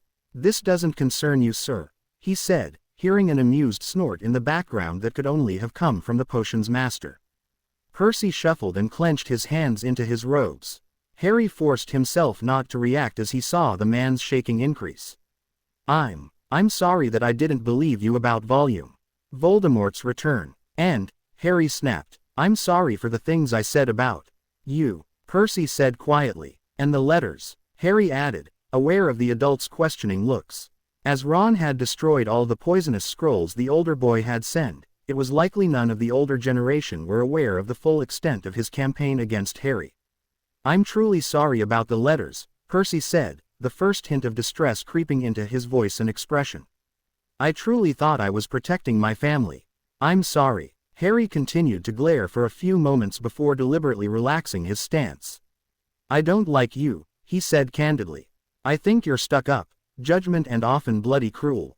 You really don't appreciate the amazing family you have. I would prefer to never see you again." Harry stood firm, ignoring the disapproving look he was receiving from the headmaster and the flush of shame that had flooded Percy's face. "I love your family more than I thought possible," Harry continued with a quieter voice. "I would do anything to keep them safe, and for that reason I'm glad you're here. I accept your apology. It was really brave of you to come," he admitted before taking a step forward and holding out his hand. Percy released an explosive breath in relief and after a moment's pause took Harry's hand in his. The two shook firmly and then Harry walked away, leaving Percy with his brothers and sister. Hermione followed him and he smiled as she squeezed his arm in support. Harry moved to where his two guardians were stood, blushing at the approval he saw in Severus's face. It was funny how he was starting to be able to read the man. "What's this about letters, Harry?" Remus asked quietly, and Harry shook his head. "It doesn't matter," he answered. "It's over and done with now. Just another thing that made the last few years pretty crap." Remus frowned, his expression sad as he regarded his charge, and Severus laid a hand on his shoulder. "We will be starting in a few minutes," the potions master intoned softly. "Do you need a few moments to calm down?" Harry shook his head. "No, I'm okay. I wasn't as mad as I pretended. I just don't want to be a doormat for anyone anymore. He had to know he had hurt me." Severus squeezed his shoulder and nodded to the headmaster, who was beckoning them both over. Harry pulled his notes from his pocket and smoothed them out before going over to the older man. "Harry," he said warmly, "I know you were going to stand over one of the stones, but I wondered if you would like to do the casting with me instead." Harry's eyes widened. "I don't think I'm strong enough," he admitted. "I've never done anything like that before." Dumbledore and Severus exchanged amused looks at that. "I don't think magical strength is a problem," Severus said dryly, and the headmaster chuckled. "I will hold the magic, Harry. What I would like you to do is speak the incantation. As your family, Severus can hold the stone where you placed your witch bottle." Harry couldn't help the smile that formed at that. His family. Today was a day all about family. Harry nodded nervously, and in response the headmaster held out a hand in a familiar position. Harry exchanged a nervous glance with each of his guardians and Hermione before laying his hand over the headmaster. A swirl of air later, and they were both perched on the roof of the burrow. Harry gasped at the view. From here the stones looked magnificent. "Take a seat, Harry," the headmaster encouraged, conjuring a fluffy purple cushion for Harry to perch on. "Take a few moments to attune to the land and the stones. You will find it helpful if you can see the currents of the spell." Harry settled onto the cushion, pulling his backpack off his shoulders and tucking it beside him. He focused on his breathing, watching as the Weasleys spread out and each stood before one of the stones. They covered 9 of them, with Remus, Severus, Hermione and Professor Flitwick covering the other 4. It only took a few minutes for the energy around the stones to become clear to Harry, and the glow seemed to light up the whole area. Harry nodded gently at the headmaster, and the older man held out a hand to help Harry back to his feet. Seeing the movement, the others all drew their wands and turned their attention to the 2 on the roof. Harry pulled his own wand, realizing belatedly that he had picked up the Elder Wand instead of his Holly one. The wand buzzed happily in his hand, a sense of anticipation radiating from the white wood. "When you're ready, my boy," the headmaster said softly, and Harry took a shaky breath before quietly reading out the first incantation on his sheet. A small spark of magic ignited before him and formed in a swirling ball, which the headmaster instantly caught with his wand, directing it up to hover above them. The second line formed a small staff-like line of power beneath the ball, connecting it to the burrow's roof. Dumbledore smiled at Harry and nodded that he should continue. Realizing that only he and the headmaster could see the line and colors of the spell, Harry glanced back at Ron and gave him a thumbs up to indicate all was well. The third line of the spell was the one that was meant to connect the energy to the first stone, and Harry watched in fascination as the line of purple energy stretched out in an arch through the air to where Arthur stood. When it connected with the Weasley Partiache's wand, the man jumped and changed position, holding his shaking wand tightly. Arthur carefully guided his wand down to the stone, and everyone gasped as the stone appeared to light up from within and the arch became visible. One by one, they cast the magic out from the central ball to each of the stones, until all 13 were pulsing with magic. Harry paused and looked back at Dumbledore, who was now shaking with the effort of holding the anchor to such powerful magic. There was one bit of the spell left, which would complete the wards and set them permanently in place. This was the bit that needed conscious intent to set. Harry closed his eyes and concentrated on his desire to keep the Weasley family safe. He remembered the many happy meals he had shared here, all of the laughter and chaos and joy. He thought about all of the cracks in the building and furniture and everything that needed magical repair. The Elder Wand seemed to warm in his hand, and Harry became aware of the stone throbbing against his neck. He bent down and opened his rucksack, pulling the invisibility cloak from its depths and threw it around his shoulders. Straightening up, he saw the headmaster watching him, his eyes bright and alert, and he blushed under the scrutiny. Harry put his free hand to his throat and pulled the leather cover from the stone, allowing it to settle against his skin, and then with a deep breath said the last line of the spell. Power blazed from the elder wand, hitting the large ball of swirling magic in a shower of sparks. Dumbledore staggered a moment and Harry grabbed his arm to support, feeling as his and the headmaster's magic combined with the conjured ball. The magic shot out along the arcs to the stones and Albus released the anchor with a sigh of relief. They both watched in awe as the power pulsed down towards the stones and then started to form in smaller lines between the existing ones. Like a spider's web, the ward formed one line at a time until there was a beautiful multicolored dome covering the whole meadow.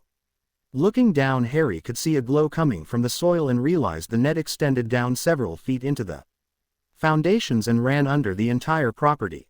"Ah, I seem to have forgotten one small detail," the headmaster admitted sheepishly. Harry threw the man a questioning look and he chuckled. "We have woven anti-apparition elements into the wards and we are on the roof," the older man said with a smile, and Harry rolled his eyes. A movement caught their attention and Harry turned to find Severus gliding towards them on a broom, with two of the Weasley boys' clean sweeps tucked under his arm. He handed them over with a smirk and Harry sighed. Once they were safely on the ground, the rest of the group joined them, all bouncing in excitement. "It is beautiful, Harry, that was amazing. It's really high, we can still play Quidditch." Harry laughed at the last one. Trust Ron to be thinking about Quidditch even now. "How long will it glow like that?" Remus asked quietly and the headmaster answered with a smile. "I expect it will last a few days. Once the wards are settled then they are pretty much invisible. They are however now fully active." He turned back to face Harry. "Very well done, Harry." The whole group wandered back towards the house, chattering loudly, and Harry grinned happily. They entered the house's kitchen to find that every surface was glowing almost as brightly as the wards outside were. Remus picked up a glowing teacup curiously. "Harry, did you think about the building itself when you cast the final incantation?" The older man asked gently and Harry nodded. "I thought about all of the household and repair charms and them not degrading over time." "My goodness," Molly exclaimed excitably as she examined her shiny, new-looking pots and pans. "This is wonderful," she thundered over and pulled Harry into a big hug. "Thank you, Harry, thank you so much." She squeezed him tightly before letting him go and allowing Arthur to draw her into his side. Arthur smiled tearfully at his extended family and friends. "Thank you, all of you. It's a beautiful thing you have done for us." The chime on the flow interrupted the moment and Charlie moved away to answer it. He came back quickly, his face pale, and the group quietened. "That was Minerva," he said quietly. "One of the alarms in the Forbidden Forest has been activated." There was a moment's pause before Dumbledore spoke soberly. "We must return to Hogwarts.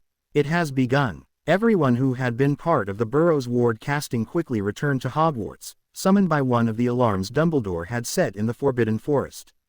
The only exceptions were Professor Flitwick and Molly Weasley, who had both remained behind to prepare the house for casualties.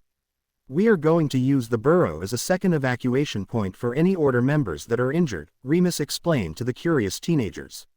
"That way we are taking some of the pressure off the hospital wing." Harry paled at the thought that there might be that many people hurt. The group gathered in the Great Hall, watching as dozens of witches and wizards Harry had never met before poured into the room through one of the flows. Some of them wore the red cloaks of the Auror Corps, others badges of rank from some of the mastery programs the ministry ran. Severus grabbed Harry's arm and pulled him towards the large doors. "It's time, Harry, as we discussed." Harry nodded nervously and allowed himself to be pulled away, relieved when Ron and Hermione hurried to run beside him.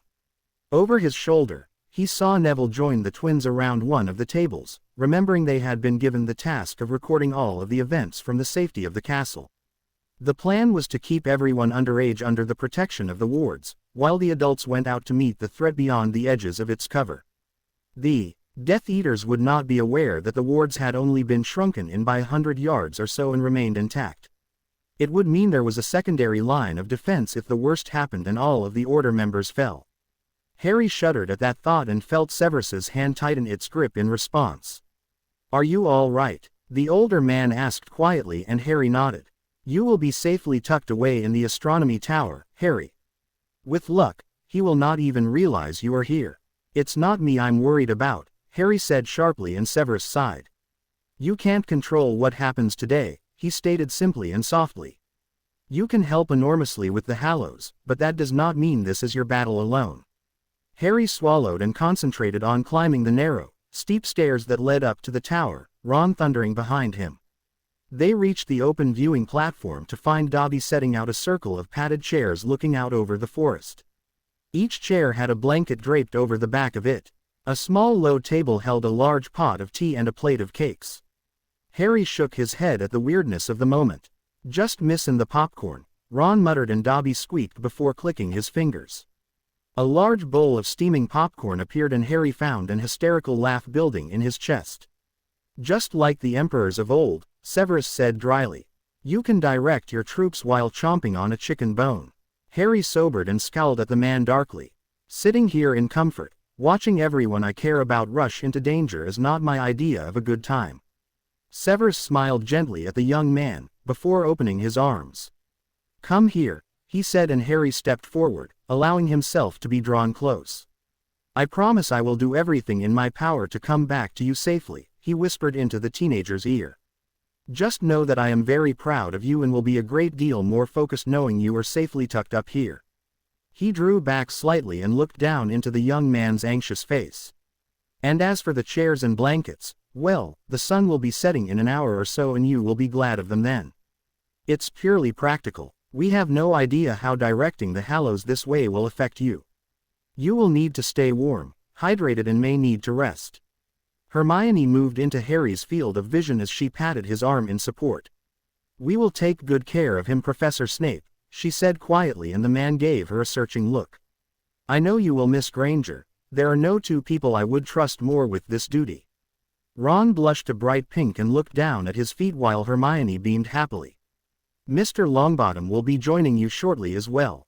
He will be setting up a monitoring prism up here that will record everything that happens below." "Just think," Hermione said breathlessly. "Today may go down in the history books as the final showdown between Voldemort and Dumbledore." "Yeah, hopefully for the right reasons," Ron said darkly, and Harry shuddered again. Severus pulled Harry in for another tight hug and then stepped back to regard the boy seriously. "Promise me you will stay here," he said seriously, and Harry straightened and met the man's eyes, his expression fierce. "I can't," he admitted, and Severus's expression darkened, his mouth opening to argue when Harry cut him off. "I would just be lying if I promised you. I will promise that I will stay here unless it looks like there is no choice or it has all gone wrong.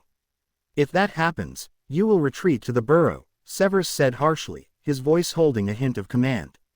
"I can't promise that," Harry said candidly, holding the man's eye, and Severus deflated visibly, his hand coming up to rub his eyes.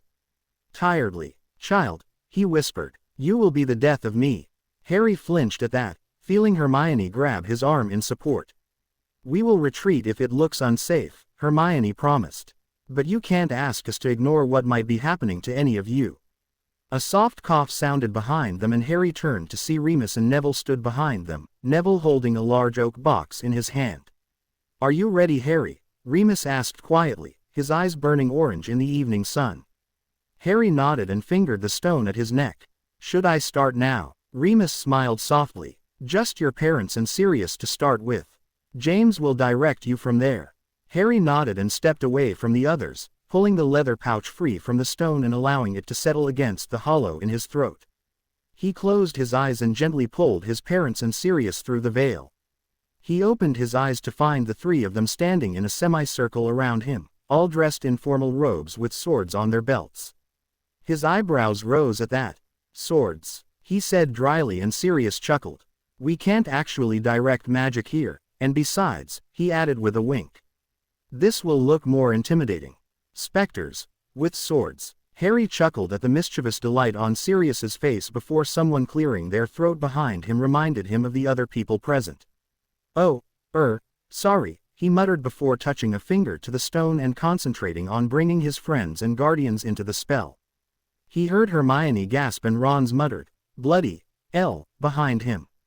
It was one thing hearing about the stone, but quite another experiencing it, he supposed. James Potter turned so he was addressing the whole group. "I would love to just sit and get to know you all, but we have a short window to get everything in place. Harry, I need you to focus on opening the veil as wide as you can, and I will call forward everyone we need. I suggest we direct them to arrive on the lawn, and it's best if only you can see them just now." Harry took a deep breath and moved over to the railings where he could see the lawn. This sounded tricky and he wasn't sure how neatly he could do it. Severus moved up behind him, laying his hands on his charge's shoulders. The weight was surprisingly comforting and Harry felt a little of the tension leave. James came to stand beside him and lightly gripped Harry's hand, the older Potter's skin still feeling cold and permeable. Harry was aware of the others lining up along the railings to watch but tuned them out to focus on the stone at his neck. He imagined the veil opening like a massive stone door, larger than the doors to the Great Hall. "Okay, Harry, I'm going to start bringing people through now." Harry nodded and focused on keeping the opening steady as one by one, transparent figures appeared on the grass below. Some of them looked familiar, others not at all, but they all wore formal robes and had a weapon of some sort in their hands or on their belts. When the number hit 50, Harry stumbled, finding his legs shaking beneath him. He kept his focus on the door, allowing Severus to lower him into one of the armchairs and wrap a blanket over his legs. Hermione knelt beside him and gripped his hand tightly. "I wish we could see what's happening." Ron grumbled and Harry felt a smile lift the corner of his mouth. Ron was reassuringly predictable, even in the midst of preparations for battle. Harry reached out and grabbed Ron's hand, allowing himself a moment's distraction to draw Ron into the working. "Bloody freaking hell," Ron exclaimed before leaning dangerously over the railings to look at the small army gathering on the lawn below. "Did you just put out a general invitation for a scuffle?" Ron directed the question at Sirius, who was stood nearest, and the man laughed. "Everyone down there lost their lives to a living Death Eater," Sirius explained gently. "The plan is that they will all position themselves in front of the one who killed them so that when Harry reveals them it will cause a distraction."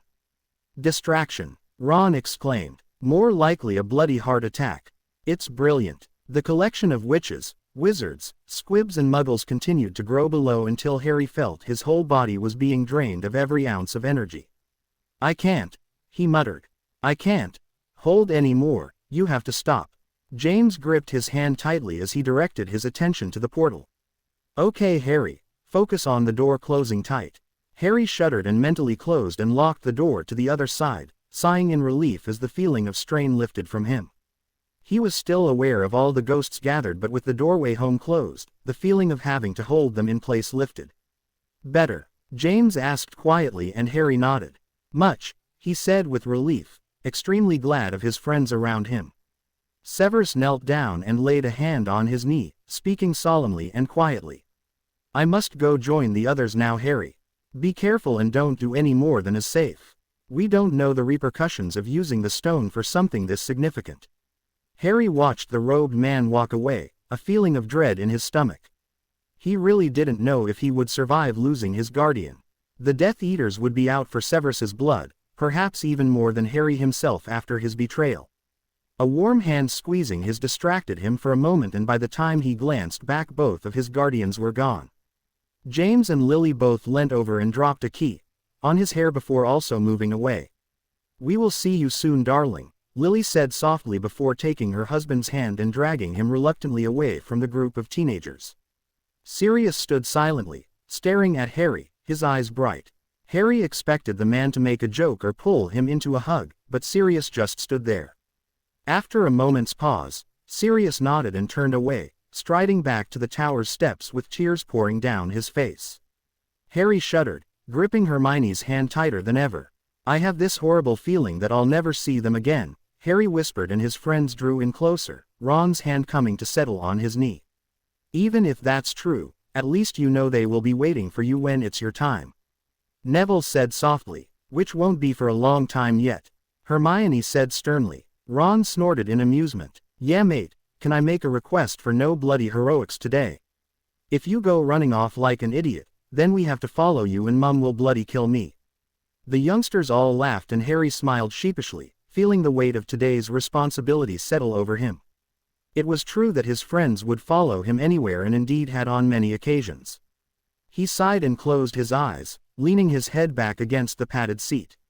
He made a silent promise to himself that today he would be careful and do his very best to not put himself or his friends in any danger. He watched as the others got settled in their chairs, pulling blankets across their own knees.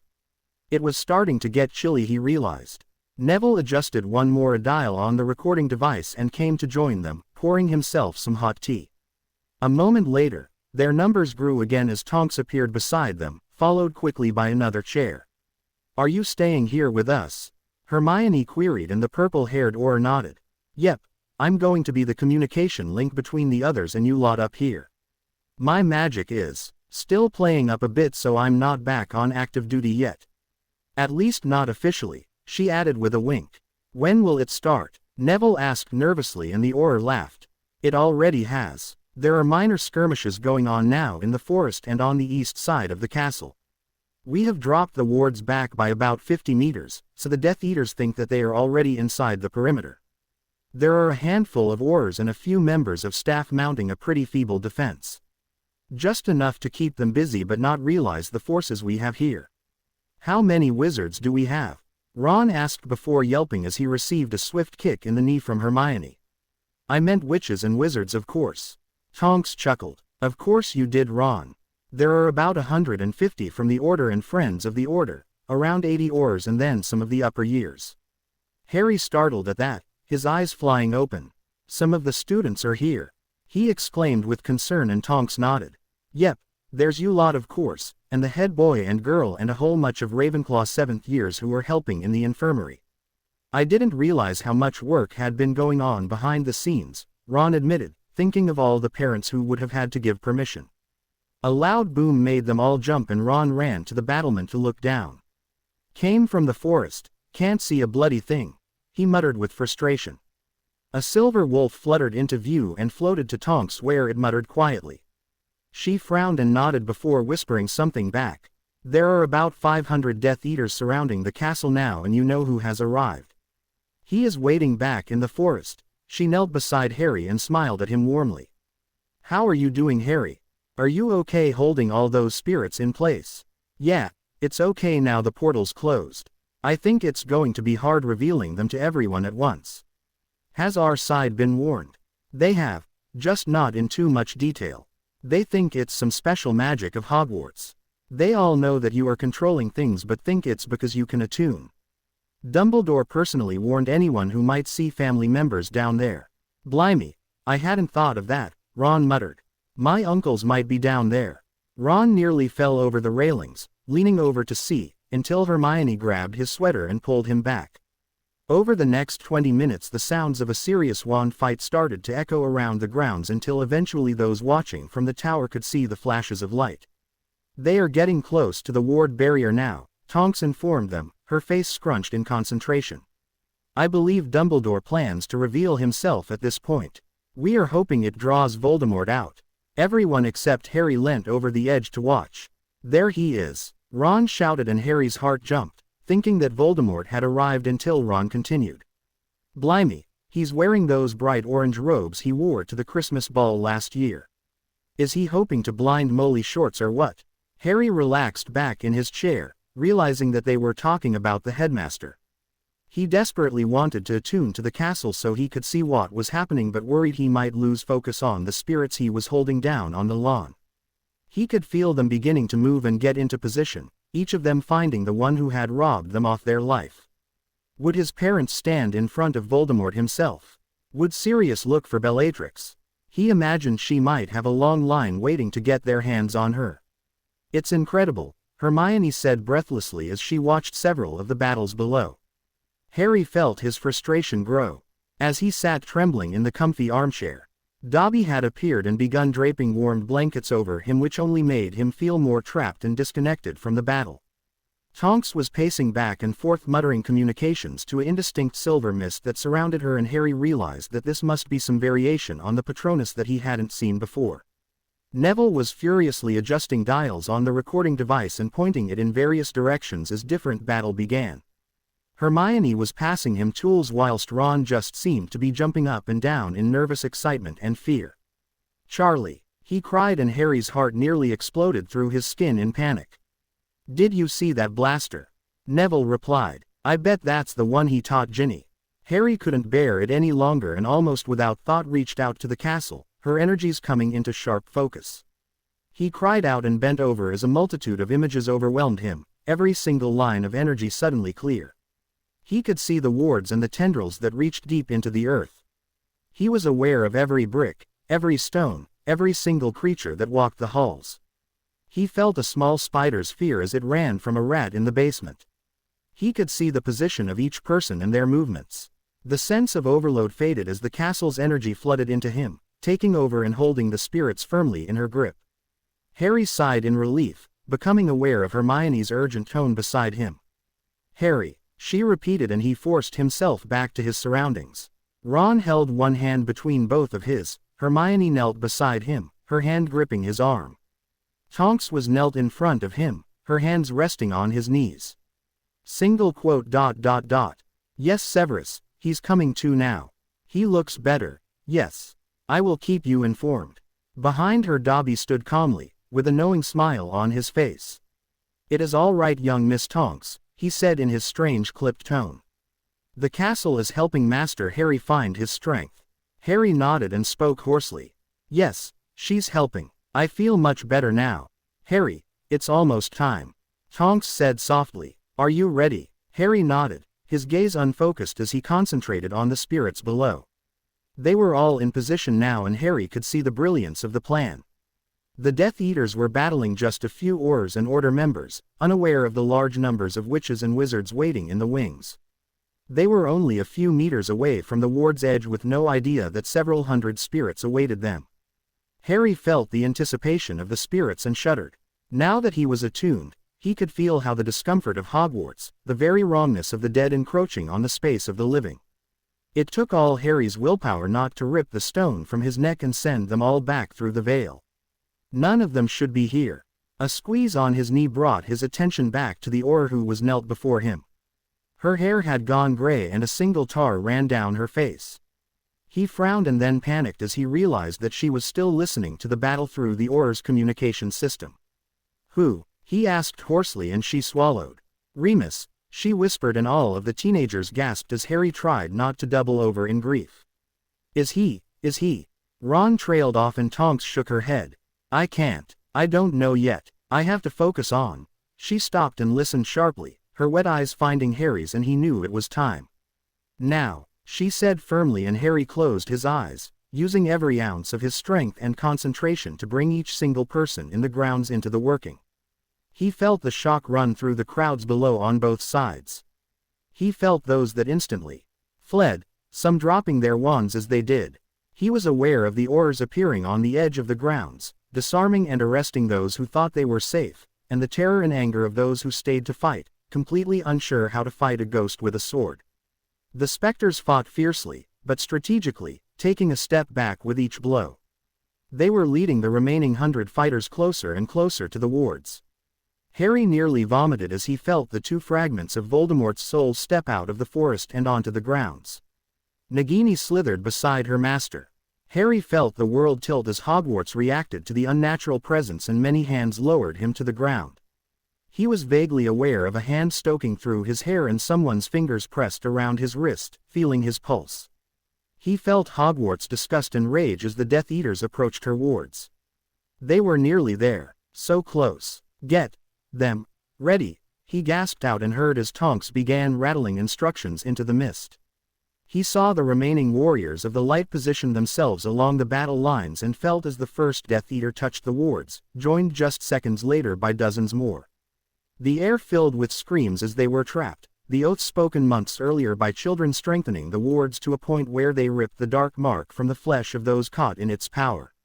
Voldemort roared in rage, and Harry felt his gaze move in anger to the headmaster, who stood calm and ready to engage in battle.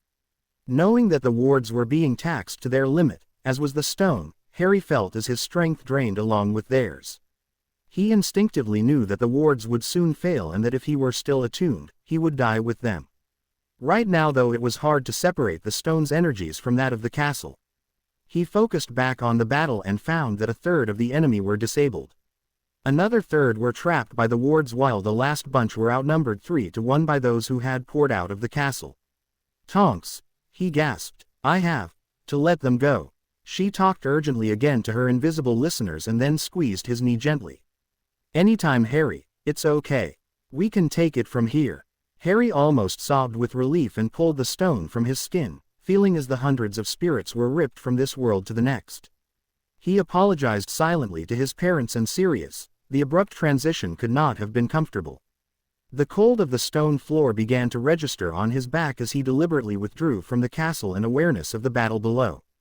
Voldemort and Dumbledore had engaged now, and the castle almost sang with awareness of the battle. Harry allowed his eyes to drift close and succumb to the exhaustion that flooded him.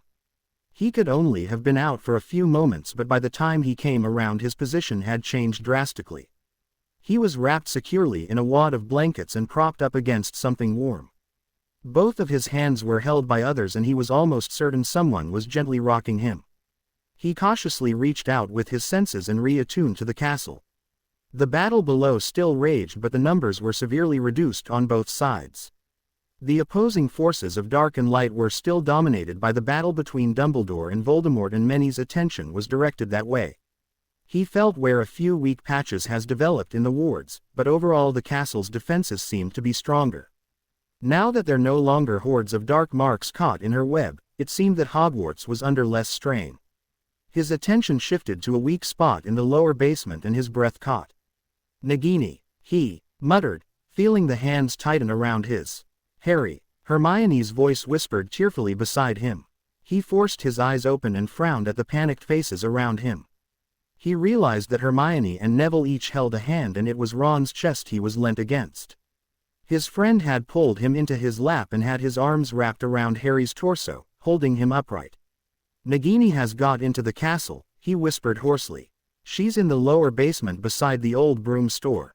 She's heading towards the circular staircase the Bloody Baron likes. Tonk's voice was heard in the background as she related the information, before she knelt back beside them with a frown. There is no one free to go after her, so I will have to leave you. You're going after her? Harry asked sharply, and she nodded. Yes, we have to get her. She's the last, you know. I'm coming too, Neville stated firmly, and Hermione nodded before looking to Ron. I'm not leaving Harry, Ron said fiercely, his arms tightening around his friend, and Harry felt a lump grow in his throat. I'd help. But. Harry trailed off helplessly, and Tonks patted his leg. You're not going anywhere for a while, Harry. You need to recover. I shouldn't be letting any of you come, but truthfully I may need the help. Hermione knelt over and kissed Harry on the cheek, before doing the same to Ron. Take care of him, she said tearfully, and Ron nodded. Be careful, he replied. I can't lose you too. Harry watched with frustration as the others hurried away towards the tower's stairs, before Ron's words penetrated. Who did you lose? Whose? Ron's arms tightened again, and he swallowed before replying. We saw Percy and Fred go down. Percy was moving, but Fred, it looked like, we think. Harry turned slightly so he could see his friend's face, his own chest hurting with the thought that the Weasleys may have just lost two of their sons. Ron, he murmured in sympathy, and the other boy gave a helpless laugh. There's nothing we can do about it here. It seems to be going well, at least. I think we are winning. How are you feeling? That was pretty awesome, you know, what you did with the stone. Thanks. I feel okay, a little shaky still. Just stay still a little bit. You'll feel better if you eat something. Harry allowed himself to relax back into Ron's arms and accepted the hot chocolate that Dobby held to his lips. To his embarrassment, he couldn't actually hold the cup, his hands were shaking so much. They three of them stayed crouched on the floor like that for 20 minutes whilst below them the battle continued.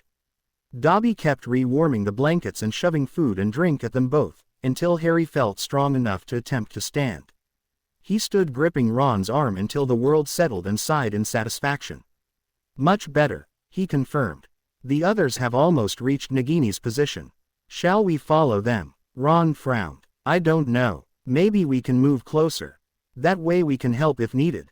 Much to Dobby's distress, they left the shelter of the tower and slowly made their way down the tower, Harry hugging the wall to keep himself steady. Harry tried hard not to think about what was happening below, the fact that Percy, Fred and Remus may already be dead. He had no idea where Severus was or what his friends were now facing. As they descended the stone steps, he took a moment to regroup before reaching out and again attuning with the battle below. He had to know what was happening. It was time to finish this one way or the other. They had just reached the upper level when Harry froze, his attention diverted by events below. Ron gripped his arm as Harry winced several times. After a few minutes, Harry smiled. A huge relief-filled smile that almost made Ron vomit with anxiety. Harry, they did it, Ron. They got Nagini. I think Tonks is hurt but the others are moving normally. They are heading towards the hospital wing. Ron sagged in relief, leaning against the stone wall. Way to go, Hermione. Actually, I think it was Neville. It was hard to follow at the end there, and I think Fawkes was there as well. Maybe he brought that bloody sword again, Ron suggested, and Harry smiled. Yeah, that might have been it. I couldn't really see what he did. We are just a floor above the hospital wing. Let's meet them there. I feel like I should be doing something. It only took them a few minutes and they arrived at the doors at the same time as the other three, Neville and Hermione practically dragging Tonks between them. It bit her, Hermione said breathlessly as the others rushed to help, carrying the unconscious Tonks between them. Ron gave his girlfriend a sharp look, seeing the cut on her cheek and grazed knuckles. I'm all right, she reassured him breathlessly. Together the four of them managed to maneuver the injured woman into the hospital wing, wincing at the wall of noise that hit them the moment they pushed through the heavy doors. Aurors and students ran back and forward with supplies as they tended to the many wounded. They lowered Tonks onto a stretcher on the floor and a seventh year ran over to assess. She was bitten by Voldemort's snake, Neville explained, and the girl ran to the nearest cupboard, coming back with a small glass bottle that she snapped open and poured into Tonks' open mouth. She'll be all right, the girl said hurriedly. We've treated a few others for bites and they have a really good anti-venom here. A small elf moved in to start bandaging the open wound on Tonks' leg and they all moved aside. Ron looked around, his expression tight and anxious, and Harry moved to his side, knowing his friend was searching for red heads amongst the injured. The seventh year who had been treating Tonks also saw his search and moved back over. Ron, she said quietly, and his gaze flew to hers. Daughter, my family. Daughter, they. Percy and Fred were brought in, she answered quietly. Percy is badly hurt but will probably make it. Fred, she swallowed. I'm sorry but Fred was too badly injured. They have both been taken to your family home. Ron staggered where he stood, only stopped from falling by Harry and Hermione grabbing an arm each. Hermione wrapped her arms around her shaking friend while Harry rubbed his back gently. None of them said anything. Harry glanced from bed to bed looking for Remus with his heart in his throat. He wasn't in the infirmary. Did that mean he was dead? Had he lost one of his guardians? He was too scared to ask any of those working here. Harry looked over at Neville, who was sat in a nearby chair with a shell-shocked look on his face. The sword of Gryffindor hung bloody and tarnished at his side. Harry caught his eye and gave a weak smile. Well done, Neville, he said quietly, and the shocked teen gave an acknowledging nod. The battle continued to buzz at the back of his consciousness, and Harry carefully shifted his attention to the castle's grounds. He could feel Voldemort's presence strongly now, hovering on the edge of the castle's weakened wards. Dumbledore was keeping a small horde of magical creatures at bay while the Death Eaters themselves seemed to be running in confused circles. Harry was confused by what seemed to be the presence of close to 100 non-magical humans. What were Muggles doing there? He thought in alarm before realizing the cause of the enormous strain on the wards. The castle had stripped those with the mark of their magic. Lured in by the Order and remaining Aurors, the Death Eaters had been caught by the wards and turned in squibs. A sense of satisfaction filled Harry. He couldn't think of a better punishment than being forced to live with those you have despised and oppressed. He tried to focus on the forest but found himself distracted by a sudden flurry of activity near the Great Lake. Several Death Eaters had focused on one of the castle's defenders and the Dark Lord was rapidly heading that way. The headmaster attempted to intercept but was caught by a wave of blinding magic that seemed to throw him into the forest. Harry gasped as the headmaster hit the floor and was still, his hand unconsciously gripping Ron's elbow in a vice-like grip. Harry, what's happening? His friend asked hoarsely, and Harry shook his head tensely, his gaze far away. Dumbledore's down, he said quietly, hearing his friend's mutters of distress.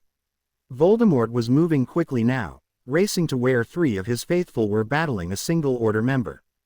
Harry could almost feel the monster's anger, and he focused on the fierce battle, seeking to identify the lone person. A familiar magical energy swept over him and Harry cried out in horror. Severus, he gasped before turning and running for the hospital wing doors. Behind him, he heard his friends' feet pounding on the stone steps. None of them called him back, for which he was very grateful. By the time he had reached the first floor on the great stairs, Ron, Hermione and Neville had caught up with him. The whole time Harry saw the battle raging outside, he saw every cut Severus took and how the man had tired. His guardian was no longer fighting back, reduced to casting shield after shield to try and deflect the onslaught he was under. Harry reached the open doors of the castle at the same moment Voldemort reached Severus's side. Harry turned to his friends. "Voldemort has Severus," he said hoarsely. "The headmaster went down just behind Hagrid's house. I need you to get help for both of them. I don't think anyone saw Dumbledore fall." His friends nodded and Neville spotted a group of Aurors rounding up some of the injured Death Eaters. "I'll get help for Severus." Neville ran towards the group of Aurors, his wand held ready. "We'll go find Dumbledore," Ron said firmly before gripping Harry's arm. "Harry," he whispered hoarsely and Harry felt the lump in his throat grow. He grabbed his two best friends and pulled them into a hug, which they both returned fiercely. "I knew I'd have to do this," he whispered, feeling them both nod against his throat. "Just come back to us, Harry," Hermione whispered and he choked back a sob. "I love you," he whispered to them both, feeling their arms tighten around him. With a shaky cough he pulled away and without looking back turned and ran out into the dark. He pulled the invisibility cloak out of his pocket and threw it around his shoulders as he ran. He knew that Riddle could probably see through it, but any advantage was a help. As he approached he saw Riddle wave the other Death Eaters away and position himself above Severus, who was laying panting on the damp floor. Harry wasn't close enough yet to hear what was said, but a second later a spell flew from Voldemort's wand and Severus screamed, his back arching off the floor. Harry cried out in rage and, finding himself within shouting distance, roared at the man who had caused so much pain in his life. "Riddle," he yelled, "are you ready to finish this?" The man's head whipped around at the familiar voice and a feral grin appeared on his face. Harry felt a bolt of fear hit him and land like ice in his stomach. He forced himself to keep moving steadily towards the snake-like man who had now turned to face him. "Harry, no," Severus cried out, trying and failing to drag himself up from the ground. Voldemort laughed as the teenager came to a stop several meters away, his wand held in shaking fingers. "Mr. Potter, what a pleasure," he said with a little mocking bow. "I did not expect to find you here. Killing you in front of the traitor will make this whole debacle worthwhile." Harry felt the undercurrent of anger in the man's words and laughed. "What's wrong, Tom? Did someone hear a rumor that the wards were going to be down?" Harry looked around at all the fallen followers of this maniac and grinned. "Oops," he said cheekily, ignoring how his fear spiked as the rage grew on the other man's face. Voldemort whipped his wand through the air and Harry was almost blasted off his feet by the wave of magic that thundered off his hastily cast shield. Staggering back he almost fell but recovered quickly. "Think, Harry," he yelled internally. "You can't win this by strength alone. What do you have that he doesn't?" From the side he heard a commotion and several spells flew at Voldemort from the edge of the forest. Harry nearly fell over with relief as he saw the headmaster approaching. He was limping and being held steady by Ron, who had a grip on the older man's elbow. All three were sending a steady stream of spells at the Dark Lord. Harry took advantage of the man's distraction to send the strongest stunning spell he knew at the monster. Riddle seemed to deflect them all with ease. Waving his hand over his head, Riddle conjured a large glass dome that encompassed them both, its edges fusing into the churned-up grass. The dome extended about 50 meters around them, holding back the desperately needed help. Harry saw a flurry of spells bounce of its edge and the Dark Lord laughed. "That should prevent any more of these rude interruptions, don't you think, Harry?" "You've already lost," Harry said hoarsely. "Your followers are all either dead or squibs. You should surrender." Riddle laughed. "Followers can be found anywhere, Harry. No one is as strong as me, I can't be killed. Even with all your Horcruxes gone," Harry stated loudly, watching a flicker of something pass across the man's face. Riddle tilted his head to the side with an expression of casual interest, but Harry could see the fear. "Did you not know they were gone?" he asked quietly, trying to ignore the panicked shouts as his friends tried to reach him through the magical barrier. "I believe you are lying, Mr. Potter," Riddle said with a hiss of rage, and Harry smiled. "I might be," he admitted with a shrug, but then how would I know about the gaunt ring? Or Hufflepuff's cup, Slytherin's locket and Ravenclaw's diadem. That locket was nasty by the way, Harry added with a dramatic shudder. No taste at all. Why anyone would put a bit of their soul into something so ugly is beyond me. Riddle screamed in rage and the spell flown his way through Harry into the back of the dome. His friend screamed as he lay winded on the floor. Voldemort lifted his hands and huge clods of damp soil tore from the earth and began to swirl about them, creating a vortex of mud that obscured everything outside the two of them. The sounds from beyond the dome were muted now, regular vibrations the only indicator of those attempting to get in. The others. Riddle spat and Harry shuddered as he pulled himself to his knees. Nagini, Harry rasped. She was beheaded with Gryffindor's sword. The diary of course and the seventh. Did you even know you had made that one? Riddle snarled, his confusion clear. It's funny really, you spent all this time trying to kill me and what you should have been doing is keeping me safe. Harry watched as realization spread across the man's face. Did you never wonder why we are so alike? Harry hissed. In Parseltongue is what little color the man had fled from his face. Riddle took a step back, uncertainty on his face as Harry thought desperately. He had bought himself a few seconds while Riddle tried to work out if he could still kill Harry and survive himself. He attuned to the magic around him, nearly gagging as the wrongness of the Dark Lord's energy assaulted his senses. It felt 100-fold worse than it had with the spirits that had come through to help. He could almost feel magic herself railing at the undead presence that profaned her gift. In a flash Harry knew what to do. He pulled the stone from its leather covering, allowing it to settle at his throat, and dragged the headmaster's wand from his pocket. The cloak was still hanging down the center of his back and he pulled it back around his shoulders, one hand holding the outside edge. Now connected with all three of the Hallows, he lifted the wand, seeing Riddle lift his with a snarl. Harry allowed the energy to flow through him, feeling the death all around as those who had fallen in the battle crossed over. You don't belong here, Riddle, Harry stated, his voice shaking but echoing with a magical authority that wasn't his own. Riddle screamed with rage and deciding against caution threw a barrage of spells towards the arrogant brat that dared to stand before him. Harry instinctively reached out with the Hallows, stopping the spells in their tracks and grabbing hold of Riddle's magic. Lifting his voice he stated as strongly as he could. The Hallows and I command you to leave. Riddle froze, his expression one of confusion as his magical core ceased to turn and his heart stuttered to a stop. Harry saw the coming explosion and instinctively threw the cloak over his head, throwing himself to the ground as the world around him turned to fire. Outside the growing collection of staff, students and Aurors gasped as the inside of the dome turned to liquid fire. They had been unable to see what was happening since the swirling mud had risen several minutes before. The fire spluttered out and then the dome imploded before rushing out in a wave of dispelled magic that knocked everyone onto their backs. An eerie silence fell as everything stopped. There were few left to fight on either side and the remaining followers of Voldemort had fallen to the ground as the dome exploded. One by one, the Order members and remaining members of the Light stood shakily to their feet. Severus lay trembling on the ground, half propped up by Minerva who was crouched beside him. Dumbledore also sat on the ground with Neville supporting him, unable to stand now the adrenaline was fading. Ron ran towards the smoking crater, closely followed by the few remaining Aurors. Ron reached the rim and fell to his knees in horror. The crater was completely empty, its contents incinerated and the grounds charred black.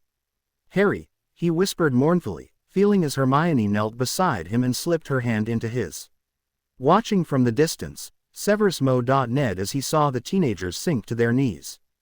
God please no, he pleaded. A moment later the confirmation came through the communication network in Moody's gruff voice. Potter did it. Voldemort's gone. Looks like he took the boy with him. The crater's completely incinerated. Minerva's arms tightened around Severus as he buried his face in his hands with a groan of agony. The pain of his injuries swept over him in a wave and he allowed it to take him under, giving in to the darkness.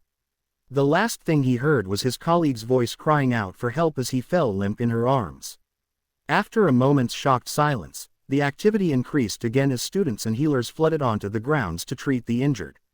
The threat was gone. Now, it quickly became apparent that the Death Eaters who still had their mark and magic when Voldemort fell, died with him, Severus only spared by the conflicting bonds and magical block that Poppy had placed on his arm. The injured were quickly transported to the hospital wing, with order members being sent through the flow to the burrow and the oars transported to St. Mungo's. It took less than 10 minutes to clear the grounds with the enemy dead left where they fell for the ministry to deal with. Through it all, Ron and Hermione sat together on the wet ground, holding each other and crying quietly. Behind them, Moody and Eric Baxter stood guard, keeping Enluki-Luz away with a glare. Moody watched the head boy with interest. Baxter had been safely inside the castle doors for most of the battle but had fed the Aurors and Order members a steady stream of potions, explosives and products that Moody was sure had come courtesy of the Weasley twins. The boy had seemed to know what was needed before anyone asked for it and had directed a small army of students inside the castle to replenish the supplies both at the door and in the infirmary.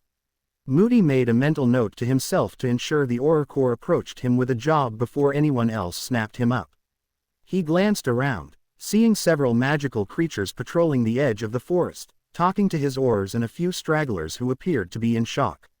He looked over to where Dumbledore still sat on the ground, now being treated by one of the healers.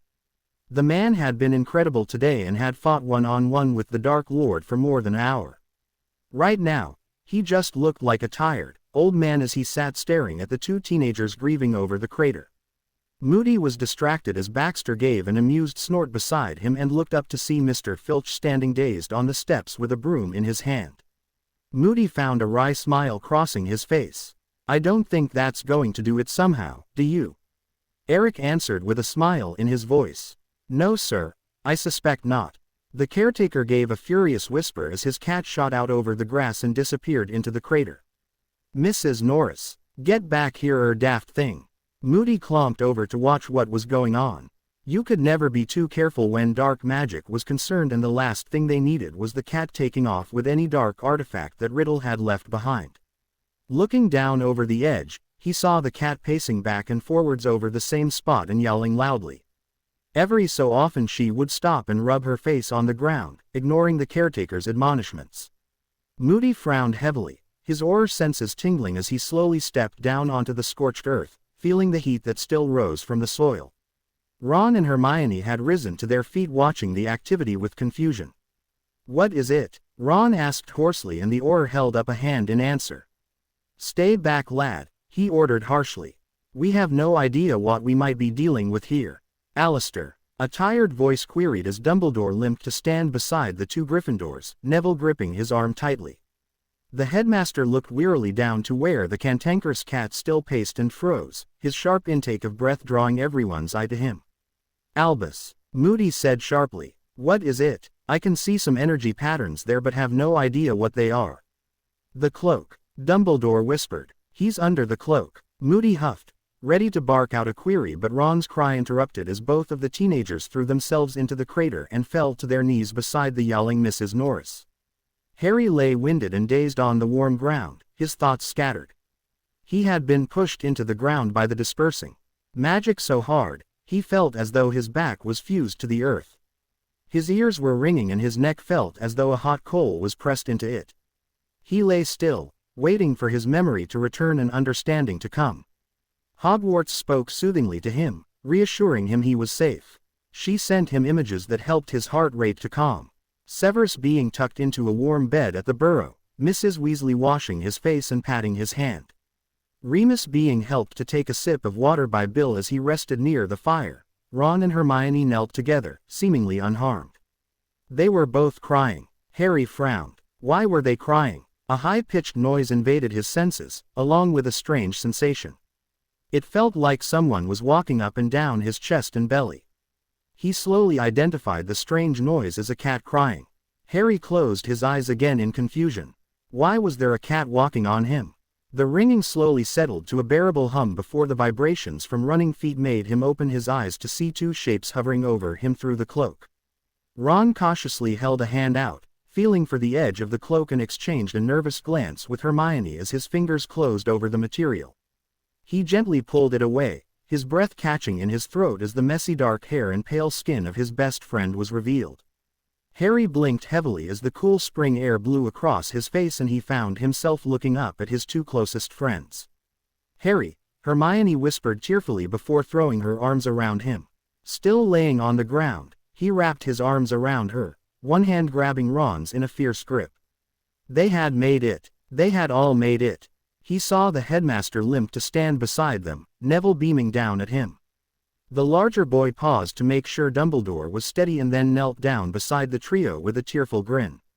"Help me up," Harry muttered hoarsely, and Neville's arm slipped around his waist to help him up to a sitting position. He found himself leant back against Neville with his other friends knelt on either side. "There's help on the way, lad," Moody's gruff voice bellowed from a few feet away.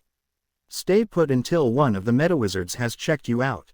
"I don't think I'm hurt," Harry said incredulously, looking at his own hands in wonder. He took a slow inventory. Other than a slightly sore A.S. from landing on it a few times, the only things he was aware of was a burn on his throat and the annoying ringing in his ears. Ron laughed in relief and Harry grinned back before the smile fell from his face with a jolt. "Did you see, Severus? The infirmary staff took him away for treatment," Hermione said softly before the headmaster's soft voice answered from the side. "He's at the Burrow, Harry, as is Remus. They are both injured but not in any danger." Harry nodded, relieved that the images Hogwarts had shown him had not been conjured by his imagination. There was a flurry of activity as a team from St. Mungo's arrived at the edge of the crater and hurried down to his side. His friends were gently pushed aside as a witch and wizard knelt either side and started casting diagnostic spells watched carefully by Dumbledore and Moody. "You're fine," the witch said with amazement. "A little magical exhaustion and your eardrums both have some trauma, but that should heal by itself." The woman looked over her shoulder at Dumbledore. "He needs food, rest and some burn salve on his neck. We really need to get back to." She waved a hand vaguely over her shoulder and the headmaster nodded seriously. "Of course, go treat the wounded. I know you are swamped just now." Harry winced and reached under his backside before pulling out the forlorn-looking remains of the Elder Wand. The intricate wand had been snapped almost in two, its core exposed and burnt away by the inferno. Harry dropped it with a sigh and felt for the stone at his neck. That too was gone, the sore and burnt bit of skin testament to its fate. He looked up at the still shaking headmaster and shared a sad smile with the older man before shrugging helplessly. The truth be told, he was relieved. He pushed the fact that he couldn't say goodbye to his parents away to be dealt with later. Right now, he was just relieved to have joined them. Harry allowed his friends to help him to his feet and support him as they moved slowly back towards the castle. "Get them to the Burrow, Alistair. I will follow shortly," Dumbledore said softly as he watched the group walk away in a huddle. Ron had his arm planted around Harry's waist while Hermione gripped his other hand tightly. Neville walked behind them, one hand lay on Harry's back whilst the head boy guarded the group, his wand in his hand and his gaze on the aurors and healers that were pouring in and out of the castle's doors. Once inside, Moody led them to a fireplace and after giving them all a once-over, handed out flow powder. "Are you all keyed into the wards?" he asked gruffly and the group nodded, Baxter stepping back to stand beside the auror. "You first, Potter," he barked and Harry stepped forward and stepped into the flame. With a swirl of green he was off, away from the battle and into the hearth of his favorite family. Harry stepped out of the fireplace and into what could only be described as organized chaos. The always cluttered living room was now rammed with people and noise. The three sofas were pushed against the far wall, each filled with a person wrapped in a blanket. Harry recognized several order members moving about with trays of tea and toast. Charlie, who he had only met once, was knelt on the floor beside Percy, who was wrapped in a blanket and shivering in an armchair. Charlie was rubbing his brother's leg and whispering softly to him. Harry could hear voices from the kitchen and the sound of multiple footsteps on the stairs above them. He had no doubt that each of the bedrooms were as rammed full as this room. The fire flashed behind him and Hermione stepped out, her hand coming to rest on his back. No one had even looked their way yet and Harry was grateful to have a few moments to get his bearings.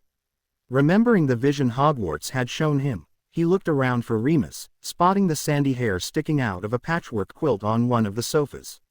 He moved unnoticed between the order members until he reached his guardian's side and knelt beside him on the floor. "Remus," he said softly and the man turned to face him, his expression showing shock and then distress as it fell on the son of his childhood friend. "Harry," he gasped sitting up and pulling the boy almost into his lap.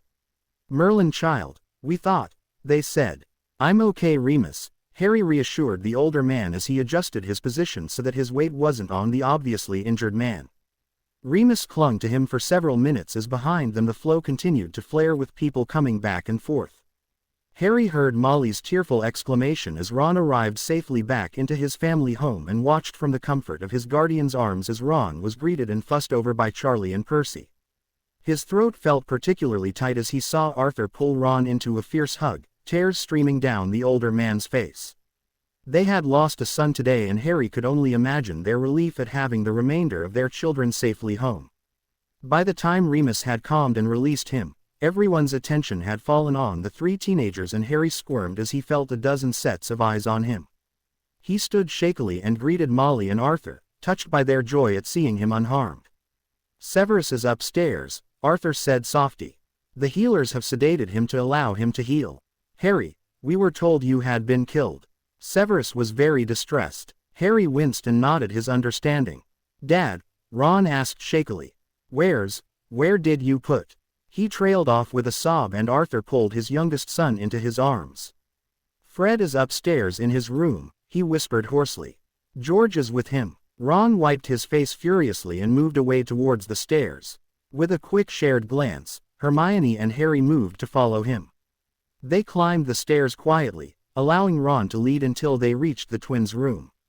Ron paused and then with a shaky breath, pushed the door open. The three of them stepped in and quietly closed the door, their hearts breaking with the scene they found.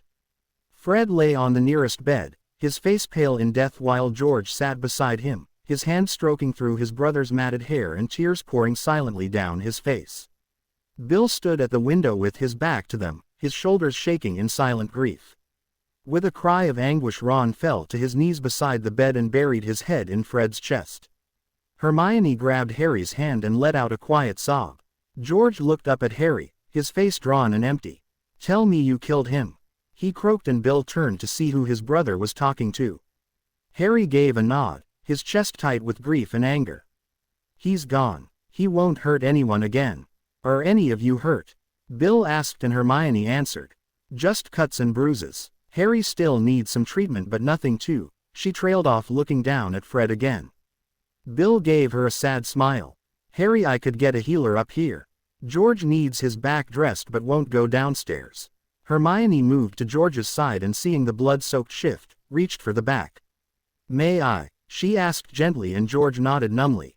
She lifted the shift and winced at the jagged cut that ran across the back of the boy's ribs. "This just needs some cleaning and some Deepening. I could run down and get some." "I'll call Dobby," Harry said and quietly summoned the elf to his side. Predictably, Dobby threw himself at Harry's legs and cried quietly for a few minutes before giving Ron and Hermione the same treatment. "Dobby, could you get us some Deepening and a clean dressing?" Harry asked and the elf nodded enthusiastically. The elf glanced at where George and Ron sat sobbing over their fallen brother and frowned slightly before disappearing with a crack. Hermione pulled her wand out and gently cleaned out the cut, while Harry rubbed circles on Ron's back. Dobby swiftly returned with a small potions bottle that Hermione proceeded to pour over the angry-looking wound. The cut slowly closed, leaving a thin line with a few bleeding edges left. She covered it with the dressing and patted the crying boy on the shoulder. "All done," she said softly as Bill tugged the blood-soaked shirt over his brother's head. "Let's get you into a clean top, mate," Bill said gently as Hermione raided the wardrobe for a warm jumper. Harry found himself being pulled over into the corner by the door by the small elf who was tugging on his trouser leg. "What is it, Dobby?" he asked and the elf tugged on his ears nervously. "Master Harry, sir, there be something strange with the wards." "What do you mean?" Harry asked in alarm. "Is someone trying to break in?" The elf shook his head fervently. "No, sir, the soul can't get out." Harry frowned in confusion and the elf tugged his ears again in distress. "Master Fred is still here, sir." Harry's eyes widened as he looked back at the still body and he knelt down to be on Dobby's level. "Do you mean his ghost is here?" "No, Master Harry. Master Harry is a great wizard and made the wards so that death can't visit here. Master Fred is still in his body. You should try and heal him." Harry felt his heart jump in his chest. "Are you sure, Dobby?" The elf nodded. "Could you go and get a healer?" The elf disappeared again and a few seconds later appeared with a crack and a struggling Madame Pomfrey. Daft elf. I was just in the middle of. She stopped as she took in her surrounding and she saw the distressed group huddled around Fred. What's going on? Bill asked wearily and Harry nodded at the elf. Dobby repeated his belief that Fred was still there with them, leaving the room silent and staring at him. What does that mean? George asked shakily and the elf wrung his hands. You should try to heal Master Fred again, the elf said confidently and Madame Pomfrey shook her head. His injuries were too severe, she said softly. He lost too much blood and his heart stopped. We couldn't get it started again. You must fix him first, then start his heart, the elf said firmly. He will wait. Death doesn't wait, the Meadowitch said softly and Harry coughed. Actually, he said sheepishly. I may have accidentally done something with the wards that buys you more time than usual. The witch stepped forward with a frown and waved her wand over the still boy. There's a lot of damage and I've never tried to fix a body before. Can you try? Bill asked hoarsely and the witch paused a moment before nodding and setting to work. I'd better get Mum and Dad, the older Weasley said before moving swiftly from the room. The remaining Weasleys quickly poured in and after a brief explanation the room seemed to burst into activity. Harry and Hermione quietly left the family alone and went to sit on the stairs outside the room to wait for news. Ginny appeared and seemed to become the gopher for the witch. She would appear every few minutes and run down the stairs for supplies. After about 20 minutes Ron and Charlie came and joined them on the stairs. She's still fixing all the damage, Charlie muttered. I've never heard anything like this. Me neither, Harry muttered. The whole thing was seriously freaking him out. How did you repair a dead body and what if it didn't work? Even worse, what if it did work and Fred wasn't, right? His hand stayed to the burn at his throat where the stone had been. He was pretty relieved that both the Elder Wand and the stone had been destroyed in the magical backlash at Voldemort's death. He couldn't say he was sorry. He really didn't like this messing around with death. No one should have that kind of power, let alone a teenage boy. It was nearly an hour after they had left the room that they heard a startled cry from Molly. All of those gathered on the stairs jumped and Ron stood, moving uncertainly towards the door. Before he could find the courage to reach for the handle, the door flew open and Arthur stood there, his face bathed in tears. His eyes flew over them until they found Harry and he stepped forwards and pulled him into a hug. Thank you, he whispered hoarsely. I don't know what you did but thank you so much. It worked. Bill cried and Arthur nodded, pulling away from Harry. He's conscious, groggy but awake, alive. It's a miracle. The Weasleys all piled back into the room leaving Hermione and Harry standing shell-shocked in the hallway.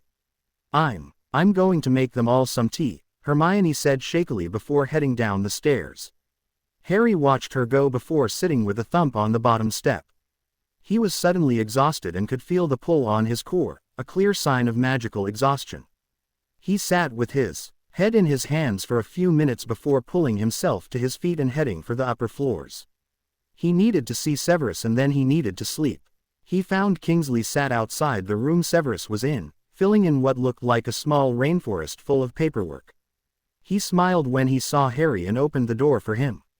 Well done today, Mr. Potter, he said quietly and Harry smiled. Thanks, he whispered before stepping into the room, feeling the buzz of a silencing charm as he passed through the doorway. His guardian lay curled on his side and looked awful. Harry could see the marks from the various curses and hexes the man had been hit with across his face and arms. Both hands were bandaged and one leg was raised up on a pillow. Someone had tied his hair back to keep it off his skin and it only made the man look thinner than normal. Harry looked about for a chair and found an armchair near the room's only window. He dragged the chair over to the bedside and looked about for a blanket. With the fatigue sweeping over him, he was suddenly freezing. Spotting a quilt folded up on top of the wardrobe, he pulled it down and wrapped it around himself before collapsing into the armchair. He snuggled down and reached out for one of the potion master's hands. Harry took a deep shaky breath and let it out slowly, trying to stop his racing heart. It was over, he reminded himself. Voldemort was gone for good. His guardians were safe, Hermione and the Weasleys were safe. Everything else could wait for tomorrow. He squeezed Severus's hand, smiling as the man's hand tightened around his, even in sleep. He allowed his eyes to drift shut and for the first time in years fell into a dreamless sleep. Severus drifted awake to the sound of a drawer being quietly closed. He squinted sleepily, focusing to see Molly tidying away some clean linen. Spotting his eyes open, she smiled gently at him and came to kneel beside his bed. "Do you need any pain potions?" she whispered, and he shook his head. In truth, everything hurt, but he didn't want to be drugged again. She gave him a concerned look and patted his hand gently before tucking the blanket up around his shoulders. "I will get you some soup in a bit," she said softly. "Try and get a little more rest." Severus watched the matriarch leave the room before rolling onto his side with an agonized sob. The grief washed over him a wave. He had lost Harry. Nothing he had done had made any difference in the end. Harry had been forced to stand alone before the Dark Lord and sacrifice himself, the very thing that he had sworn to prevent. He remembered the pain of losing Lily and the promise he had made in the midst of that agony. A promise to protect the child she had given her life for. He had never imagined that he would come to care for the boy as his own. Burying his face in his hands, he cried quietly, the exhaustion contributing to his sense of despair. As he calmed, he became aware of other noises intruding from the rickety old house. Floorboards creaked as people wandered up and down the stairs, and the sound of children's laughter drifted through the house. Closer was the scratching sound of a quill as someone outside his door worked through paperwork. He tensed as he recognized the soft sound of breathing beside his bed. He took a deep breath and forced himself to relax.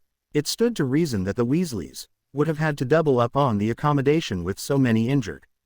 He rolled over carefully, feeling the pull of multiple injuries and bandages.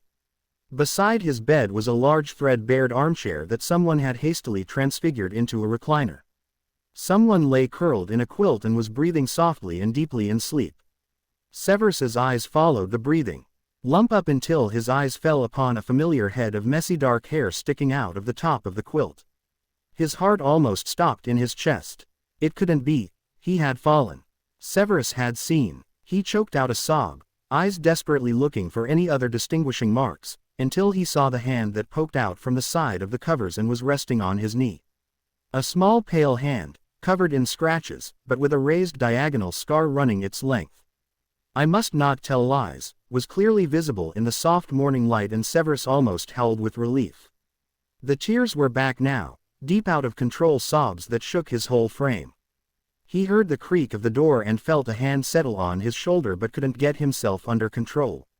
Strong arms lifted him gently into a reclining position and a potion bottle was lifted to his lips. He swallowed automatically, feeling the pain formulae flood through his system and calm his screaming nerves. "Severus," the voice said softly, and he recognized the wolf's voice. It was Remus, who had positioned himself behind him on the bed and held him firmly against his chest. Is that really Harry?" he rasped, and Remus's arms tightened around him. "It is." He was lying under that fabulous cloak of his and wasn't immediately seen. "He's fine, Severus. No significant injuries at all. He's exhausted though. He hasn't even stirred in the last 12 hours. Severus sighed, his breath hitching, and the wolf squeezed his shoulder gently. "It's truly over, Severus. There is not a single Death Eater who is still a threat, at least not a magical one. Voldemort is gone for good, and the causalities were amazingly light on our side." Harry grunted in his sleep and rolled over, the cover slipping from his head as he turned to face his two guardians. Severus greedily drank in the features of his adopted son. While a little pale, he truly did look unharmed.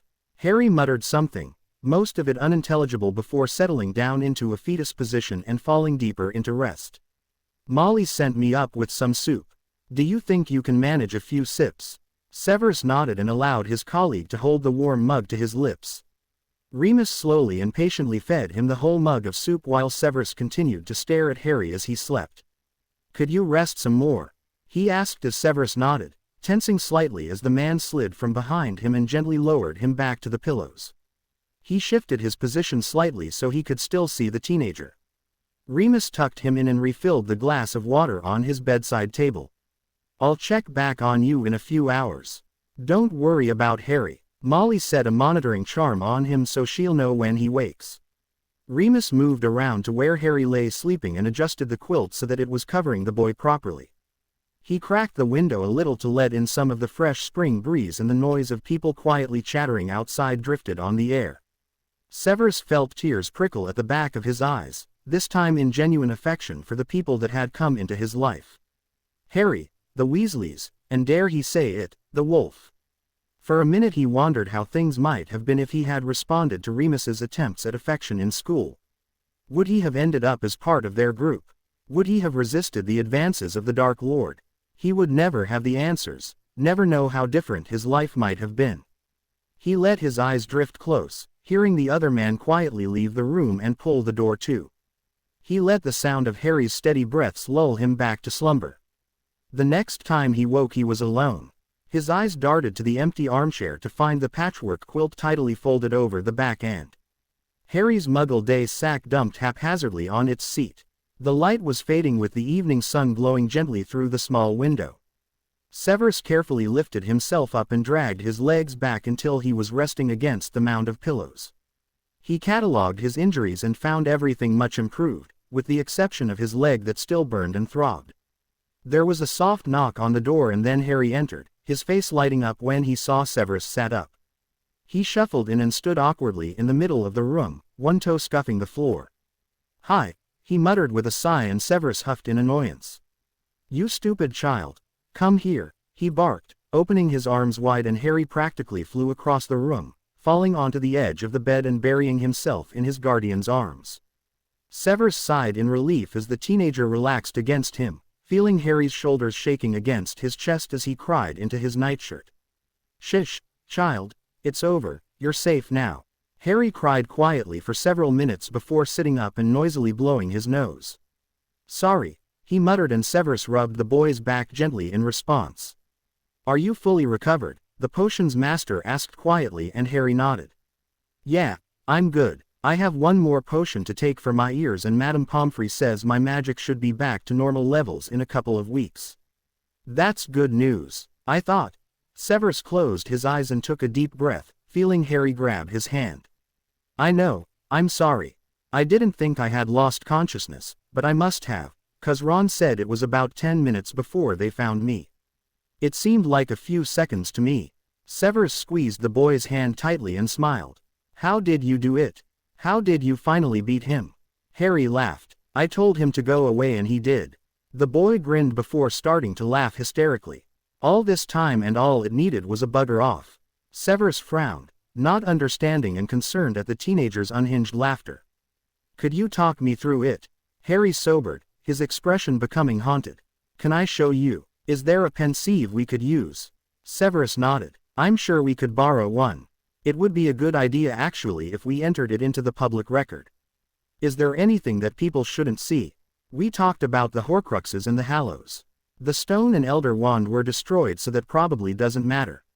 Severus nodded thoughtfully. "I will talk with Albus and see what he thinks." "Are you doing okay? I know the Weasleys suffered a loss." Harry grinned. "Fred's okay. I used the Hallows when I was setting the wards and it kept Fred here, and, well, I don't really understand it all, to be honest. Madame Pomfrey healed him and he's all right. He has to take it easy for a couple of months but should be okay." Severus relaxed back into the pillows with a pleased smile, strangely happy that the redheads were all safe and sound. The door opened and Arthur appeared with a tray and a folding table. He smiled softly at his order colleague. "You look so much better, Severus. I hope you're hungry because Molly and Harry have been cooking up a storm down there." "Have they now?" Severus said, lifting an eyebrow, and Harry smiled. "Full roast dinner," the boy said with pride. "The headmaster turned up with 2 enormous chickens, so we thought we would put them to good use." "Kingsley made yams." Severus frowned. "And what, pray tell, are yams?" Harry laughed. "Not a clue, some American thing I think, but Molly says they're delicious." Arthur flicked his wand and the table unfolded and settled itself across the bed, the food tray landing softly on top. Severus felt his stomach rumble as the lid was lifted to reveal 2 full plates, bursting with home cooking. "We assumed you would want to eat up here, Harry." Harry nodded and smiled softly as he looked at his guardian. "How many casualties were they, Arthur?" Severus asked quietly as he unwrapped his cutlery, and the Weasley patriarch pulled up a stool and sat with a sigh. "Too many," he said bluntly, "but nowhere near as bad as it could have been. We lost Flitwick." Severus swore and looked with concern at Harry, who had bowed his head sadly. 3 Order members were killed, although we didn't know them. I had no idea how wide a network Dumbledore had built. There were several fatalities amongst the Aurors and their injury count was very high. 11 students were hurt but none of them badly. Arthur sighed sadly and rubbed his face. The worst is on the other side. Over 300 were left as squibs by the wards and over 900 died when Voldemort did. 900. Severus hissed and Arthur nodded sadly. Many of them weren't even fighting for him. There were hundreds that took the mark during the First War and had left the country. Apparently, distance made ignoring the call more bearable. They all just dropped when he did. There have been reports coming in from all over the world. Severus looked down at his bare arm. The dark mark had completely gone. The only sign he had ever had it were the 4 raised patches of scar tissue where Poppy had burned through to the nerves. "How did I survive?" Severus asked hoarsely and Arthur smiled as Harry blushed and looked down at his plate. "Albus thinks Harry's magic protected you through the apprentice bond. He thinks that's what knocked Harry unconscious." There was a moment's quiet as the older man digested that, before he reached out and took Harry's hand. The boy squeezed tightly but kept his gaze firmly on his roast potatoes as his cheeks blazed red. "Thank you, Harry," Severus whispered with feeling and the boy nodded. Arthur stood, still smiling softly as he moved towards the door. The two of them sat quietly as they each picked at their food, enjoying the quiet and the relief that came from knowing things had finally settled. Occasional laughter drifted up the stairs from the kitchen and garden. Harry unconsciously smiled each time, the light-hearted atmosphere warming his heart. Severus watched his ward playing with his food and marveled at how relaxed the boys seemed. He was used to Harry being wound like a tightly coiled spring. That certainly wasn't the case now. Harry looked up and smiled shyly as he saw his guardian watching him. Severus reached over and squeezed the boy's knees in reassurance. "So what are you planning to do now that you no longer have a dark wizard stalking your every move?" Harry grinned, swallowing the mouthful of mashed potatoes he had just consumed. "Go to school," Harry said with a laugh. "Do my homework, play Quidditch, maybe even get a girlfriend." Severus raised an eyebrow at that. "Someone in mind?" he asked dryly and Harry blushed. "Not really," he mumbled. "It would just be nice to have the option." "Well, you're a hero now. I'm sure you'll have no trouble finding any number of suitors," Severus teased, causing the teenager to scowl at him. "Don't," Harry complained. "The bloody prophet is already on about that." Severus laughed at the disgusted look on Harry's face. "What are they calling you now?" he asked wryly and Harry scowled. "The boy who triumphed," Harry muttered with loathing and Severus sat back with a snort. He put his cutlery down and roared with laughter. It was so typically characteristic of the prophet. Harry smacked his arm in protest. "It's not funny," he muttered as Severus continued to laugh and the door opened quietly. Albus limped into the room, leaning heavily on a wooden cane. He looked between the laughing potions master and the scowling teenager with amusement. "The boy who triumphed," Severus crowed, "that's priceless. Can I call you that too?" "Not if you want me to bloody answer," Harry muttered grumpily. They both turned their attention to the headmaster, as he pulled up a chair beside the bed and sat carefully. He smiled softly at Severus and patted his leg. "How are you, my boy?" he asked gently and Severus nodded with a small smile. "I'm recovering adequately. Are you badly injured?" Dumbledore shook his head. "A few broken bones and magical exhaustion. Nothing a few weeks' rest won't sort out." "We were all very lucky." Severus nodded his agreement. "Are Draco and Sissy unharmed?" Harry answered with a smile. "They're fine. They were both really helpful in the hospital wing. Draco brewed a heap of potions for Madame Pomfrey. They conjured a floating chair for him so he could work without tiring himself. Many of the injured were treated by Narcissa," Dumbledore added. "It has gone a long way towards helping them find a place in the world." "Will Sissy be charged?" Severus asked and the headmaster nodded. "She already has been. There were multiple charges, relating to harboring criminals and the use of dark artifacts. She has been fined quite heavily but the bulk of the estate has been returned to her.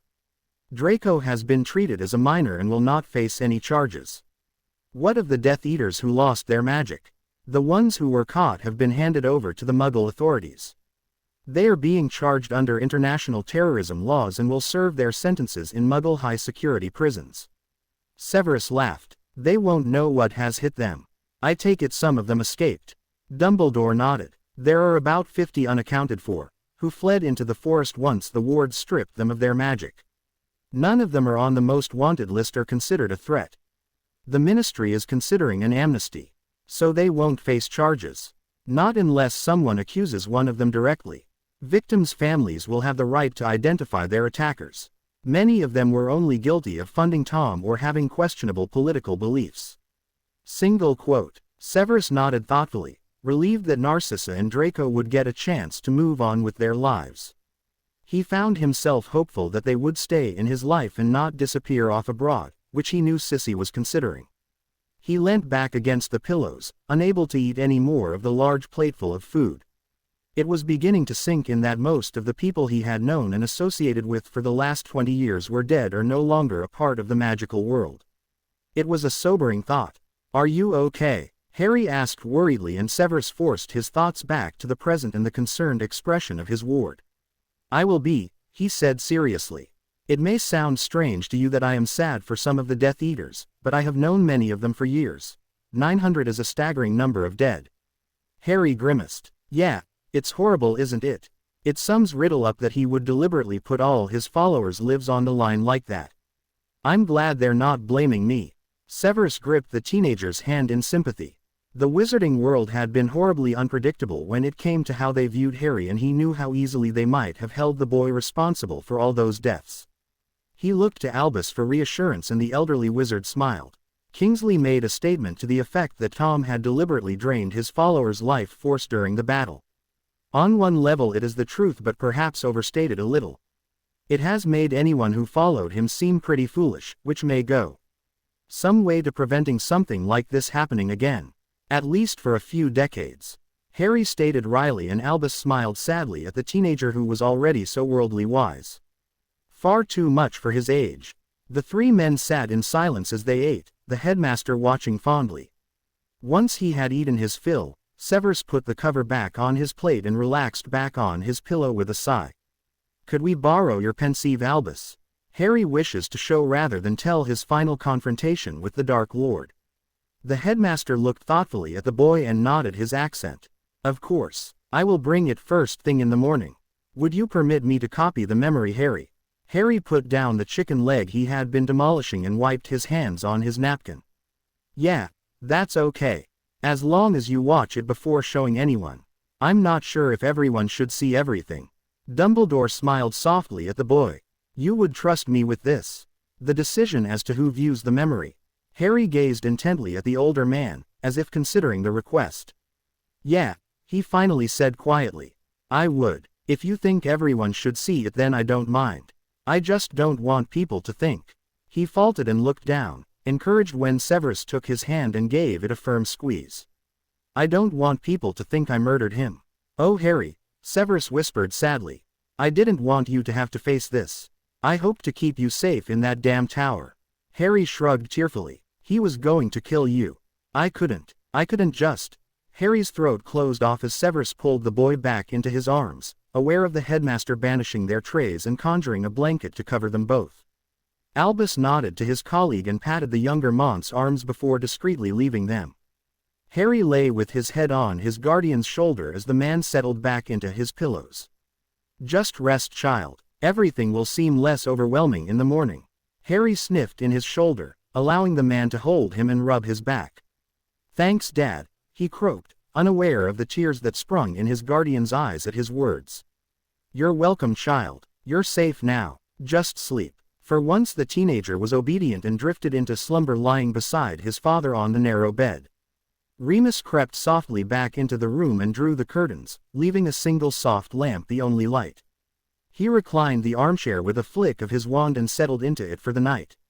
He would keep watch and ensure his charge and friend were safe and undisturbed for the night. It was the least he could do. Amber eyes burnt brightly that night as the house settled and slumbered, watching the young man who had saved them all.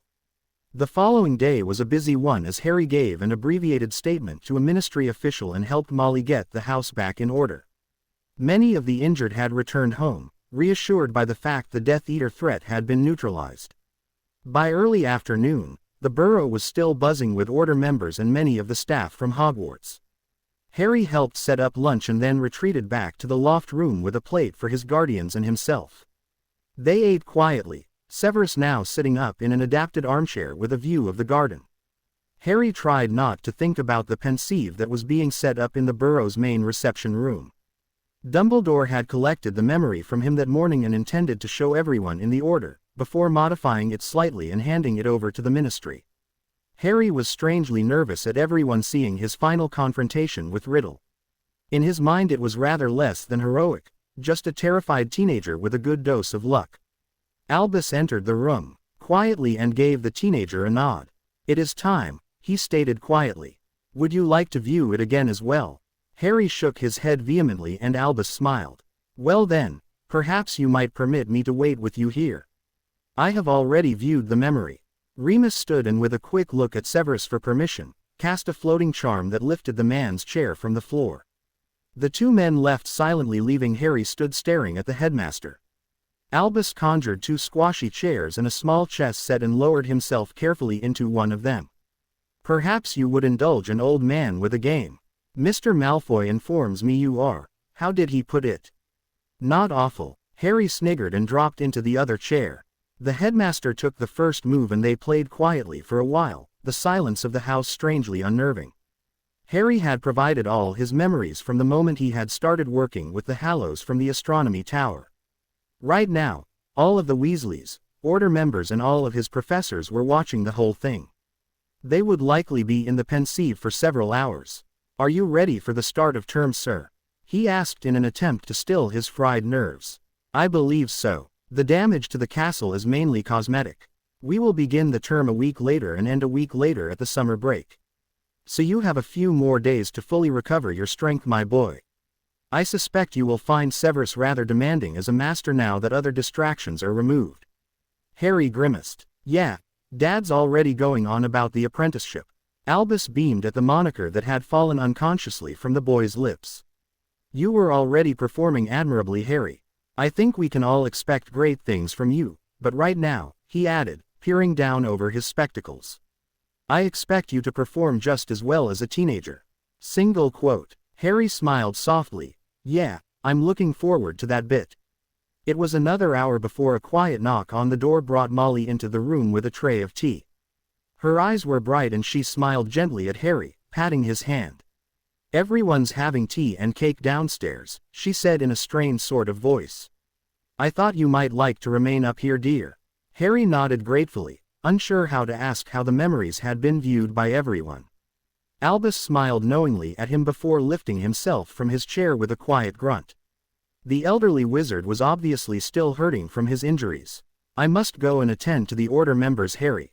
I expect there will be some questions about the Hallows and the terrible means Tom used to remain with us for so long." He waved his wand and the chessboard froze and shrunk before flying into the man's robe pocket. "I hope you will allow me the time to finish this game with you once we are back at school." Harry nodded and watched as the man limped from the room, turning to Molly, who was watching him with a wistful smile.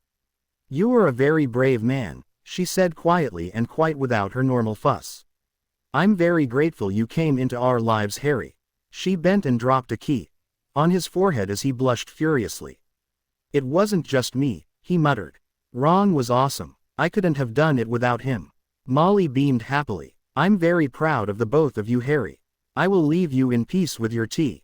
I expect Severus will be back up soon to check on you." By the time his guardian returned, Harry was asleep again, curled up on the window seat with a throw wrapped around him. Severus allowed Arthur and Remus to help him from the chair, and after a quick visit to the bathroom, he limped over to his young charge. His hand ghosted across the boy's hair and he found himself smiling softly as he noticed the shadow of a stubble on Harry's cheeks.